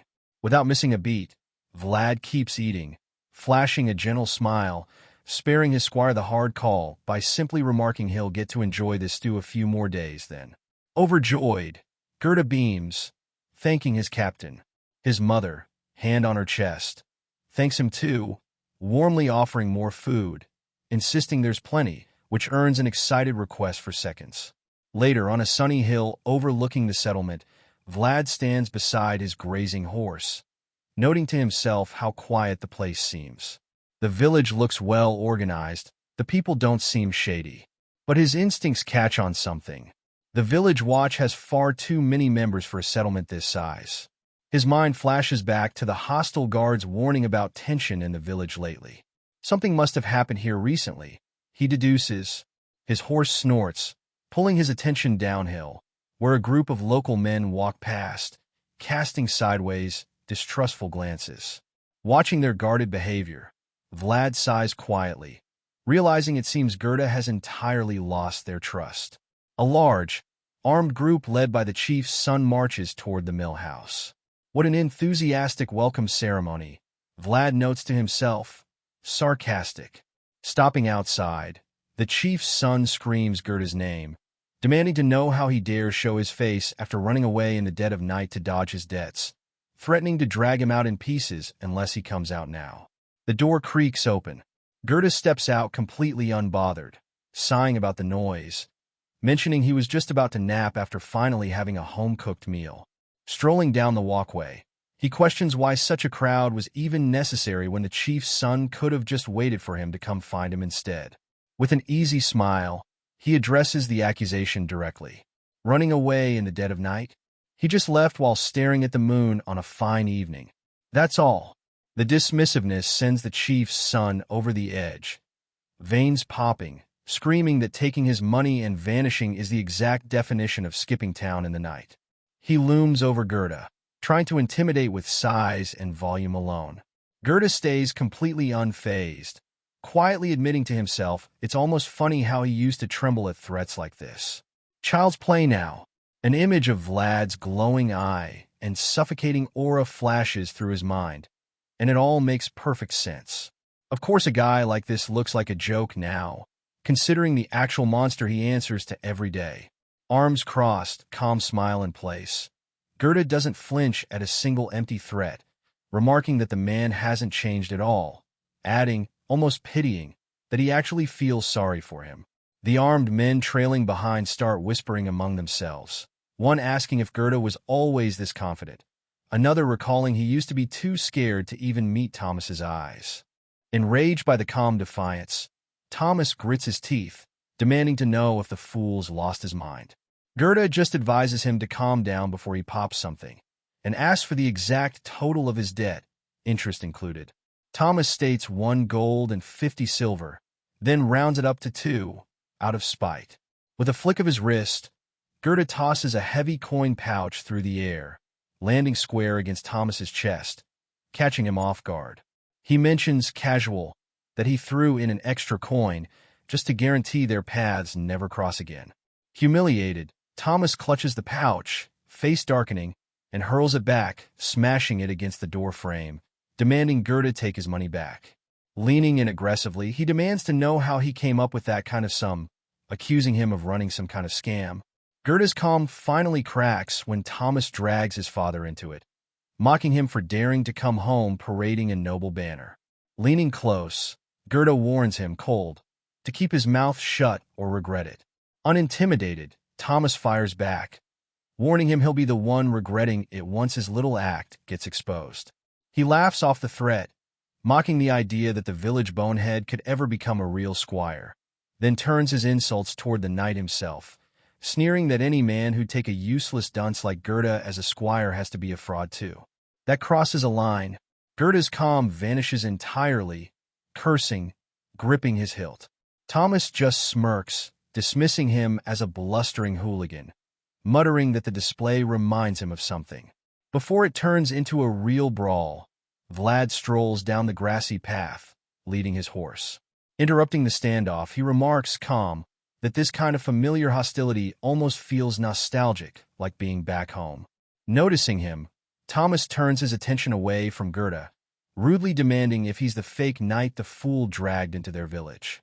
Vlad stops, staring back with dangerous calm, a faint chilling light in his eye, asking what exactly the arrogant thug plans to do if it turns out he's the real thing. Thomas laughs it off, loudly questioning what kind of crazy knight would ever take a bonehead as a squire, declaring the whole thing a joke. Vlad weighs the situation calmly. Since it's his squire's hometown, he decides he'll at least let the man leave alive. A massive, terrifying blue aura erupts from his body instantly, swallowing the area, leaving the crowd stunned into fearful silence. Inside the village manor, a fist slams onto a wooden table as the mercenary captain confronts the village chief for not warning him sooner. The chief argues weakly that a real knight would never visit a village this small, dismissing Gerda as hardly the type to rub shoulders with actual nobility. Unamused, the captain reminds him firmly that the Thornwood mercenaries are in charge of the village's security by their lord's own will. The chief quickly agrees to keep him informed going forward, mentioning his son already went to investigate. Privately, the captain stresses over the timing, worried that if this, their very first job in a new settlement, goes badly, they'll end up wandering again. They need this case to catch their lord's eye, he tells himself. The meeting breaks apart as a panicked villager bursts in, shouting for the chief, warning the supposed fake knight might actually kill Thomas. Shocked, the chief orders the watch called immediately, screaming threats if even a hair on his son's head gets harmed. Cursing under his breath, the captain rushes toward the commotion with his men in tow, face set in a hard scowl, vowing whoever's threatening their new livelihood will regret it deeply. But arriving at the scene, he stops dead. The fury drains straight out of his face, replaced by total confusion at what he's actually looking at. Instead of a massacre, Vlad is laughing, genuinely joyful, his dark horse baring its teeth in what looks unsettlingly like a grin of its own. Beneath them, Thomas is sent flying backward, launched effortlessly by the rearing animal, his face twisted in shock and pain. Spinning a lasso lazily in the air, Vlad keeps laughing as his horse tramples the chief's arrogant son. Spotting him standing calmly amid the chaos, the mercenaries instantly recognize exactly who he is. Every bit of their earlier bravado shatters, jaws dropping in disbelief, screaming in terror, demanding to know how on earth he could possibly be standing there. The chaos spirals completely out of control as our boy charges forward on his dark horse. Thomas goes flying through a cloud of kicked-up dirt, screaming for someone, anyone, to save him. Watching his only son get tossed like a rag doll, the village chief loses his mind entirely, screaming Thomas's name, ordering the nearby guards to step in immediately. The militiamen stand frozen, clutching their weapons, one of them muttering to himself how exactly they're supposed to stop a fully galloping horse with nothing but their own bodies. Furious at the hesitation, the chief berates them as useless cowards, screaming at them to at least raise their spears and do something. Spurred into motion, the terrified guards grit their teeth, stepping into the dust to form a shaky, desperate line against the beast barreling toward them. As the dust parts, the full terrifying shape of the dark horse emerges, eyes glowing with unnatural light, its muscular frame dwarfing the trembling men. Whatever courage they'd managed to scrape together evaporates instantly. Their barricade collapses in seconds, the men scattering, screaming, diving out of the way as the horse's hooves crash down exactly where they'd just been standing, shattering the line with effortless ease. The massive animal rears up, letting out a deafening neigh that rolls across the whole field. Sitting calm atop it, lasso still in hand, Vlad towers over the chaos while the guards cower in the dirt, covering their heads, scrambling on hands and knees to get away. Glaring down at them, he demands to know who the village chief is, ordering him to step forward. When no one answers, his aura flares violently, and he repeats the demand, furious now, questioning what kind of leader sends a ragged thug to confront a knight in the first place. Sweating, shaking, the actual chief tries weakly to salvage his pride, pointing a trembling finger, stammering that Vlad's nothing but a fake knight. Before he can finish, the orange-haired mercenary captain cuts in sharply, urging the older man, serious, to drop to his knees immediately if he values his life. Completely oblivious to the danger, the chief turns on the mercenary instead, insisting that even with some skill, the intruder is still just one man against their combined numbers, demanding the mercenaries do their job and take the lead. The captain lets out a heavy, defeated sigh, dragging a hand down his face at the sheer blindness of it. Staring up at the young knight, whose single visible eye glows with a monstrous, suffocating blue light, he recognizes exactly what he's looking at. An apex predator, smiling down at a pathetic herd of lambs. Wanting absolutely no part in this one-sided slaughter, he throws both hands up, announcing loudly that his entire group is pulling out, right now. One villager explodes in outrage at that, screaming at the mercenaries to at least earn their pay, demanding they fight since that's exactly what they were hired for. Another mutters, confused about the money they'd already paid. Instead of backing down, the captain looks over his shoulder and drops a crucial fact. The Thornwood mercenaries answer directly to the village's overarching master, Baron Rosmith. His expression darkens fast, insulting the loud-mouthed villager as an ignorant fool who spent his whole life stewing in peace, demanding to know who exactly he thinks he's talking to. The rest of the mercenaries fall and behind their captain instantly, one muttering he's completely done putting up with the villager's nonsense. Turning on the trembling guards, they order the fools to drop their weapons, spelling out the reality bluntly. The man on that horse is an actual knight who could sever every one of their heads with nothing but a wooden sword if he felt like it. As the mercenaries step back, abandoning the militia entirely, the loud villager is left standing exposed, stammering in confusion. Leaving the cowardly crowd behind, the captain steps forward toward the massive dark horse, looking up with genuine deference, breaking the tension by noting their meeting again, addressing him properly. Sir Vlad. The terrifying blue aura begins dissipating. Looking down at him with a calm, almost gentle smile, Vlad returns the greeting, noting it's indeed been a long time since he last saw Captain Stefan. Watching this exchange from the background, the actual villagers stare in disbelief, minds racing to process what they're seeing. Elite mercenaries showing this young man immense respect, the two of them clearly already acquainted. Sweating, dreading what comes next, the chief finally accepts the crushing truth. This really is a genuine knight. Looking down at him, Vlad points out just how lucky he is. He's feeling unusually generous today, he explains, serenely, simply because he happens to be on vacation. The weight of it all catches up to the chief at once, and he collapses into the dirt with a pathetic, defeated sigh. Sometime later, inside the village manor, the power dynamic has flipped entirely. Vlad sits comfortably at a wooden desk while the once arrogant chief grovels on the floor before him, sweating, desperate, shouting out a heartfelt apology, admitting their greatest foolishness was failing to recognize a true knight and committing such a grave discourtesy against him. Relaxed in his chair, Vlad lays out his terms. 3 gold coins for every man involved. The local watchmen who merely pointed their spears get a pass, but there will be 0 mercy for the thugs who broke into his squire's home. The chief pales, pleading that their small village could never afford a sum like that. Feigning understanding, Vlad shifts the burden entirely, dropping the group's debt and dumping it squarely onto the man's family instead. 10 gold coins, specifically for his son.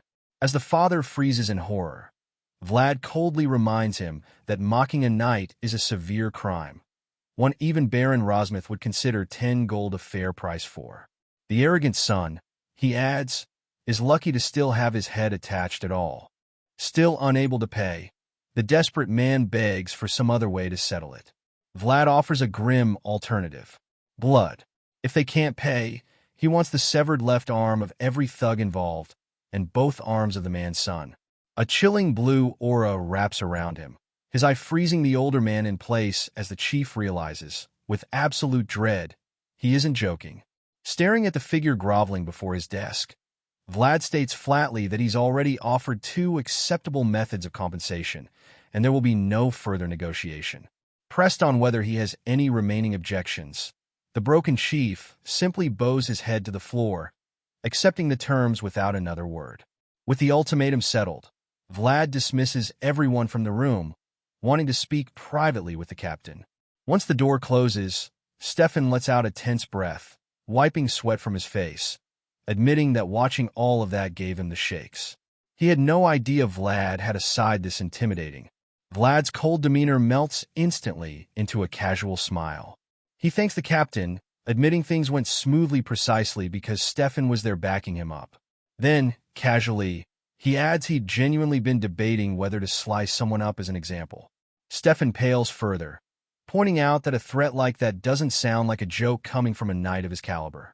Shifting the mood, Vlad pours a golden drink into a goblet and tells the anxious mercenary to sit. He asks, leaning back, how a mercenary with Stefan's skill ended up pushed all the way out to a remote, forgotten countryside like this. Settling in, Stefan admits, weary, that his current situation is in some part thanks to Vlad himself. Their journey out of the city started off well, pockets bulging with coin, but the countryside's local jobs paid nothing but loose change, and Stefan feared his crew would eventually turn into common bandits just to survive. Desperate, they kept searching until they landed this remote village job.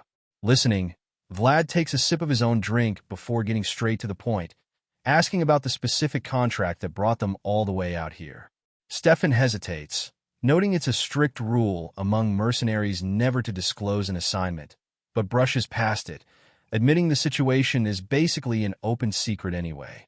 His expression hardens as he drops the real weight of it on the young knight.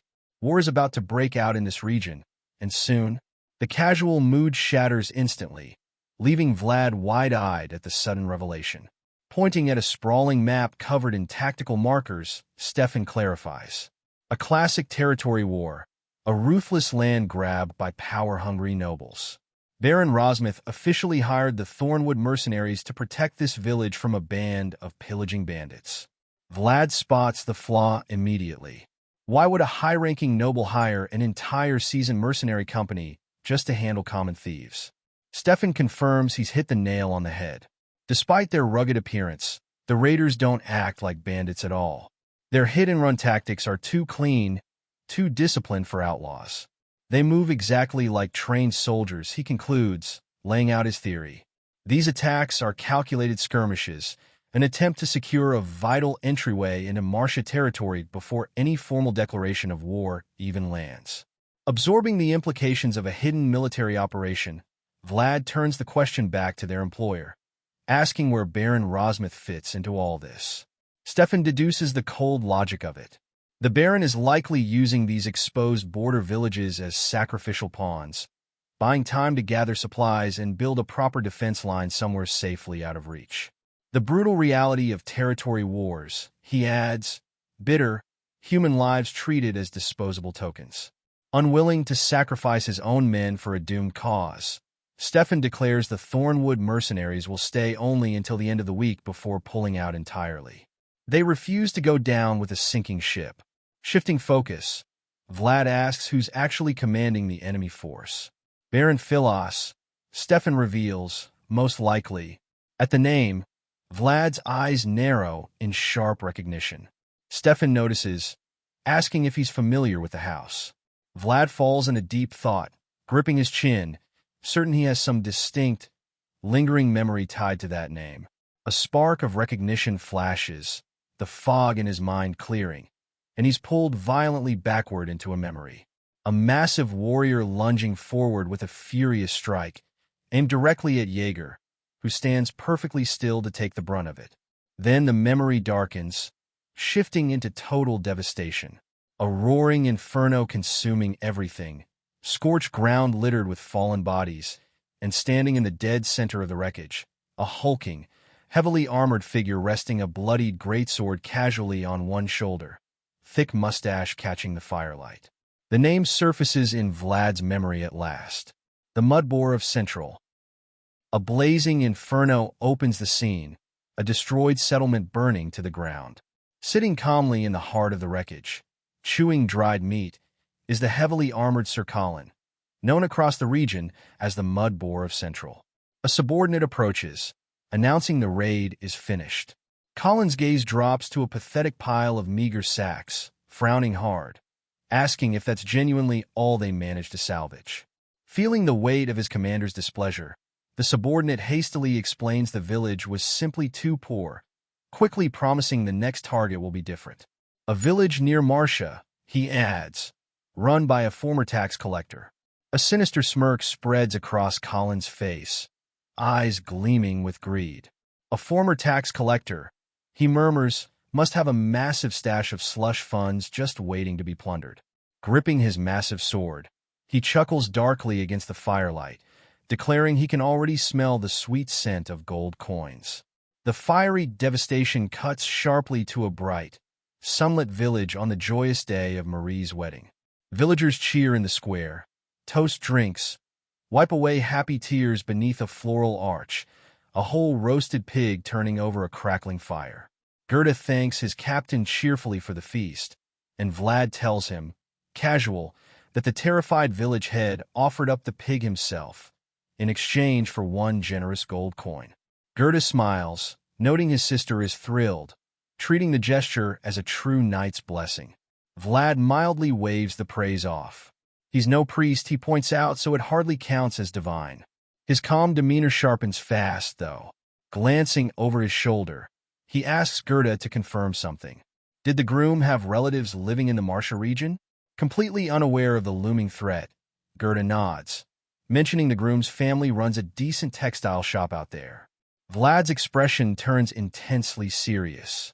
He reminds 𝗀 not to forget their earlier conversation, ordering him to send his entire family to Marsha the moment the wedding concludes. They don't have much time, he warns. Startled by the grim urgency, 𝗀 nods fast.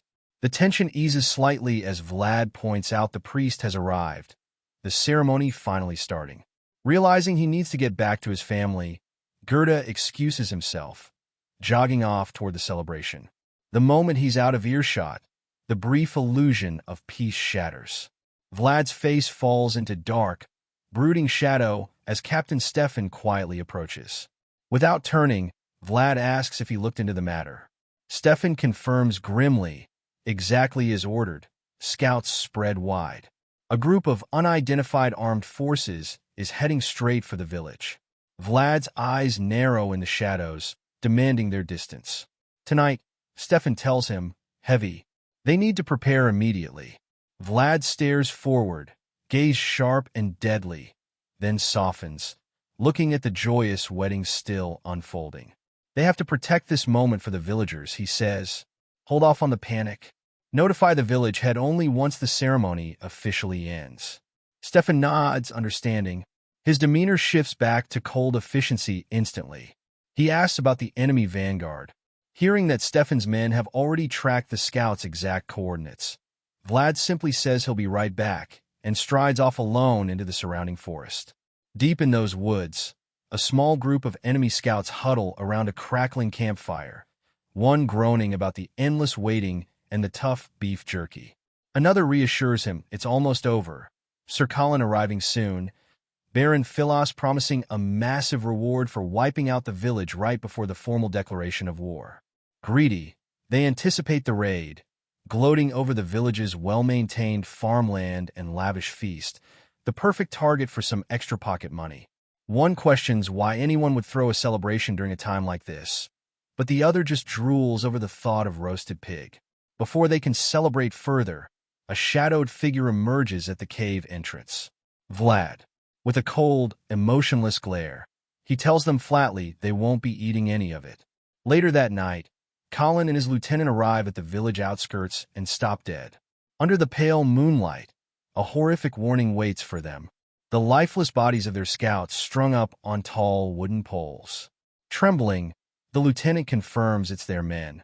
Colin's shock curdles instantly into boiling rage.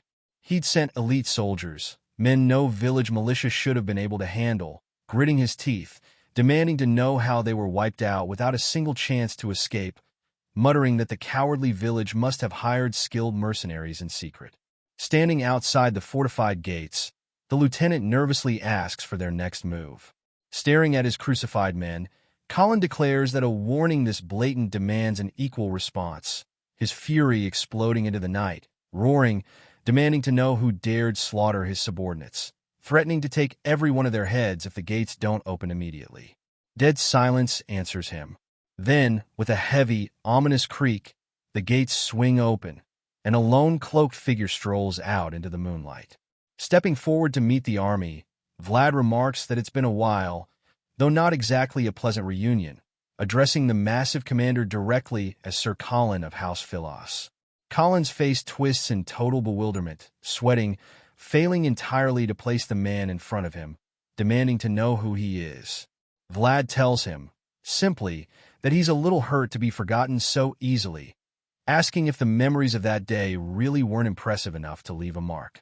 Colin stammers, confused, until Vlad flashes an oddly relaxed, chilling smile, and something finally clicks. The massive knight freezes. He's seen that exact expression before. Vlad drops a single name, Jaeger. Colin is struck instantly by a vivid flashback, a fierce, dark-haired swordsman, and staring at Vlad's stance, the way he holds his blade, realizes with wide-eyed shock that the young knight in front of him moves and holds himself exactly like his old opponent.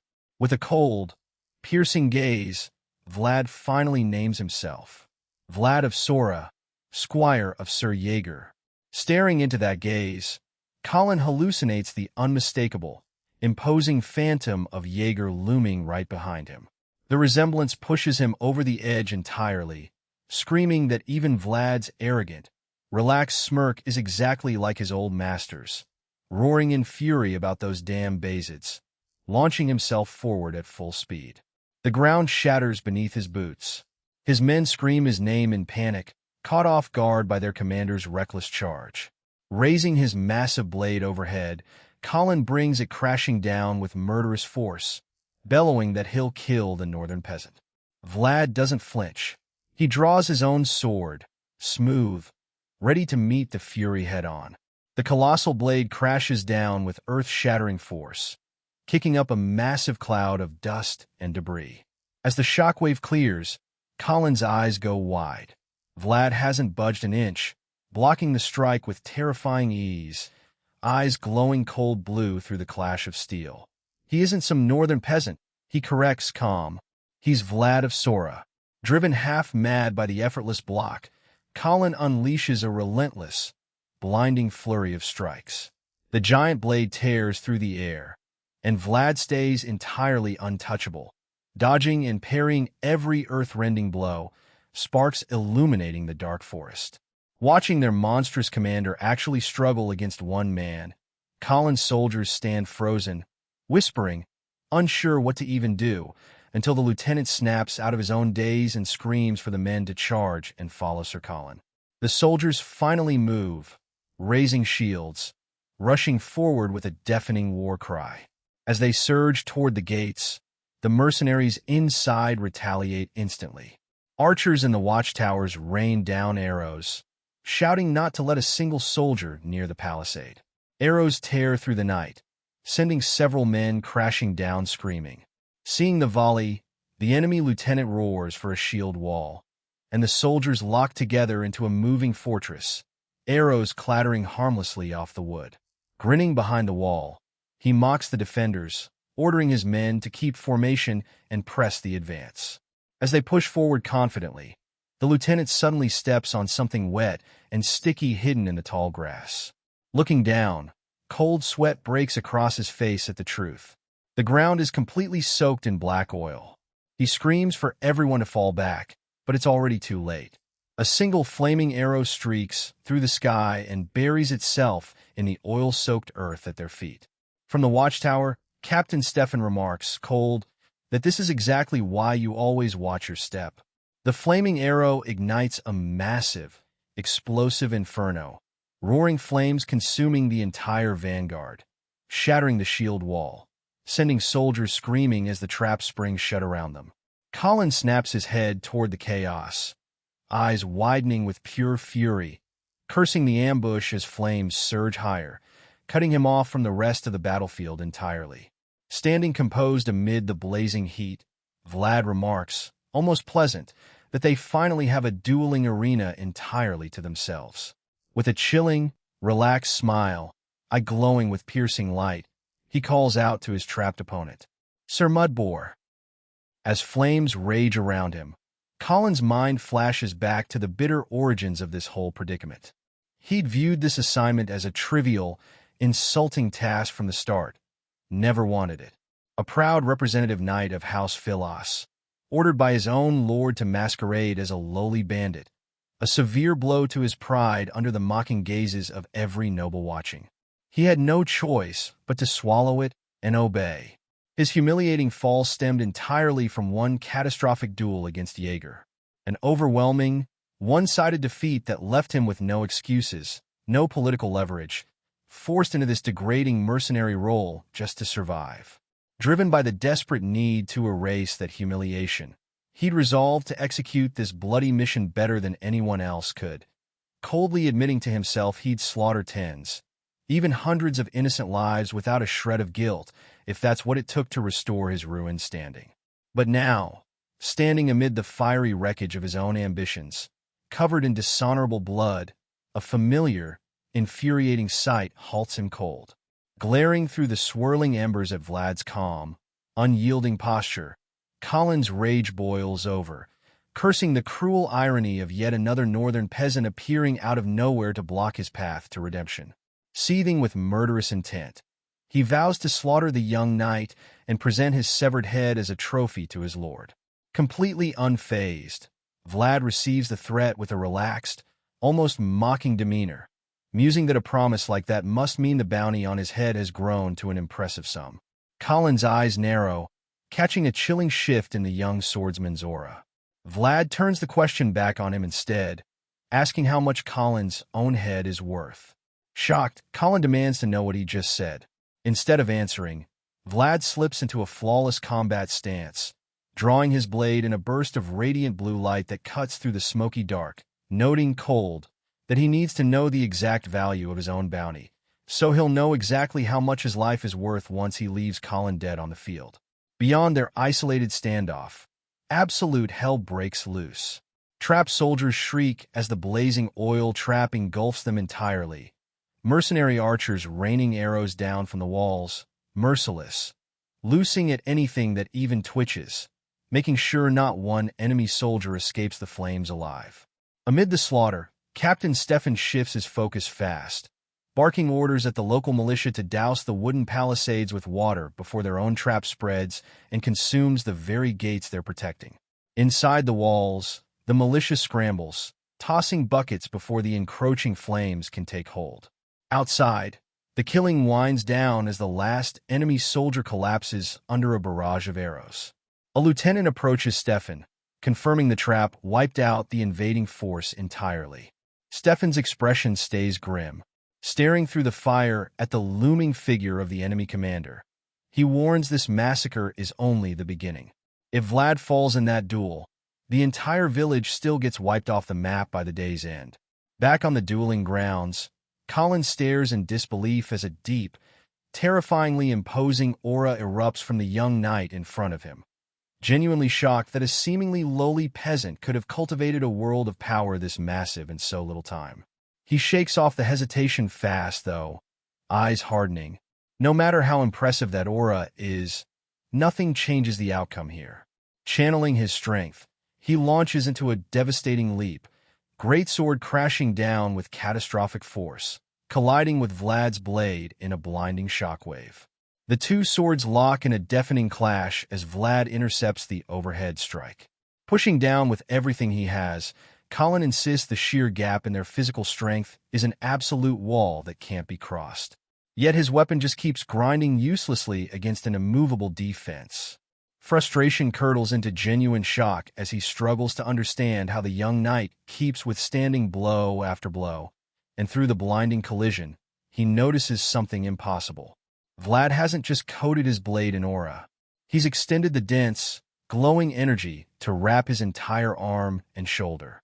Refusing to accept the reality of it, Colin snarls that no matter what clever tricks Vlad pulls, they'll all shatter against true power eventually, bearing down harder on his hilt, trying to crush the defense through sheer force. Instead of matching him stubbornly, Vlad redirects the pressure fluidly, a swift arc of glowing steel deflecting the strike, sending the massive greatsword sliding off its mark and crashing into the earth with a sharp, metallic screech. Capitalizing on the opening, Vlad fixes him with a knowing smile, asking, taunting, if that particular sound rings a bell, suggesting the clash must bring back nostalgic memories of his crushing defeat at Jaeger's hands. The mocking callback shatters what little composure Colin has left, and he unleashes a massive explosive burst of aura that tears the earth apart around him. Unfazed by the tantrum, Vlad studies the commander's heavy stance through the flying debris, quickly identifying the source of his overwhelming physical strength. Firmly planted legs, an unyielding foundation. Once he's spotted the anchor, he moves to dismantle it, channeling his energy downward into a devastating stomp that shatters the ground beneath Colin's boots, destroying his footing entirely. Stumbling as the earth crumbles under him, Colin's eyes widen in shock, wondering desperately if this northern knight is somehow wielding advanced armor magic. As the duel intensifies, Vlad's movements blur into lethal precision, leaving Colin increasingly disoriented, struggling to adapt as Vlad flows seamlessly between offense and defense, blending the styles of several legendary knights into one unpredictable rhythm. Colin can only mutter in frustration, realizing the technique keeps shifting, impossible to read.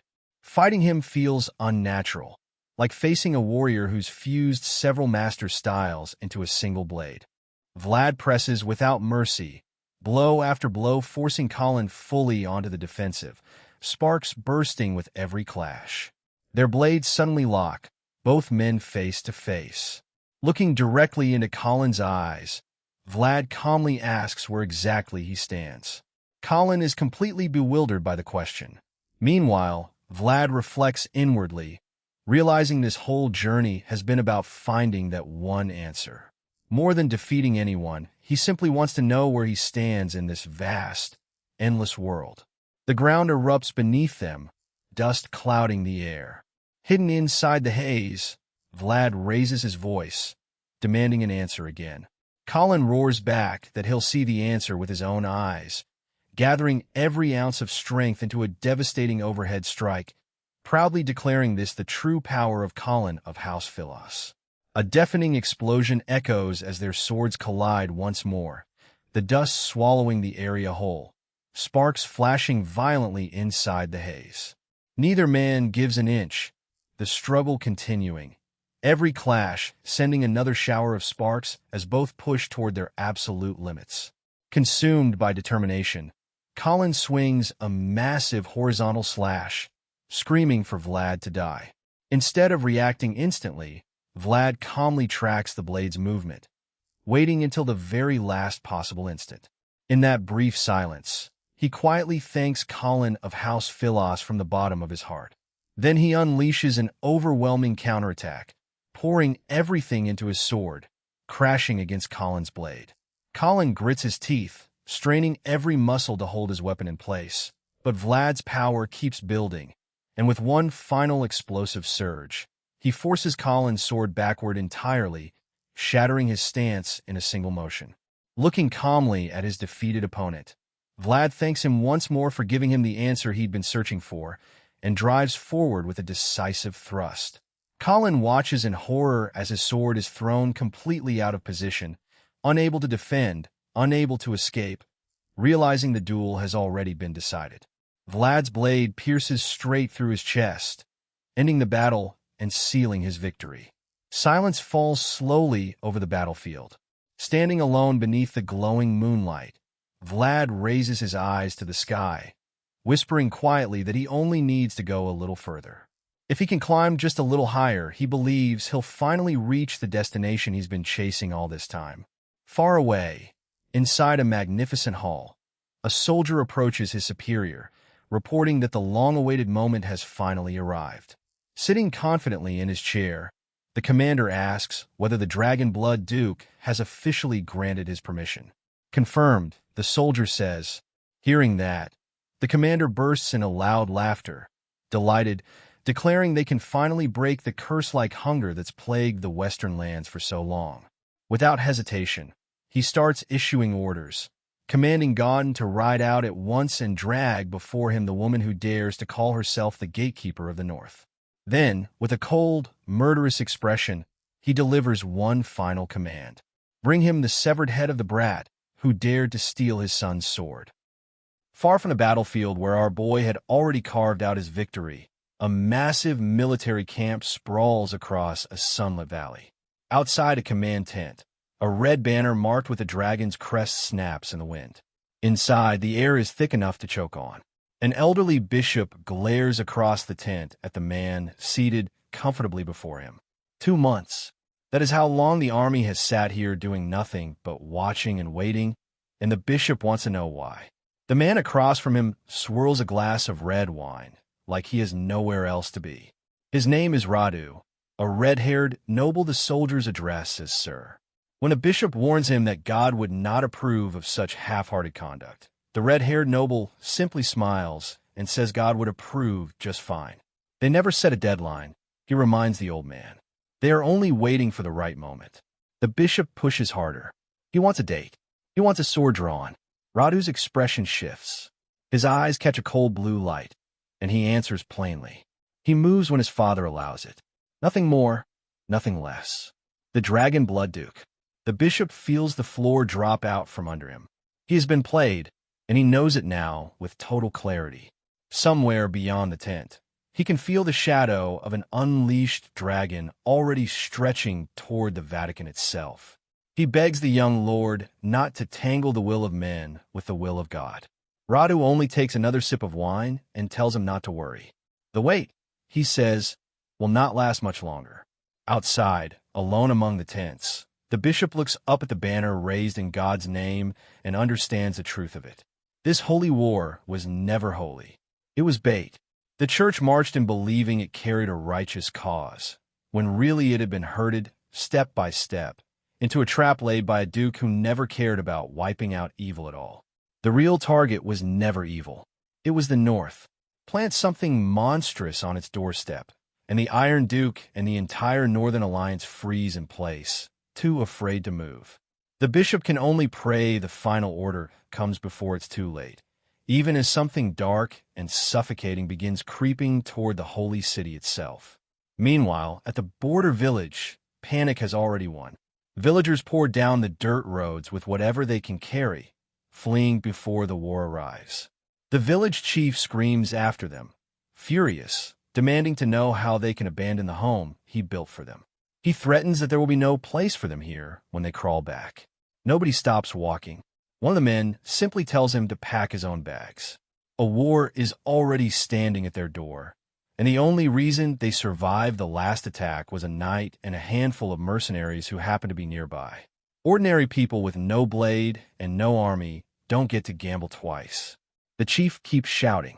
The villager doesn't bother shouting back. He tells the man to get a grip, reminds him that surviving is the only way he ever gets to be chief again, and takes a slow drag from his pipe while the old man rages that he is the village, that he cannot just walk away from his post. It's giving main character syndrome, and nobody here is buying the ticket. The villager shrugs, tells him to stay behind then, and turns his back on him for good.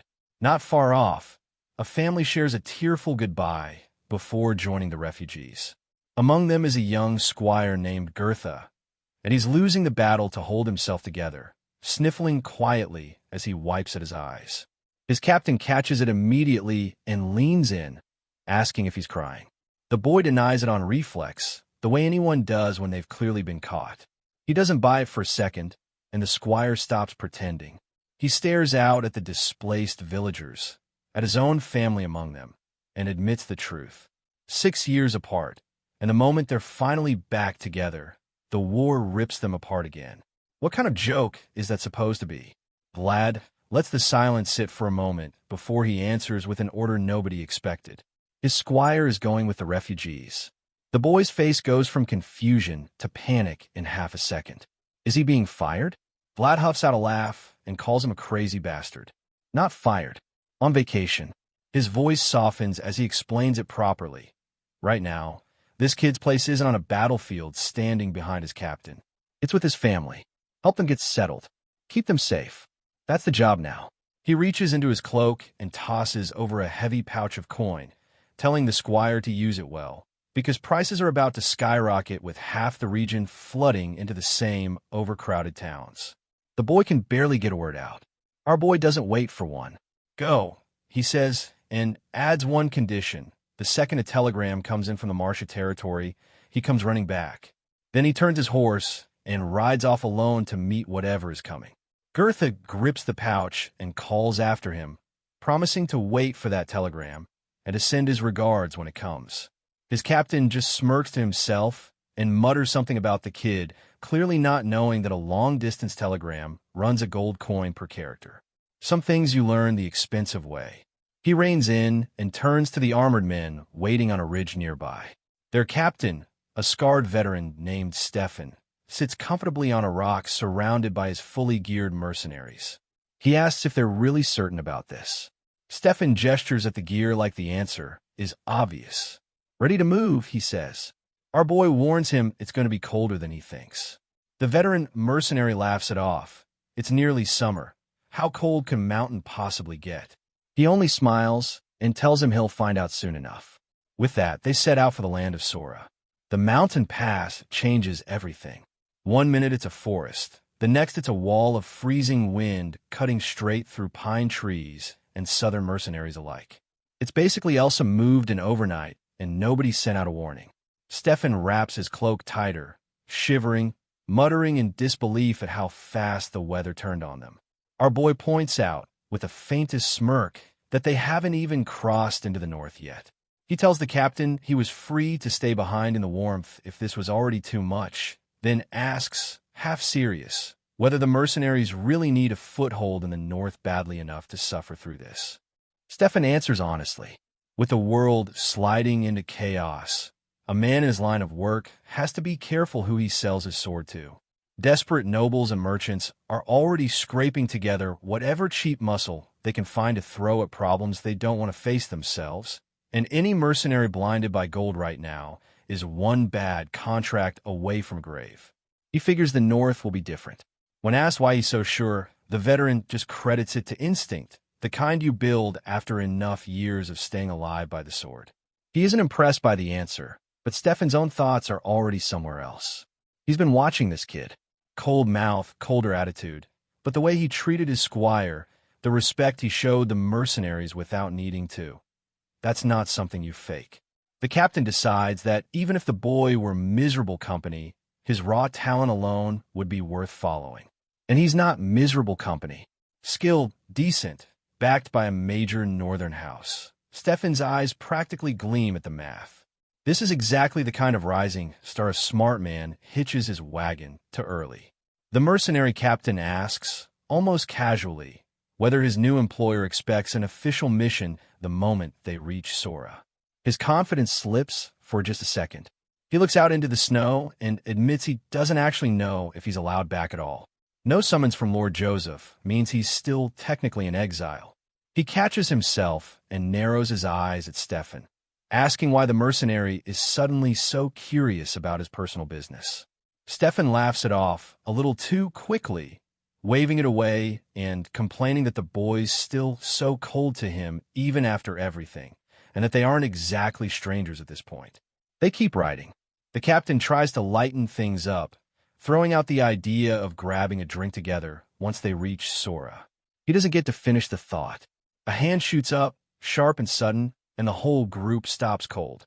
Stefan blinks, lost, but our boy is already staring into the tree line, reading something in the frozen air that nobody else can feel yet. "Someone's coming," he says quietly. "Get into formation." The order comes fast, and the mercenaries snap into motion. Stefan squints through the pines and counts about 20 riders closing in. He tells his men not to move a muscle until he says so, then spurs his horse forward alone, putting himself at the front of the line. Stefan calls out his name, confused by the solo move, but he isn't listening anymore. His eyes go wide as the riders come into full view. They aren't hiding, not even trying. 20 riders advancing in plain sight, with the kind of calm that only comes from having absolutely nothing to fear. It's a straight-up 𝗦𝗏𝗏𝗏𝗏 entrance, strolling in like the whole valley already belongs to them. His stomach drops. Whatever this is, it isn't something a mercenary band can trade blows with. The aura rolling off them is wrong in a way he's never felt before, and for one cold second, the image of a massive dragon flashes behind his eyes. Every instinct in his body is screaming the same thing at once. This is bad. The frozen forest shakes as the riders come charging through the fog, and they aren't bothering to hide it. No stealth, no caution, just raw momentum barreling straight for the mercenary column. Our boy peels off from the formation alone and rides out to meet them. The gap closes fast, and then he lets go of everything he's been holding back. His aura detonates outward, and both his eyes and his warhorse's eyes catch that same piercing blue light. The pressure hits the charging riders like a wall of solid air. Horses rear and scream, the whole charge collapsing into chaos in a single heartbeat. He glares down the intruders and demands they identify themselves. One rider settles his spooked horse and steps forward through the fog. He's wrapped head to toe in a heavy dark cloak, face completely hidden, and when he speaks, something about the voice lands strange and familiar all at once. He tells our boy he's finally grown some real presence. Different from before, he adds. A lot different. The praise throws him off more than any attack could have. He stares at the shrouded figure and asks, carefully, if the man knows him. The rider's hand starts drifting toward his cloak. Instinct answers before thought does. Our boy's hand drops to his hilt and his blade ignites, half drawn before the rider even finishes the motion. Behind him, Stefan's weapon comes up with a sharp clash, every muscle in the mercenary captain locked and ready for violence. The rider just raises a gloved hand. There's no weapon in it, only a rolled-up scroll. He tells them to relax and pulls back his hood. Recognition hits like a slap. Our boy has seen this face once before, right after the sacred duel in 𝗬𝗎. This is the man they call Vayezid's hidden sword, and the memory of that title alone is enough to conjure something serpentine and fanged in the back of his mind, a presence that doesn't belong to an ordinary soldier. The veteran unrolls the scroll and reads it aloud, calling for the noble blood of the North to receive the official order of Joseph Vayezid. Our boy is off his horse before the sentence finishes. He drops to one knee in the snow, head bowed, and confirms without hesitation that he stands ready to receive his Lord's command. Stefan drops to a knee half a second later, no questions asked, the second he sees the man kneel. His men are slower on the uptake, murmuring in confusion behind him, and panic flashes across the captain's face. He rounds on his squad and snarls at them to shut up and get down. They scramble into a bow, so fast it's almost funny. Towering over the kneeling group, the messenger finishes the mandate. From this moment forward, the young knight is ordered to 𝗬𝗎. He is to serve as personal knight to Lady Alicia until further notice. Still kneeling in the falling snow, Vlad takes in the full weight of it. The frozen forest fades into something warmer. A sunlit hill, a sprawling tree. Beneath it, curled comfortably in the grass, a massive white spirit shaped like a serpent lies sleeping, its breathing the only sound in the quiet. Then its eyes open. It uncoils slowly, lifting its head into the light, blue eyes blinking out over the green horizon like it's sensing something familiar drawing near. It sways happily, slithering through the canopy the way you'd greet an old friend. The warmth cuts straight to tension. In a grand study, a young woman sits behind a heavy desk, head bowed, fingers laced together. She admits quietly that she always knew it would come to this. Her name is Alicia, Baroness of 𝗬𝗎, and right now, she looks like someone carrying the weight of a war she can't win. Standing before her, an older knight tries to steady her. This is exactly what she's been preparing for, he reminds her. She looks up, exhausted, and tells him flatly that preparation isn't the same as enough. 700 men. That's what they've scraped together. The map on her desk lays it out in plain, ugly numbers. 𝗬𝗎's walls against Count Jadar's 3,000, closing in from the west. Even a perfect siege defense doesn't survive that kind of gap, she says, rubbing her temple. And with the dragon killer knights looming over everyone, the rest of the northern houses are too busy protecting themselves to send help. She asks about the mercenaries. The knight, addressed as Sir Duncan, reports what she already expected. Every captain worth hiring wants nothing to do with a fight against Jadar, conqueror of the West. She sighs and admits she saw that coming too. Duncan refuses to let her sink into it. It's too early for despair, he tells her. The Iron Duke is out of reach, yes, but the House of Vayezid still stands with them, and he intends to pull together at least 1,000 more troops before the walls are tested. A subordinate interrupts. Guests have arrived.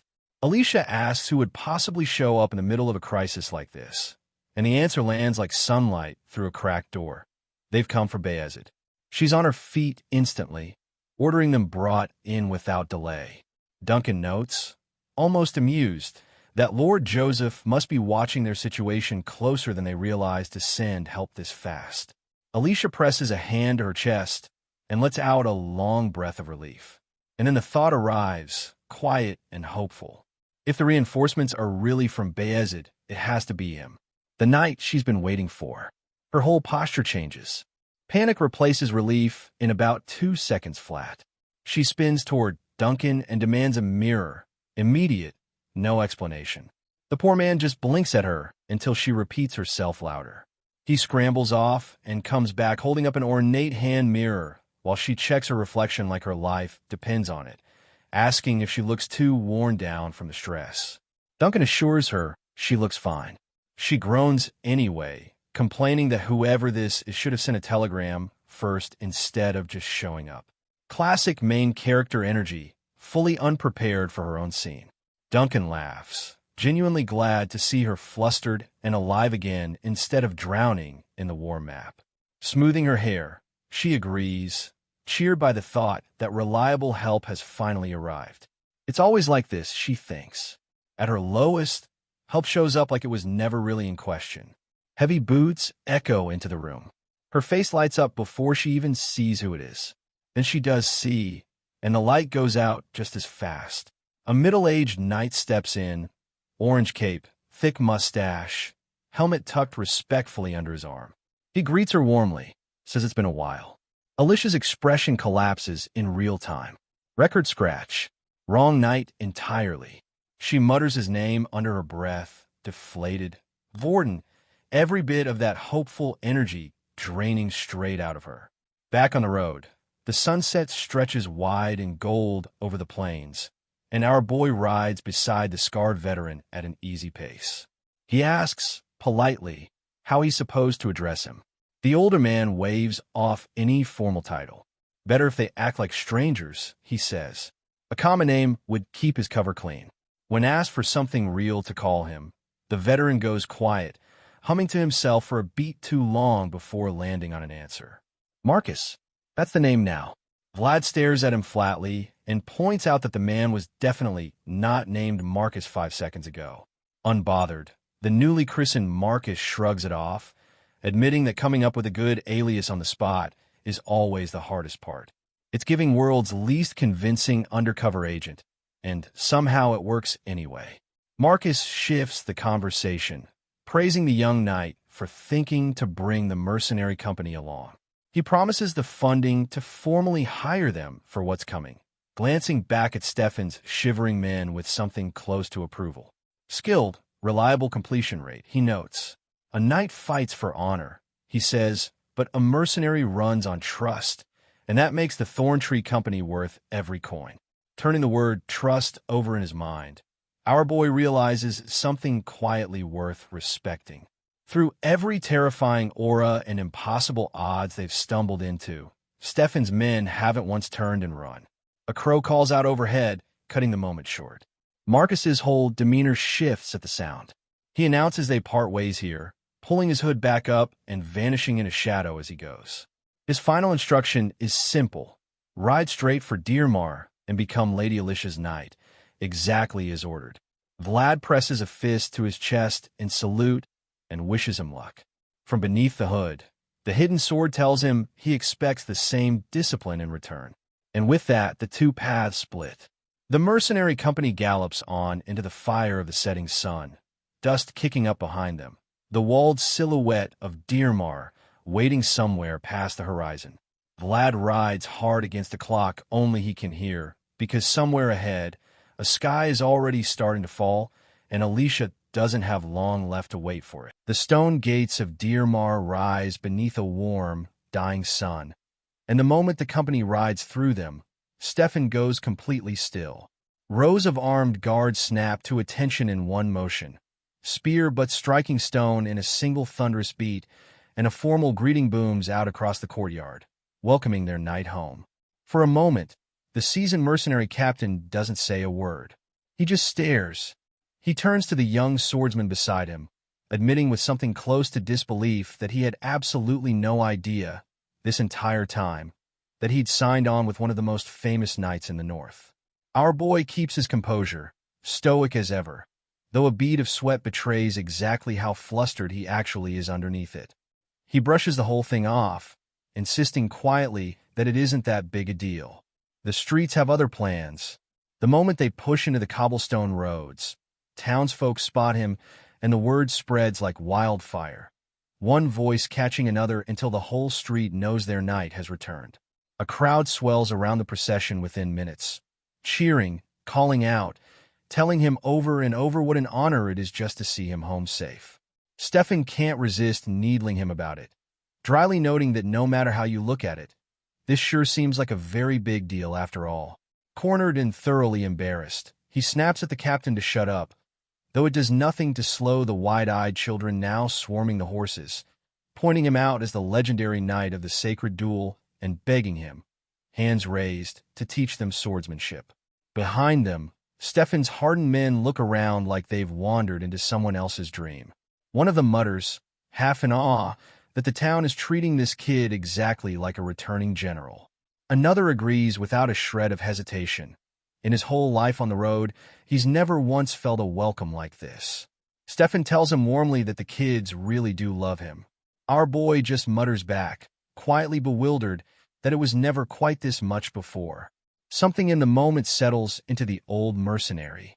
He spent years drifting from one battlefield to the next, seeing more cities and lords than most men see in 3 lifetimes. And he admits, almost to himself, that he's never once witnessed a welcome this genuinely warm. Maybe, he muses, watching the crowd, a place like this wouldn't be such a bad spot to finally put down a sword. He laughs outright at the absurdity of it. Stefan's already dreaming about retirement minutes after signing a dangerous new contract. Unbothered, the captain grins and says the city simply made an excellent first impression, and that from here on out, he's fully in his new employer's capable hands. The smile that answers him carries an edge Stefan doesn't catch right away.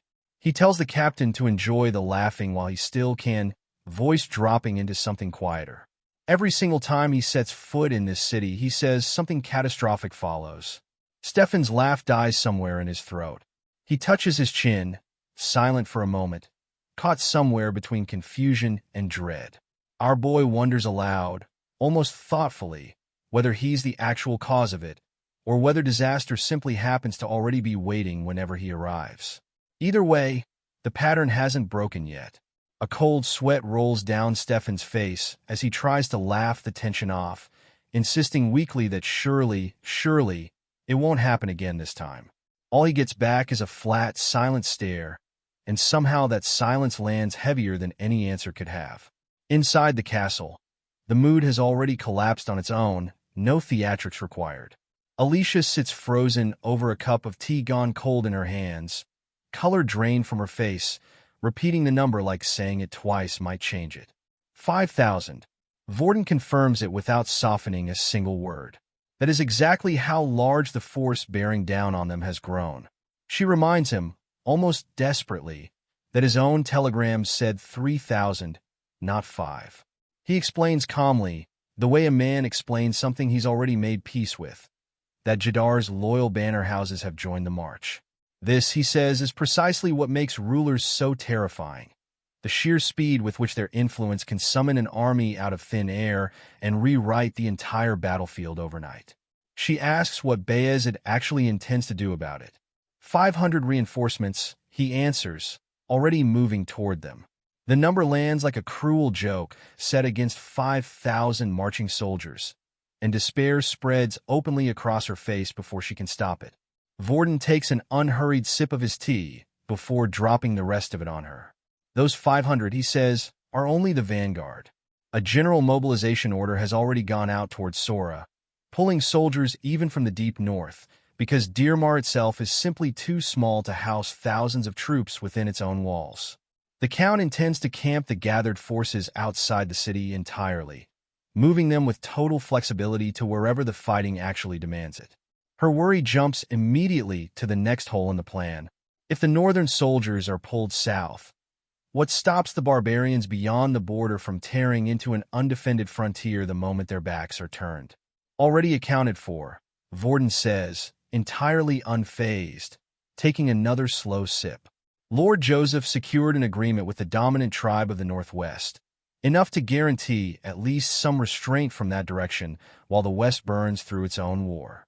For a moment, the weight of it seems to fill the whole room. A shadow of Joseph Vayezid seems to loom over the study itself, vast and calculating, though the man isn't even present. The Knight Commander standing quietly behind the Baroness hasn't spoken once through any of this, but his thoughts are loud enough on their own. This level of foresight is frightening. He finds himself wondering just how far into the future this man has already looked, as if every possible disaster on the board had been mapped and neutralized long before anyone else even noticed the danger existed. Vorden isn't finished laying out the plan. The Dragon Killer Knights, he adds, are also no longer something to fear. Vayezid has already spoken directly with the Iron Duke himself.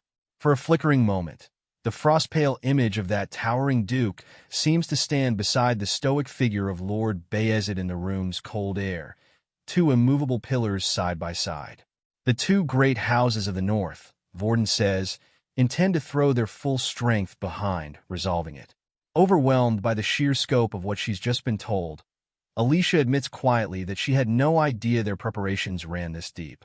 She asks, almost tentatively, if all 𝗬𝗎 really needs to do now is hold the line until then. Vorden confirms it with a knowing smile, adding that Lord Joseph has several other methods already quietly in motion behind the scenes. 3 sharp knocks cut through the tension. A subordinate's voice carries from behind the heavy doors, announcing that the Baroness's guest has finally arrived. Vorden brightens at once, certain the vanguard has reached the city right on schedule, and urges the young Baroness to trust fully in Vayezid's word. With a proud flourish of his hand, he begins to announce that the commander personally leading these 500 reinforcements is a member of the main family itself, starting to speak the name Joseph Vayezid with obvious pride. The name trails off into a confused hum before he finishes it. The doors swing open, and gold light spills into the dim study, catching the edge of an armored figure standing in the threshold. Alicia's eyes lock onto him instantly. It's him, bathed in the last of the sunset, standing there like he simply appeared out of the light itself, is the Knight of the Sacred Duel. He presses a gauntlet hand over his heart in a slow, respectful salute and greets her softly, admitting it's been a long time. For a moment, Alicia says nothing at all, breathless, caught somewhere between shock and pure relief, staring at the one person who always seems to arrive exactly when she needs him most. She recovers quickly, though, a warm and genuine smile breaking across her face as she teases him for being a little late. Lifting the hem of her dress, she offers Vlad a proper, heartfelt welcome home to 𝗬𝗎. The warmth of that room does not survive the scene that follows. Night has fallen hard over the northern plains, wind howling through tall grass surrounding an isolated manor that once held nothing but quiet. That quiet has been butchered along with everything else inside it. A family portrait still hangs on the wall, its frame untouched, its canvas ruined by a fresh, violent splash of blood. The halls beyond it have been turned into a slaughterhouse, bodies of the estate's own defenders scattered across the floor exactly where they fell. Standing in the middle of the carnage, gripping a massive greatsword slick with blood, is the man responsible for all of it. He is known across the West simply as its conqueror. His name is Ishvan Jadar, Count of the West, and the title feels earned the moment the room goes silent around him. His armored footsteps echo through the desolate manor as he steps over the dead without slowing, flanked by silent, cloaked enforcers, moving toward a dimly lit study at the far end of the hall. Inside, an elderly noble sits trapped in a chair before a crackling fire, his face pale with dread, his body held rigid by something worse than fear. Jadar's shadow swallows the old man whole. His eyes catch the firelight and glow a sinister crimson, the kind of dread you'd expect from something closer to Sauron than a man standing in front of you. And he demands, flatly, to know where his target is gone. The old man closes his eyes and says nothing at all. Jadar's expression hardens into something colder. He tells the elder plainly that he already arrived here, knowing everything, and that continued silence will only make the coming interrogation more exhausting for both of them. Still nothing. A severed head hits the floor. His son's. Fresh blood drips from the greatsword and pools slowly around it on the study floor. Jadar lets out a low, satisfied chuckle, noting with real amusement that the boy said those exact same words right before he died too. Then the smile sharpens into something crueler, wider, his crimson eyes practically glowing with it. He asks if the old man truly intends to hold his tongue until every last member of his bloodline is gone, pointing out there's no reasonable loyalty left to give a house already this thoroughly ruined. The old man doesn't cower. He covers his face with both hands and laughs instead, bitter and utterly exhausted, admitting he must have lived far too long if fate is forcing him to watch a savage like this strut through the halls of his own home. He looks Jadar dead in the eye and tells him plainly that his manners remain vulgar no matter how much noble finery he drapes himself in. No threat out of that mouth carries any real weight, he adds. That's simply the price a usurper has always paid. Jadar says nothing, watching him in cold, deadly silence, letting him keep talking. The old man isn't finished. The West has always survived by taking from each other, he says, his gaze drifting back toward the fire. That alone would almost be forgivable, a sin as old as the land itself. But choosing to become a dragon's dog is something else entirely, something lower. Who, he asks, would ever trust the word of a faction that wags its tail for an old, dying beast? Jadar's jaw tightens, fury barely held in check, firelight carving something almost demonic across the hard lines of his face as he steps in closer. He offers one final deal. Reveal where the Ravnoma child escaped to, he says, and he'll grant a quick, painless death instead of whatever comes next. The old man doesn't so much as blink. He points out, almost gently, that Jadar already knows the child can't accomplish a single thing alone anyway. That one line lands somewhere it was never supposed to. Jadar's crimson eyes widen. His own crow from the north never mentioned that detail, not once. A cold, creeping dread grips him where fury just stood a moment ago. If the old man already knows something his own informants never passed along, then the North may have already made its move, quietly, somewhere far outside his sight.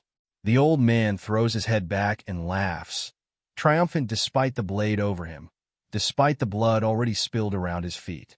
Their house, he declares, will be remembered for all eternity, even falling as it does to a usurper's betrayal. They honored the pact until the very end. They chose to save the dragon's fragment before their own bloodline, for the sake of something greater than mere survival. The true ruler of the West, he says, was always Ravnoma, and always will be. He doesn't get to finish the sentence. Jadar's aura-wrapped blade comes down in a single stroke. Blood sprays across the study in a brutal, blinding arc. He stands over the body afterward in a silence that feels heavier than the fire crackling beside it, and mutters, almost to himself, that he already knew that particular truth well enough. The manor burns behind him minutes later, flames climbing high into the night sky, casting a hellish orange glow across the dark plains. The old insults circle through his mind anyway, unbothered by the fire. Usurper. Empty shell without a pact. Words that have followed men like him across the West for as long as anyone can remember. Words he's heard whispered behind his back in every court he's ever stood in. He doesn't flinch from any of it. Standing calmly before the towering flames, he simply scoffs, dismissing the deep-seated hatred with a defiant, private sneer. If they're mocked for lacking honor, he decides, then they'll simply take it by force. If they're dismissed for having no history worth remembering, then they'll steal that too, with their own two hands if they have to. He drives his great sword deep into the scorched earth, the crash of it echoing out across the burning night, and declares, to no one in particular, that this is the true law of the West. His crimson eyes burn with something closer to hunger than anger now, lit orange by the inferno behind him. This destruction, he vows quietly, will become his legend. To build an empire out of nothing, he simply has to take everything standing in his way, even the sword that was never his to begin with. A carriage rattles steadily across a sunlit plain, closing in on a towering walled city. Riding beside it, the one-eyed knight Jaeger notes with real relief that the grueling pace was worth it, promising his lord a comfortable night behind those castle walls. Inside, Lord Joseph gazes out at the approaching fortress, quietly reflecting that it's been a long time since he last stood here. As they near the gates, his eyes widen. A grand banner flutters above the walls, and he remarks that he knew the young swordsman had been assigned as Lady Alicia's knight, but he hadn't expected the boy to actually beat them here. Jaeger studies the flag, multiple crests stitched across it, and observes that our boy has clearly gained even more prestige since they last crossed paths. A faint, intrigued smile crosses Joseph's face. He's genuinely curious to see how well his chosen sword has sharpened in their time apart. That curiosity gets tested fast. In a quiet, tense parlor, Joseph sits comfortably while Vlad stands stiff beside Jaeger and asks, almost casual, if it's really been half a year since they last spoke. Vlad confirms it. Joseph sets his teacup down with a soft clink, sighs, and admits there's plenty to catch up on. But one thing comes first. Why, he asks, weary, does it seem like every single time this boy comes to this city, disaster follows him in the door? With a war looming and every ounce of effort needed for political alliances, Joseph points out flatly that Vlad has somehow managed to shatter a priceless family heirloom belonging to House Vayezid. Head bowed in genuine shame, Vlad can only mutter an apology with nothing behind it but embarrassment. Rubbing his temples, Joseph turns to Jaeger, half serious, asking if any of this makes sense to him at all. Sweating, the veteran bows and takes the blame himself, apologizing for failing to properly raise the boy, though privately he's just marveling at how Vlad hasn't changed one bit despite a journey clear to the edges of the world. As Joseph keeps agonizing over how he's supposed to console a devastated Lady Alicia, Vlad keeps his head down, repeating that he genuinely has no excuse. Jaeger finally loses his patience entirely, barking at the reckless brat and swinging a sharp kick at his legs. Pure instinct kicks in. Vlad lifts his leg and dodges it clean without even thinking. Blinking, sweating, he catches the dead, exasperated stare Joseph's giving him and the equally unimpressed look from Jaeger. Awkwardly, he asks if he was actually supposed to just take the hit. "What do you think?" Jaeger asks dryly, then declares they'll try it again. He smacks the top of Vlad's head, then grinds his knuckles straight into his hair, scolding him for ruining the mood entirely. It's a full sitcom dad moment, the kind of gruff affection that only makes sense once you've known someone for years. Finally letting him go with a heavy sigh, Jaeger softens just slightly as Vlad, rubbing his throbbing scalp, smiles and quietly announces he's back. Back home, in the dim solitude of her bedroom, Lady Alicia sits curled on her bed, crying quietly into her arms. Even knowing she'd chosen to entrust the heirloom to him herself, she still can't quite process that it's actually gone, the one thing her late father left specifically for her. Wiping her tears, she forces herself upright, reminding herself the artifact was always meant to be used when the moment came, and everyone made it home safe because of it. That has to count for something. Her eyes land on a sealed envelope resting on the nightstand. The loss, she realizes, wasn't entirely for nothing. Picking up the parchment, its wax seal glowing faintly green, she breathes out a single word. Ashrina. This one document, she realizes, might carry more weight than the heirloom ever did. Elves famously never open their hearts to humans, and holding a personal letter from one of their kind is almost unheard of. If this connection deepens, House Vayezid's influence could expand further than she's ever imagined. She breaks the seal. Green light erupts from the parchment instantly, swirling beautifully around the room. Startled, she asks what's happening as the magic washes over her, eyes wide with wonder. It feels, she murmurs, exactly like stepping straight into a cool, refreshing forest. Confused by the breeze, she glances toward the window, only to realize it's shut tight. Then she catches something familiar lingering in that magical wind, and her surprise melts into a fond, amused pout. Puffing her cheeks, she mutters that he's coming and going now like this place is his own home. As the sparkling energy swirls on, the scene shifts entirely into a breathtaking spiritual realm. Bathed in soft light, Vlad is greeted warmly by the massive white serpent spirit, patting its huge snout as it nuzzles affectionately against his hand. It's been a while, he tells it. He lifts his new blade to show it off, explaining the elves forged it for him. A burst of sparkling light erupts from the weapon without warning, and a swarm of tiny, colorful, glowing animal spirits pops free, fluttering happily around him. Amused, he greets them, realizing now exactly why he hasn't seen them since the fight. They've been living inside the sword this entire time. The reunion gets briefly tense when the massive serpent leans in, turning its glowing blue eye on the tiny spirits, sending them trembling in sheer terror. Then it breaks into a wide, goofy, utterly adorable grin, and the fear dissolves into pure warmth all around. Back in her room, Alicia peers through the glass, confusion peaking as she spots something impossible on a distant hill. Glowing fireflies dancing through the dark, and beneath a sprawling tree, bathed in ethereal light, stands Vlad, surrounded by the swarm of colorful little spirits and the massive glowing serpent. Watching him, a soft, fond smile spreads across her face. Her frustration over the broken heirloom quietly melts away into the night, and resting her chin on her hand, she decides, just this once, to fully let him off the hook. Morning arrives busy across the Vayezid encampment inside 𝗬𝗪 territory.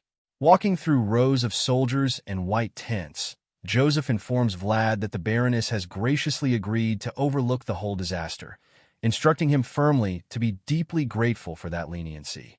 Vlad acknowledges it properly. Without missing a beat, Joseph shifts topics entirely. From this day forward, Vlad will no longer serve directly under him.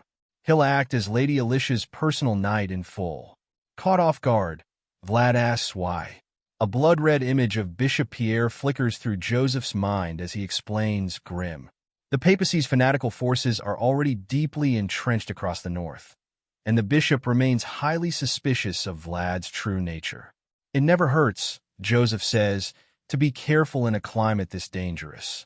How long does this cover need to hold? Vlad asks quietly. Joseph, noticing the reluctance in his voice, asks what's actually behind it. Vlad clarifies it isn't disdain for the role. It's simple preference. He's grown attached to his own title, Vlad of Schoarra, the lands where his roots genuinely lie.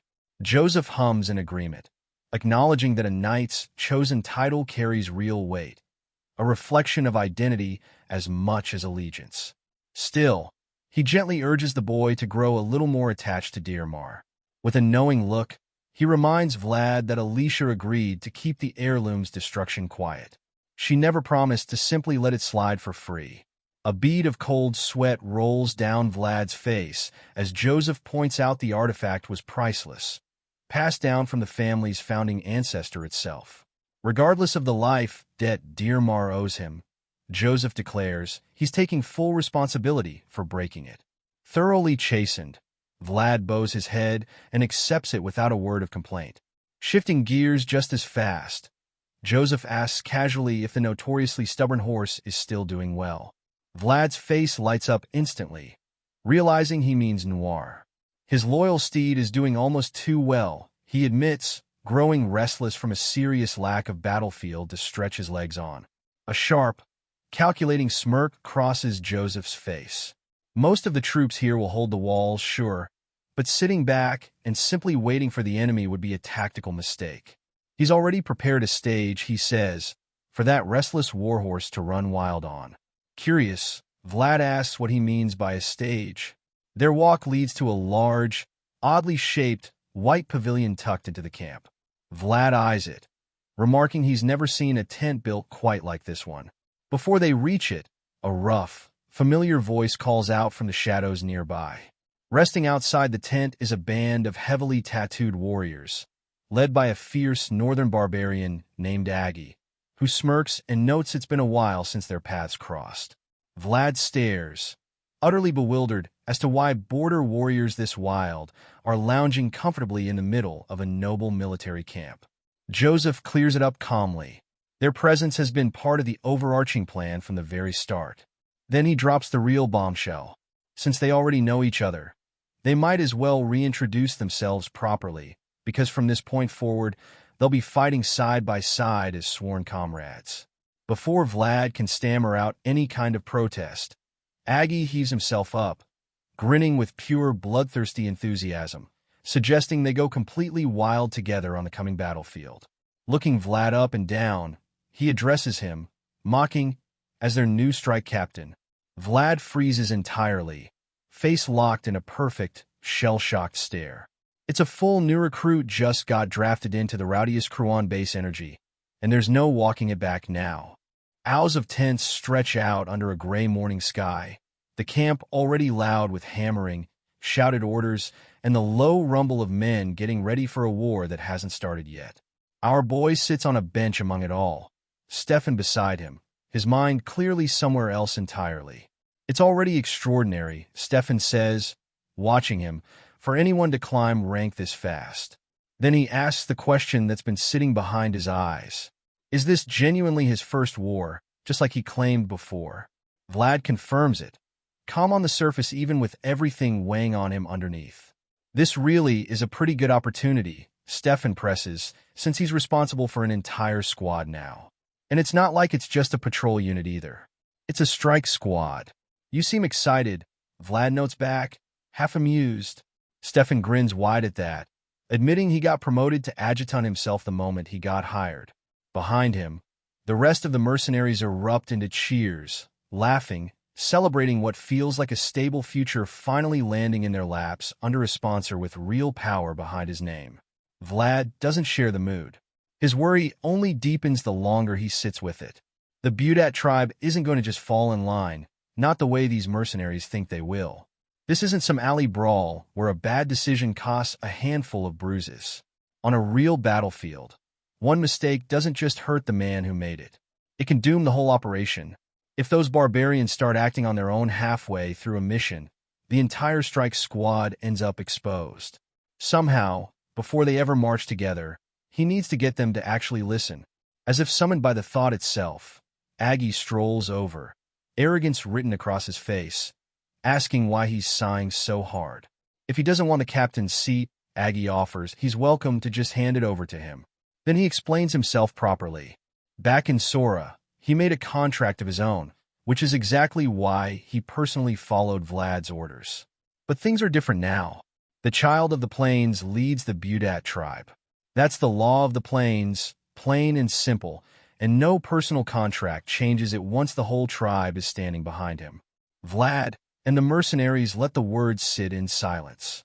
Then Stefan speaks up, addressing him properly as the child of the plains, and lays it out just as firmly. The Thornwood mercenaries only take orders from their employer, and that employer is Sir Vlad. Their loyalty was already bought, and no amount of tribal custom is changing that now. Aggie just shrugs, unbothered, and lays out what he considers the only rule that actually applies anywhere, plains or castle walls alike. Follow the strength. The one who wins takes everything. Something shifts behind Vlad's eyes. A memory long buried surfaces all at once, and his eyes widen before a slow, low laugh slips out of him. "Aw man," he mutters, rising off the bench. He really needs to set himself straight. Somewhere along the way, chasing a knight's honor, he'd completely lost his original mindset. And here the answer was the whole time.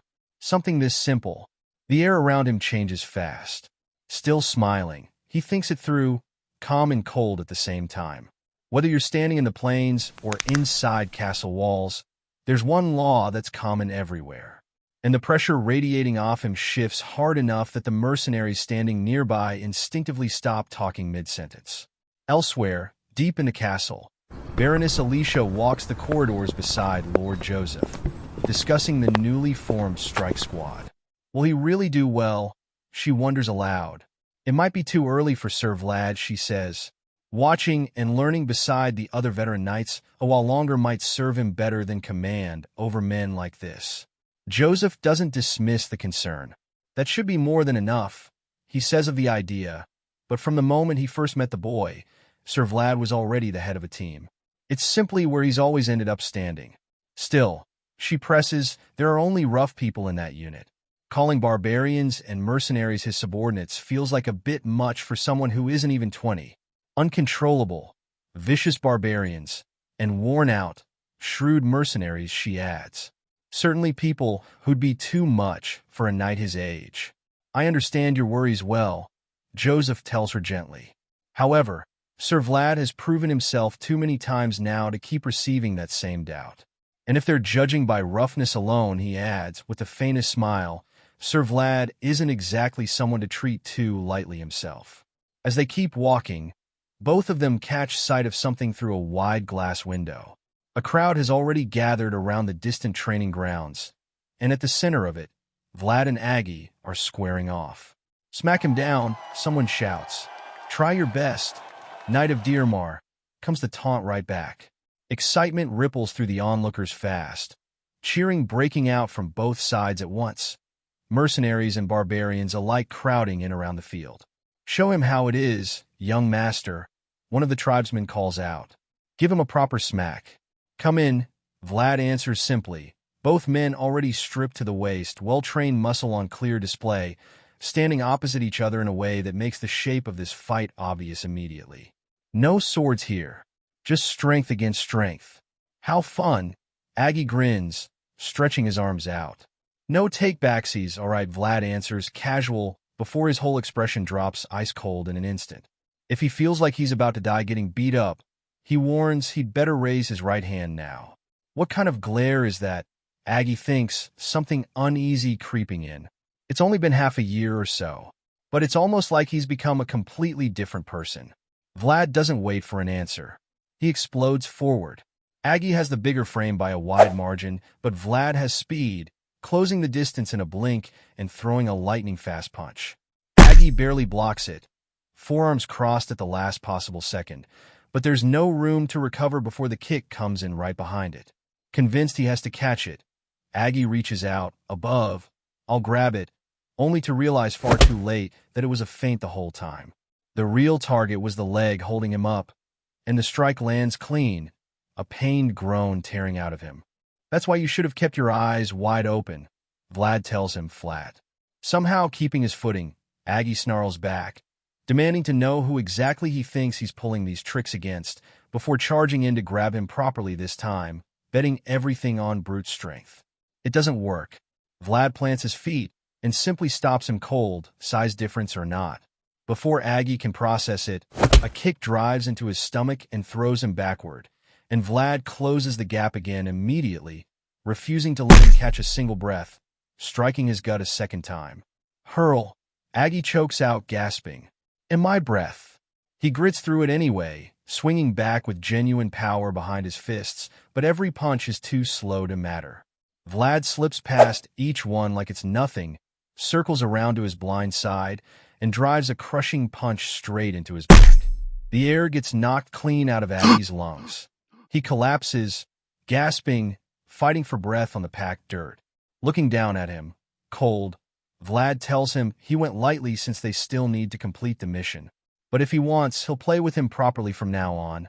Whatever arrogance was left in Aggie evaporates instantly, replaced by real fear. He'd forgotten. This guy is the Dragon Slayer who murdered the Lindworm. Not a nickname stretched thin for effect. A man who actually cut down something no ordinary warrior could touch. I've lost, he admits, quiet. Lost? Vlad asks. Silence stretches a beat before Aggie answers again, steadier this time. I've lost, sir. Don't bark in front of me anymore, Vlad tells him, turning away. From now on, he leads the 𝗦𝘗 tribe warriors. The crowd erupts, mercenaries chanting his name over and over, Vlad, Vlad, while the barbarians stay quiet. Nobody objects. Their young master lost fair and square, under the exact rule he proposed himself. W8, Aggie calls out, scrambling up as Vlad starts to walk off. What now? Vlad asks, turning back. You want to do it with swords this time? And not that. Aggie says fast, hands up. Captain can be the captain, sure. Sure, but what? Vlad presses. Not the adjutant as well. Aggie blurts, turning sharply towards Stefan. The whole crowd goes still. Stefan, mid-celebration only seconds earlier, freezes as everyone realizes he's just become the next target. Since he's lost, Aggie reasons he'll follow Vlad's word on who leads.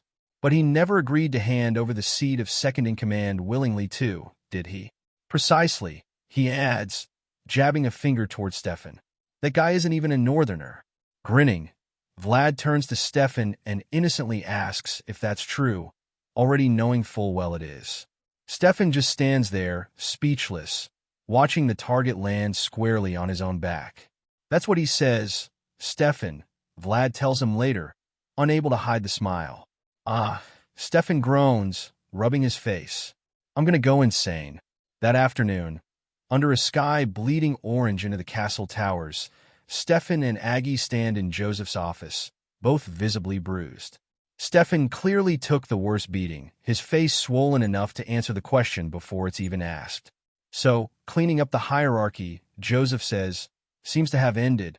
Turning to Stefan, he explains he's confirmed every mission result the Thornwood mercenaries have on record. Good enough, he says, that they'd have believed they were on their way to becoming an even bigger company, had they only met a proper sponsor sooner. Even if he had to fall back from being the adjutant, Joseph continues, his experience should still be a great help. Assist Sir Vlad and prove himself through it. And if he possesses the qualifications, House Vayezid will become his sponsor. I will do my absolute best to assist him, Stefan says, brightening instantly, any lingering resentment gone completely. Vlad looks just as relieved, glad the whole authority dispute wrapped up without leaving anything bitter behind it. Joseph turns to Aggie next. Since the strike squad has to act in secret, he says it can't grow in size. Gather 9 of the most elite warriors among his tribe. Got it, Aggie answers, casual, before catching Vlad's glare cutting straight through him. Teeth practically grinding. He straightens up fast. Sir, he corrects properly this time. Sir Vlad, Joseph says, turning to him directly, keep your actions secret, but make sure the existence of the strike squad itself is meticulously known. Leaving survivors to spread rumors must be one of the ways to manage that. When the rumors spread, the chase from the Western lords will only grow fiercer. In dangerous moments, prioritize escaping and surviving above everything else. No matter how far it goes, the goal of the strike squad is disrupting the enemy's rear. Nothing more. Yes, I will be sure of it, Vlad answers without hesitation. Good, Joseph says.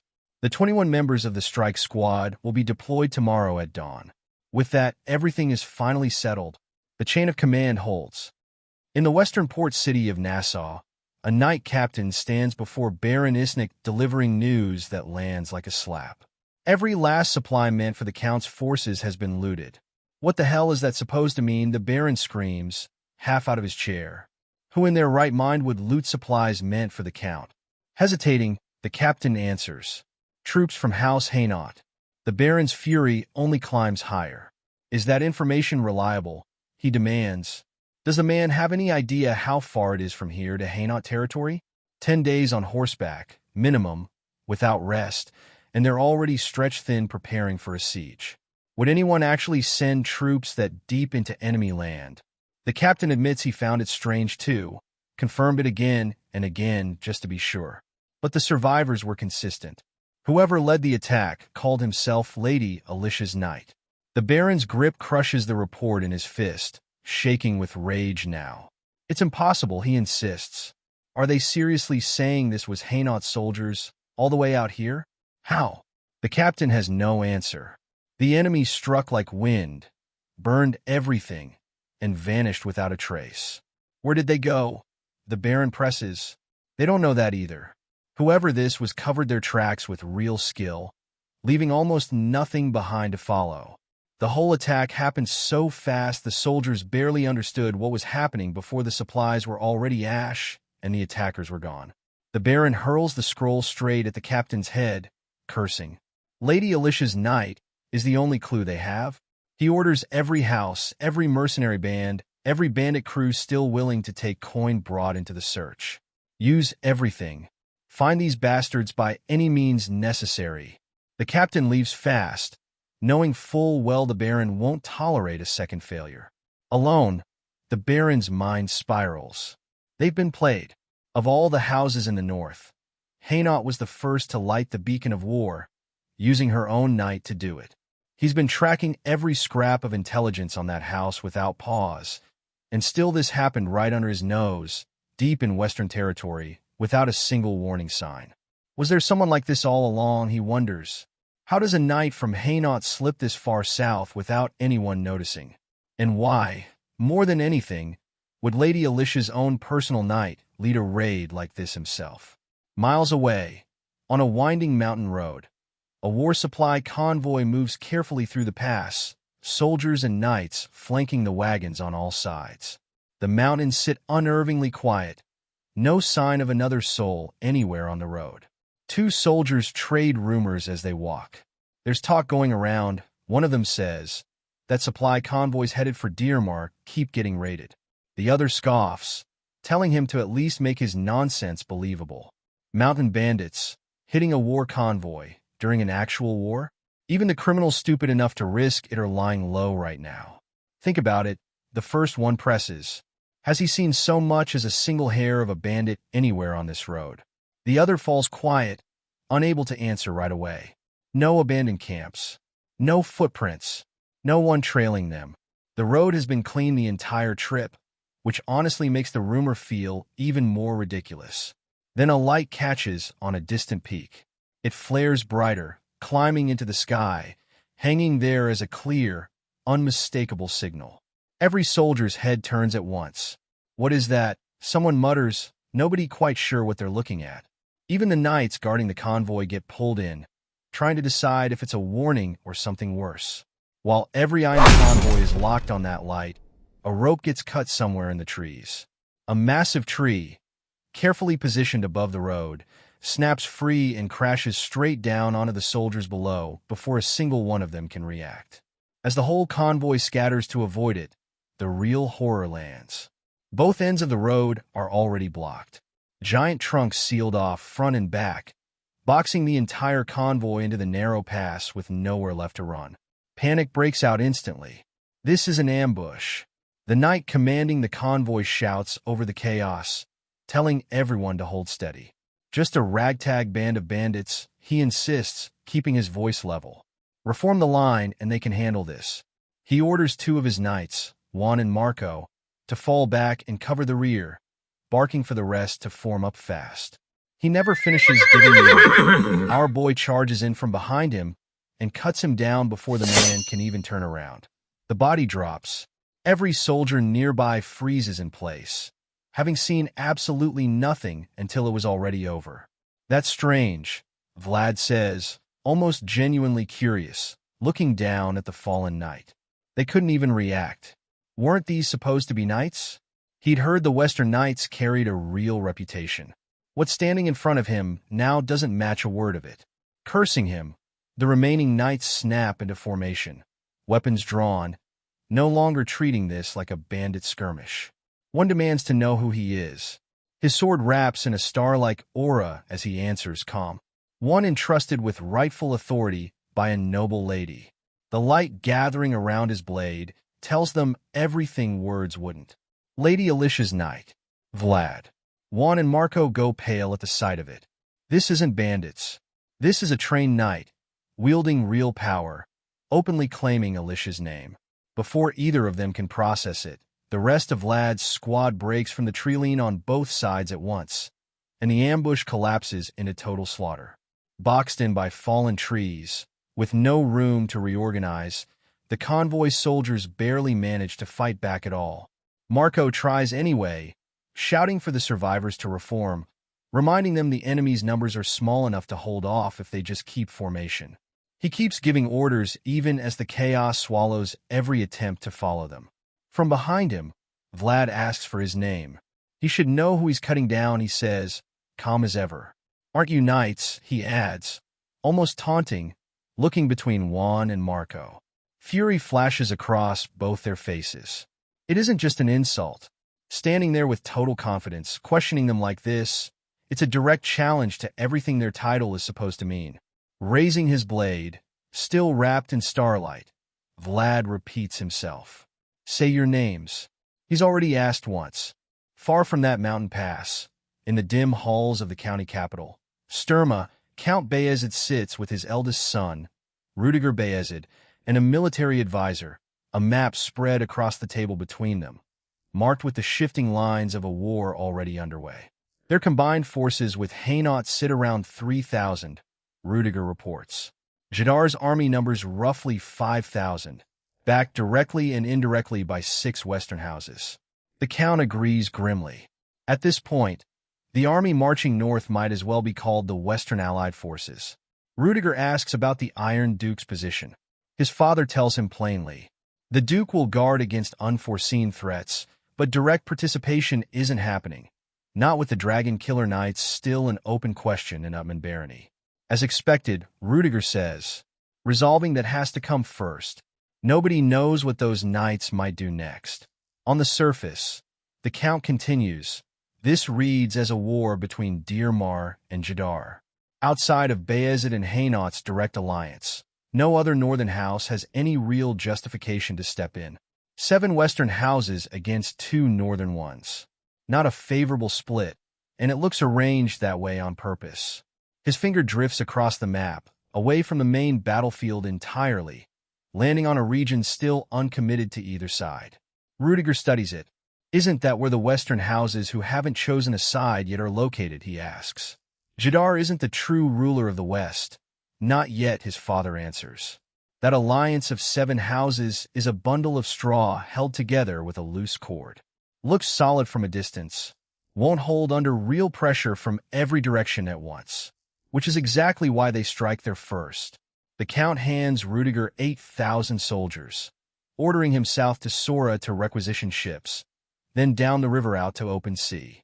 His target is Nassau, the largest port city in the barony of Isnik. Take it if he can, burn it to nothing if he can't. Rudiger receives the order with proper weight behind it. Nassau's value is obvious. A western foothold along the coast if they hold it, a crippled enemy port if they don't. Then he adds something else. This war might finally win the north an ice-free port. The Count agrees, though he refuses to get distracted by it. That old, generations-long wish for a port their own frozen waters could never offer. Something worth having, sure, but not the point right now. His expression stays cold as his eyes settle back on the western territories. This war belongs to the north to finish, he says, since it was theirs from the start. There's no letting the west decide how it ends. Go, he tells his son, thoroughly educate the north's ruthlessness to that despicable usurper of the west. Smoke still curls off the wreckage of the convoy when our boy's face twitches with real irritation. He'd given one clear order before the fight started, leave at least one alive, and his men ignored it completely, killing every last soldier and wrecking everything around them besides. He stares at the carnage a moment longer, then lets the anger go. The mission succeeded anyway. No point dwelling on it now. He turns to Aggie instead. What about the supplies? Aggie reports they've gathered everything worth taking from the enemy, and all that's left now is putting the rest to the torch. Vlad asks again, wanting to be sure nothing got missed. Dramatic as ever, Aggie clutches his chest like he's been wounded, insisting looting and arson are practically the tribe's specialty. There isn't a task on Earth better suited to them than stripping a camp bare and burning whatever's left. Vlad ignores the theatrics entirely. Did he get the gold coins? This time he's specific, and the moment the question lands, Aggie and every barbarian standing near him goes visibly pale, eyes suddenly finding the ground far more interesting than their captain's face. Reading the silence perfectly, Vlad orders every single coin brought to him, tone leaving no room for negotiation. Aggie turns to his men, muttering just loud enough for Vlad to hear that no matter how you slice it, this man is no knight. Worse than a barbarian, if anything, genuinely offended at being checked this thoroughly after a job well done. Quiet the yapping and bring it over, Vlad tells him flatly. He'll divide it up properly later. Aggie pouts, clearly unhappy at losing the chance to quietly pocket a little extra for himself. Watching the whole exchange, Stefan laughs, telling Vlad he really is something else. In all his years, he's never once seen a knight shake down grassland bandits with this much seriousness, especially not after the fighting's already finished. Vlad just sighs, asking what's so strange about making sure his own men actually hand over what they've taken. A messenger crow cuts through the sky toward him before he can get an answer, slicing over the scattered wreckage of the raid. Aggie spots it first, remarking that their next job has arrived, already reading the meaning behind it. The bird settles on Vlad's hand without hesitation, and as he pulls the scroll free, he mutters, half to himself, how these things always manage to find him no matter where he goes. Crows like shiny things, Aggie offers in that strange, overconfident way of his. Vlad stares back blankly, clearly not following. Isn't blonde hair shiny? Aggie presses. Even he'd spot him easily if he were a bird. Vlad just remarks, dry, that they're truly graced by expert insight today, deciding it isn't worth arguing the point any further. Unrolling the scroll, the next order reveals itself plainly. Follow the crow. Rescue the last remaining Ravnoma. Not another raid this time. The recovery of the final surviving member of a bloodline everyone assumed had already been erased. Far west, inside Jadar's war camp, his knight Captain Gon delivers a report that lands heavier with every line. All of it, every supply raid, was the work of a single man. 7 convoys hit across 4 houses, goods burned, troops wiped out entirely, and the West left with next to nothing recovered from any of it. All within 6 days. Count Jadar reads it and lets out a short, humorless laugh. According to this, he even managed 2 targets in one day. Then his tone sharpens. So this is the one who took his son's sword. Gon confirms it. Vlad of Sora, currently operating as Lady Alicia's knight, and the boy Jorge raised in the back alleys. The color drains from Jadar's face the moment that name lands. Whatever amusement was left disappears entirely, replaced by pure fury. He tightens his grip on the report until the paper crumples, snarling that he's paying dearly now for not killing Jorge that day. He should have cut down even the sprout that bastard raised while he had the chance. Godden has no excuse to offer, only silence and an apology that does nothing to soften the Count's anger. Jadar sinks into thought, the pieces falling into place. A strike force embedded in the heart of the West. Vayezid's been preparing for this, training them without mercy for exactly this moment. That bastard Joseph Vayezid is buying time. His anger only deepens as the full weight of it settles in. Losing this many convoys is a genuine wound, especially with the army already straining under wartime pressure. But dragging this out until winter, exactly what Vayezid wants, isn't an option. Every day of delay hands the North precisely what it needs while the West scrambles to patch the damage. Starting tomorrow, the entire army marches at full pace, he orders. No more room for delay. Godden accepts without hesitation. A soldier bursts into the tent before the order even finishes settling. Urgent report from the scouts. Jadar's patience is already threadbare, and irritation flashes across his face at yet another problem landing on his desk. What now, he asks. The bridges along the river have all been destroyed. Both Jadar and Godden go still at that, the damage reaching further into their advance than either expected. Rubbing his temple, Jadar curses the Vayezid strike team as persistent vermin, demanding to know when they even had time to pull this off. The math doesn't add up. There shouldn't have been enough time to move between all these locations. Then the realization hits. The strike force is supposed to be operating in their rear, isn't it? Gon confirms it flat. From the site of the last raid to here, riding day and night would take 5 days minimum. Cold and furious now, Jadar concludes there's more than one nest of vermin crawling through the West. If the strike team physically couldn't have reached the bridges themselves, someone else is already operating deep inside their own territory. Godden adds one more piece. A heavy downpour is coming too. Jadar's mind turns it over grimly. How convenient. Rising water, a stronger current. Repairing those bridges becomes impossible for who knows how long. He hates admitting it, but for the first time in this entire war, the advantage has clearly slipped to the North. And for the first time, the West is reacting to the enemy's moves instead of executing its own plan. Elsewhere, rain hammering down on a different enemy camp, our boy studies rows of slave traders with a hard, unreadable look. property, not prisoners, and something about that distinction sits wrong with him immediately. Beside him, the hidden sword of Vayezid, part of the same operation, explains flatly. The West never outlawed the slave trade. The last surviving member of Ravnoma is almost certainly hidden somewhere in this camp. Studying the grounds, Vlad points out whoever they're looking for is disguised well. Nothing about anyone here reads as noble blood. Of course not, the hidden sword answers. The last Ravnoma is posing as one of the slaves. That lands harder than expected. Rain-soaked children stand exposed to the storm, treated with total indifference by the people running the camp. They can endure it themselves, the hidden sword adds, cold.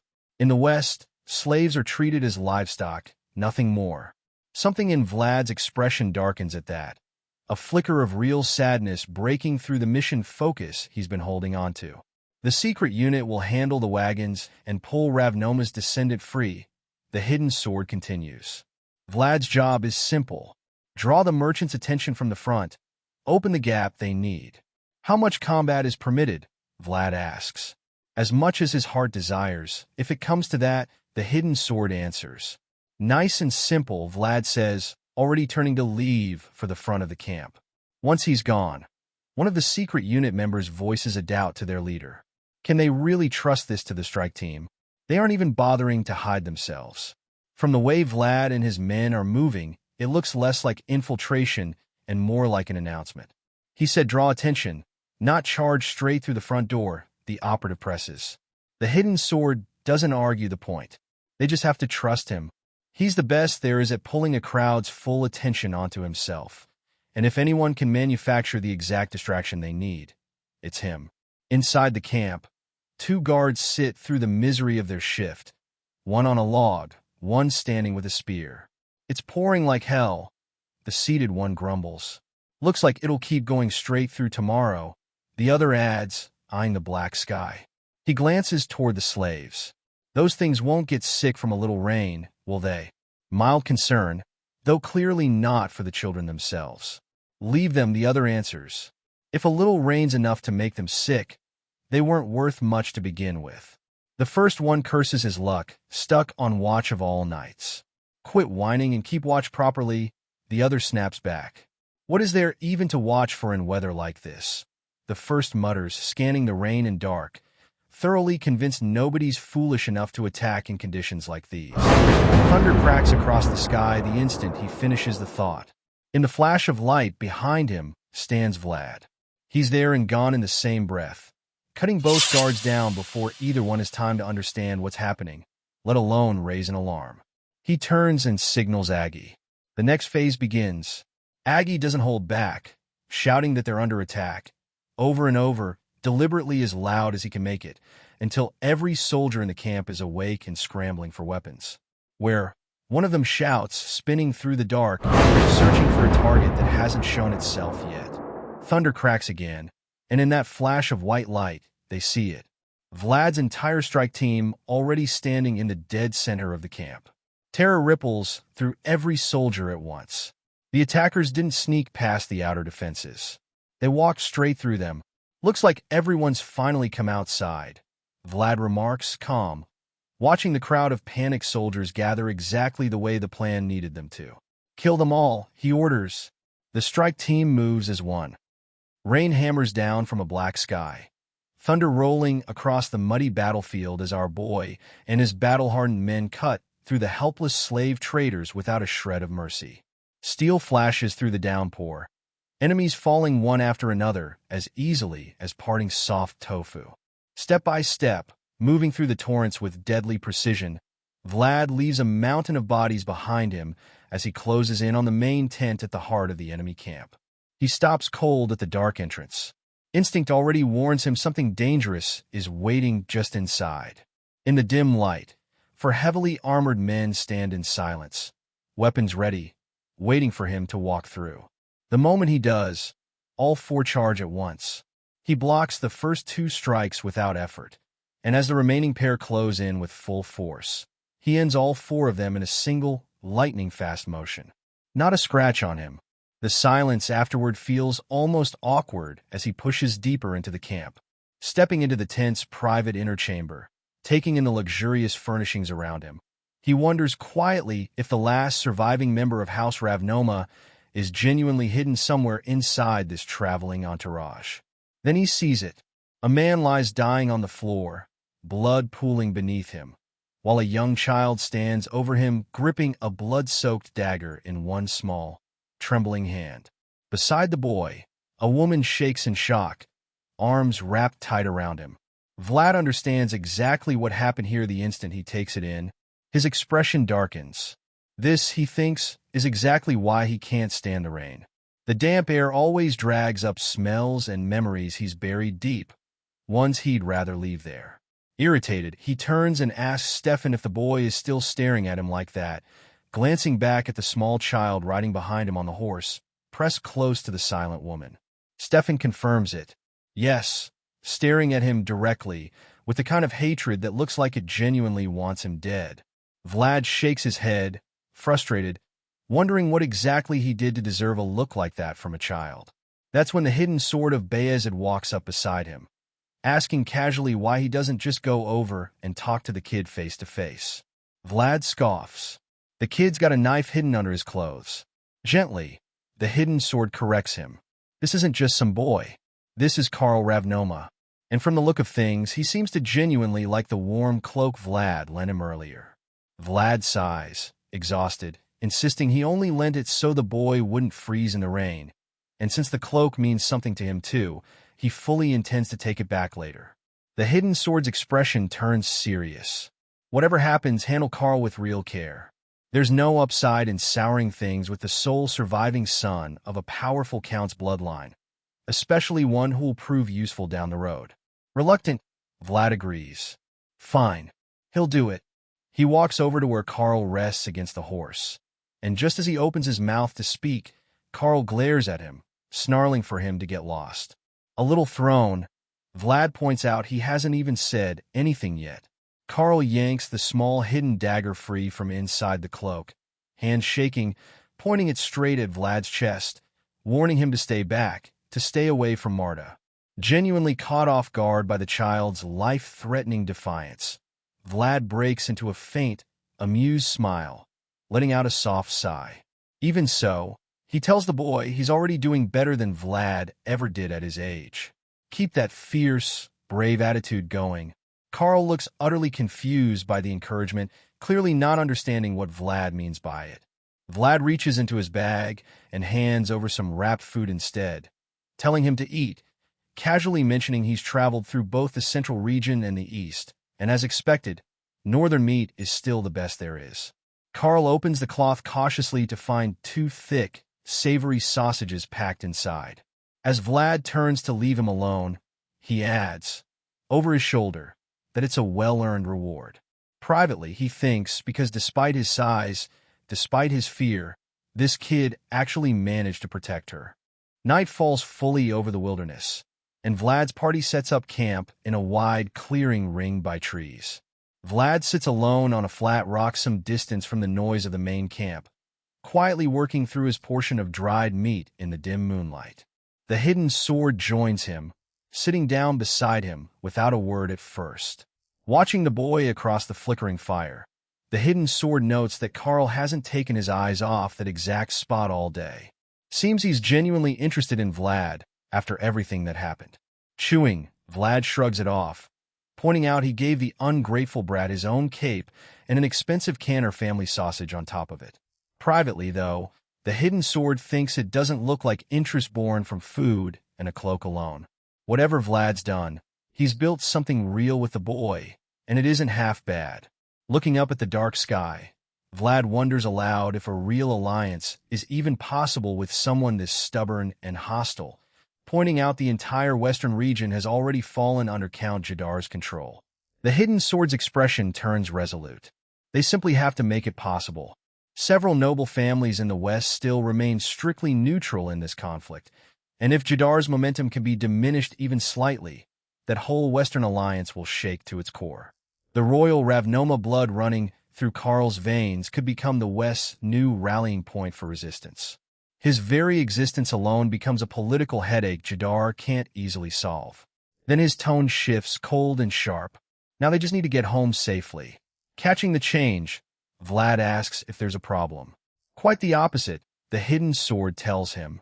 Everything's gone far too smoothly so far. Puzzled, Vlad asks why that's cause for concern rather than relief. Staring into the fire, the hidden sword explains. After enough years doing this kind of bloody, dangerous work, superstition becomes inevitable. When an operation opens this cleanly, the ending rarely stays that way. Right on cue, a tired scout rushes up, breathless, delivering urgent word from their scouts. The hidden sword unrolls the coded message, reads it, and lets out a quiet, sarcastic laugh. As expected, bad instincts are never wrong. He hands the scroll to Vlad, adding dry that being too good at one's job can become its own massive problem. It seems the entire West now holds a genuinely bitter grudge against him. Far from that quiet camp, inside Count Jadar's sprawling war tent, the Count turns from his strategic map, asking his knight Captain Gauden if the Western Lords are truly sealing off every escape route. Gauden confirms it, bowing, having just received written confirmation via magic telegram from the local feudal lords, adding that they're also lying in wait along the narrow mountain passes specifically to ambush the Northern Strike Force, still smarting from the humiliation and heavy losses it's already cost them. Jadar lets out a cold, satisfied laugh.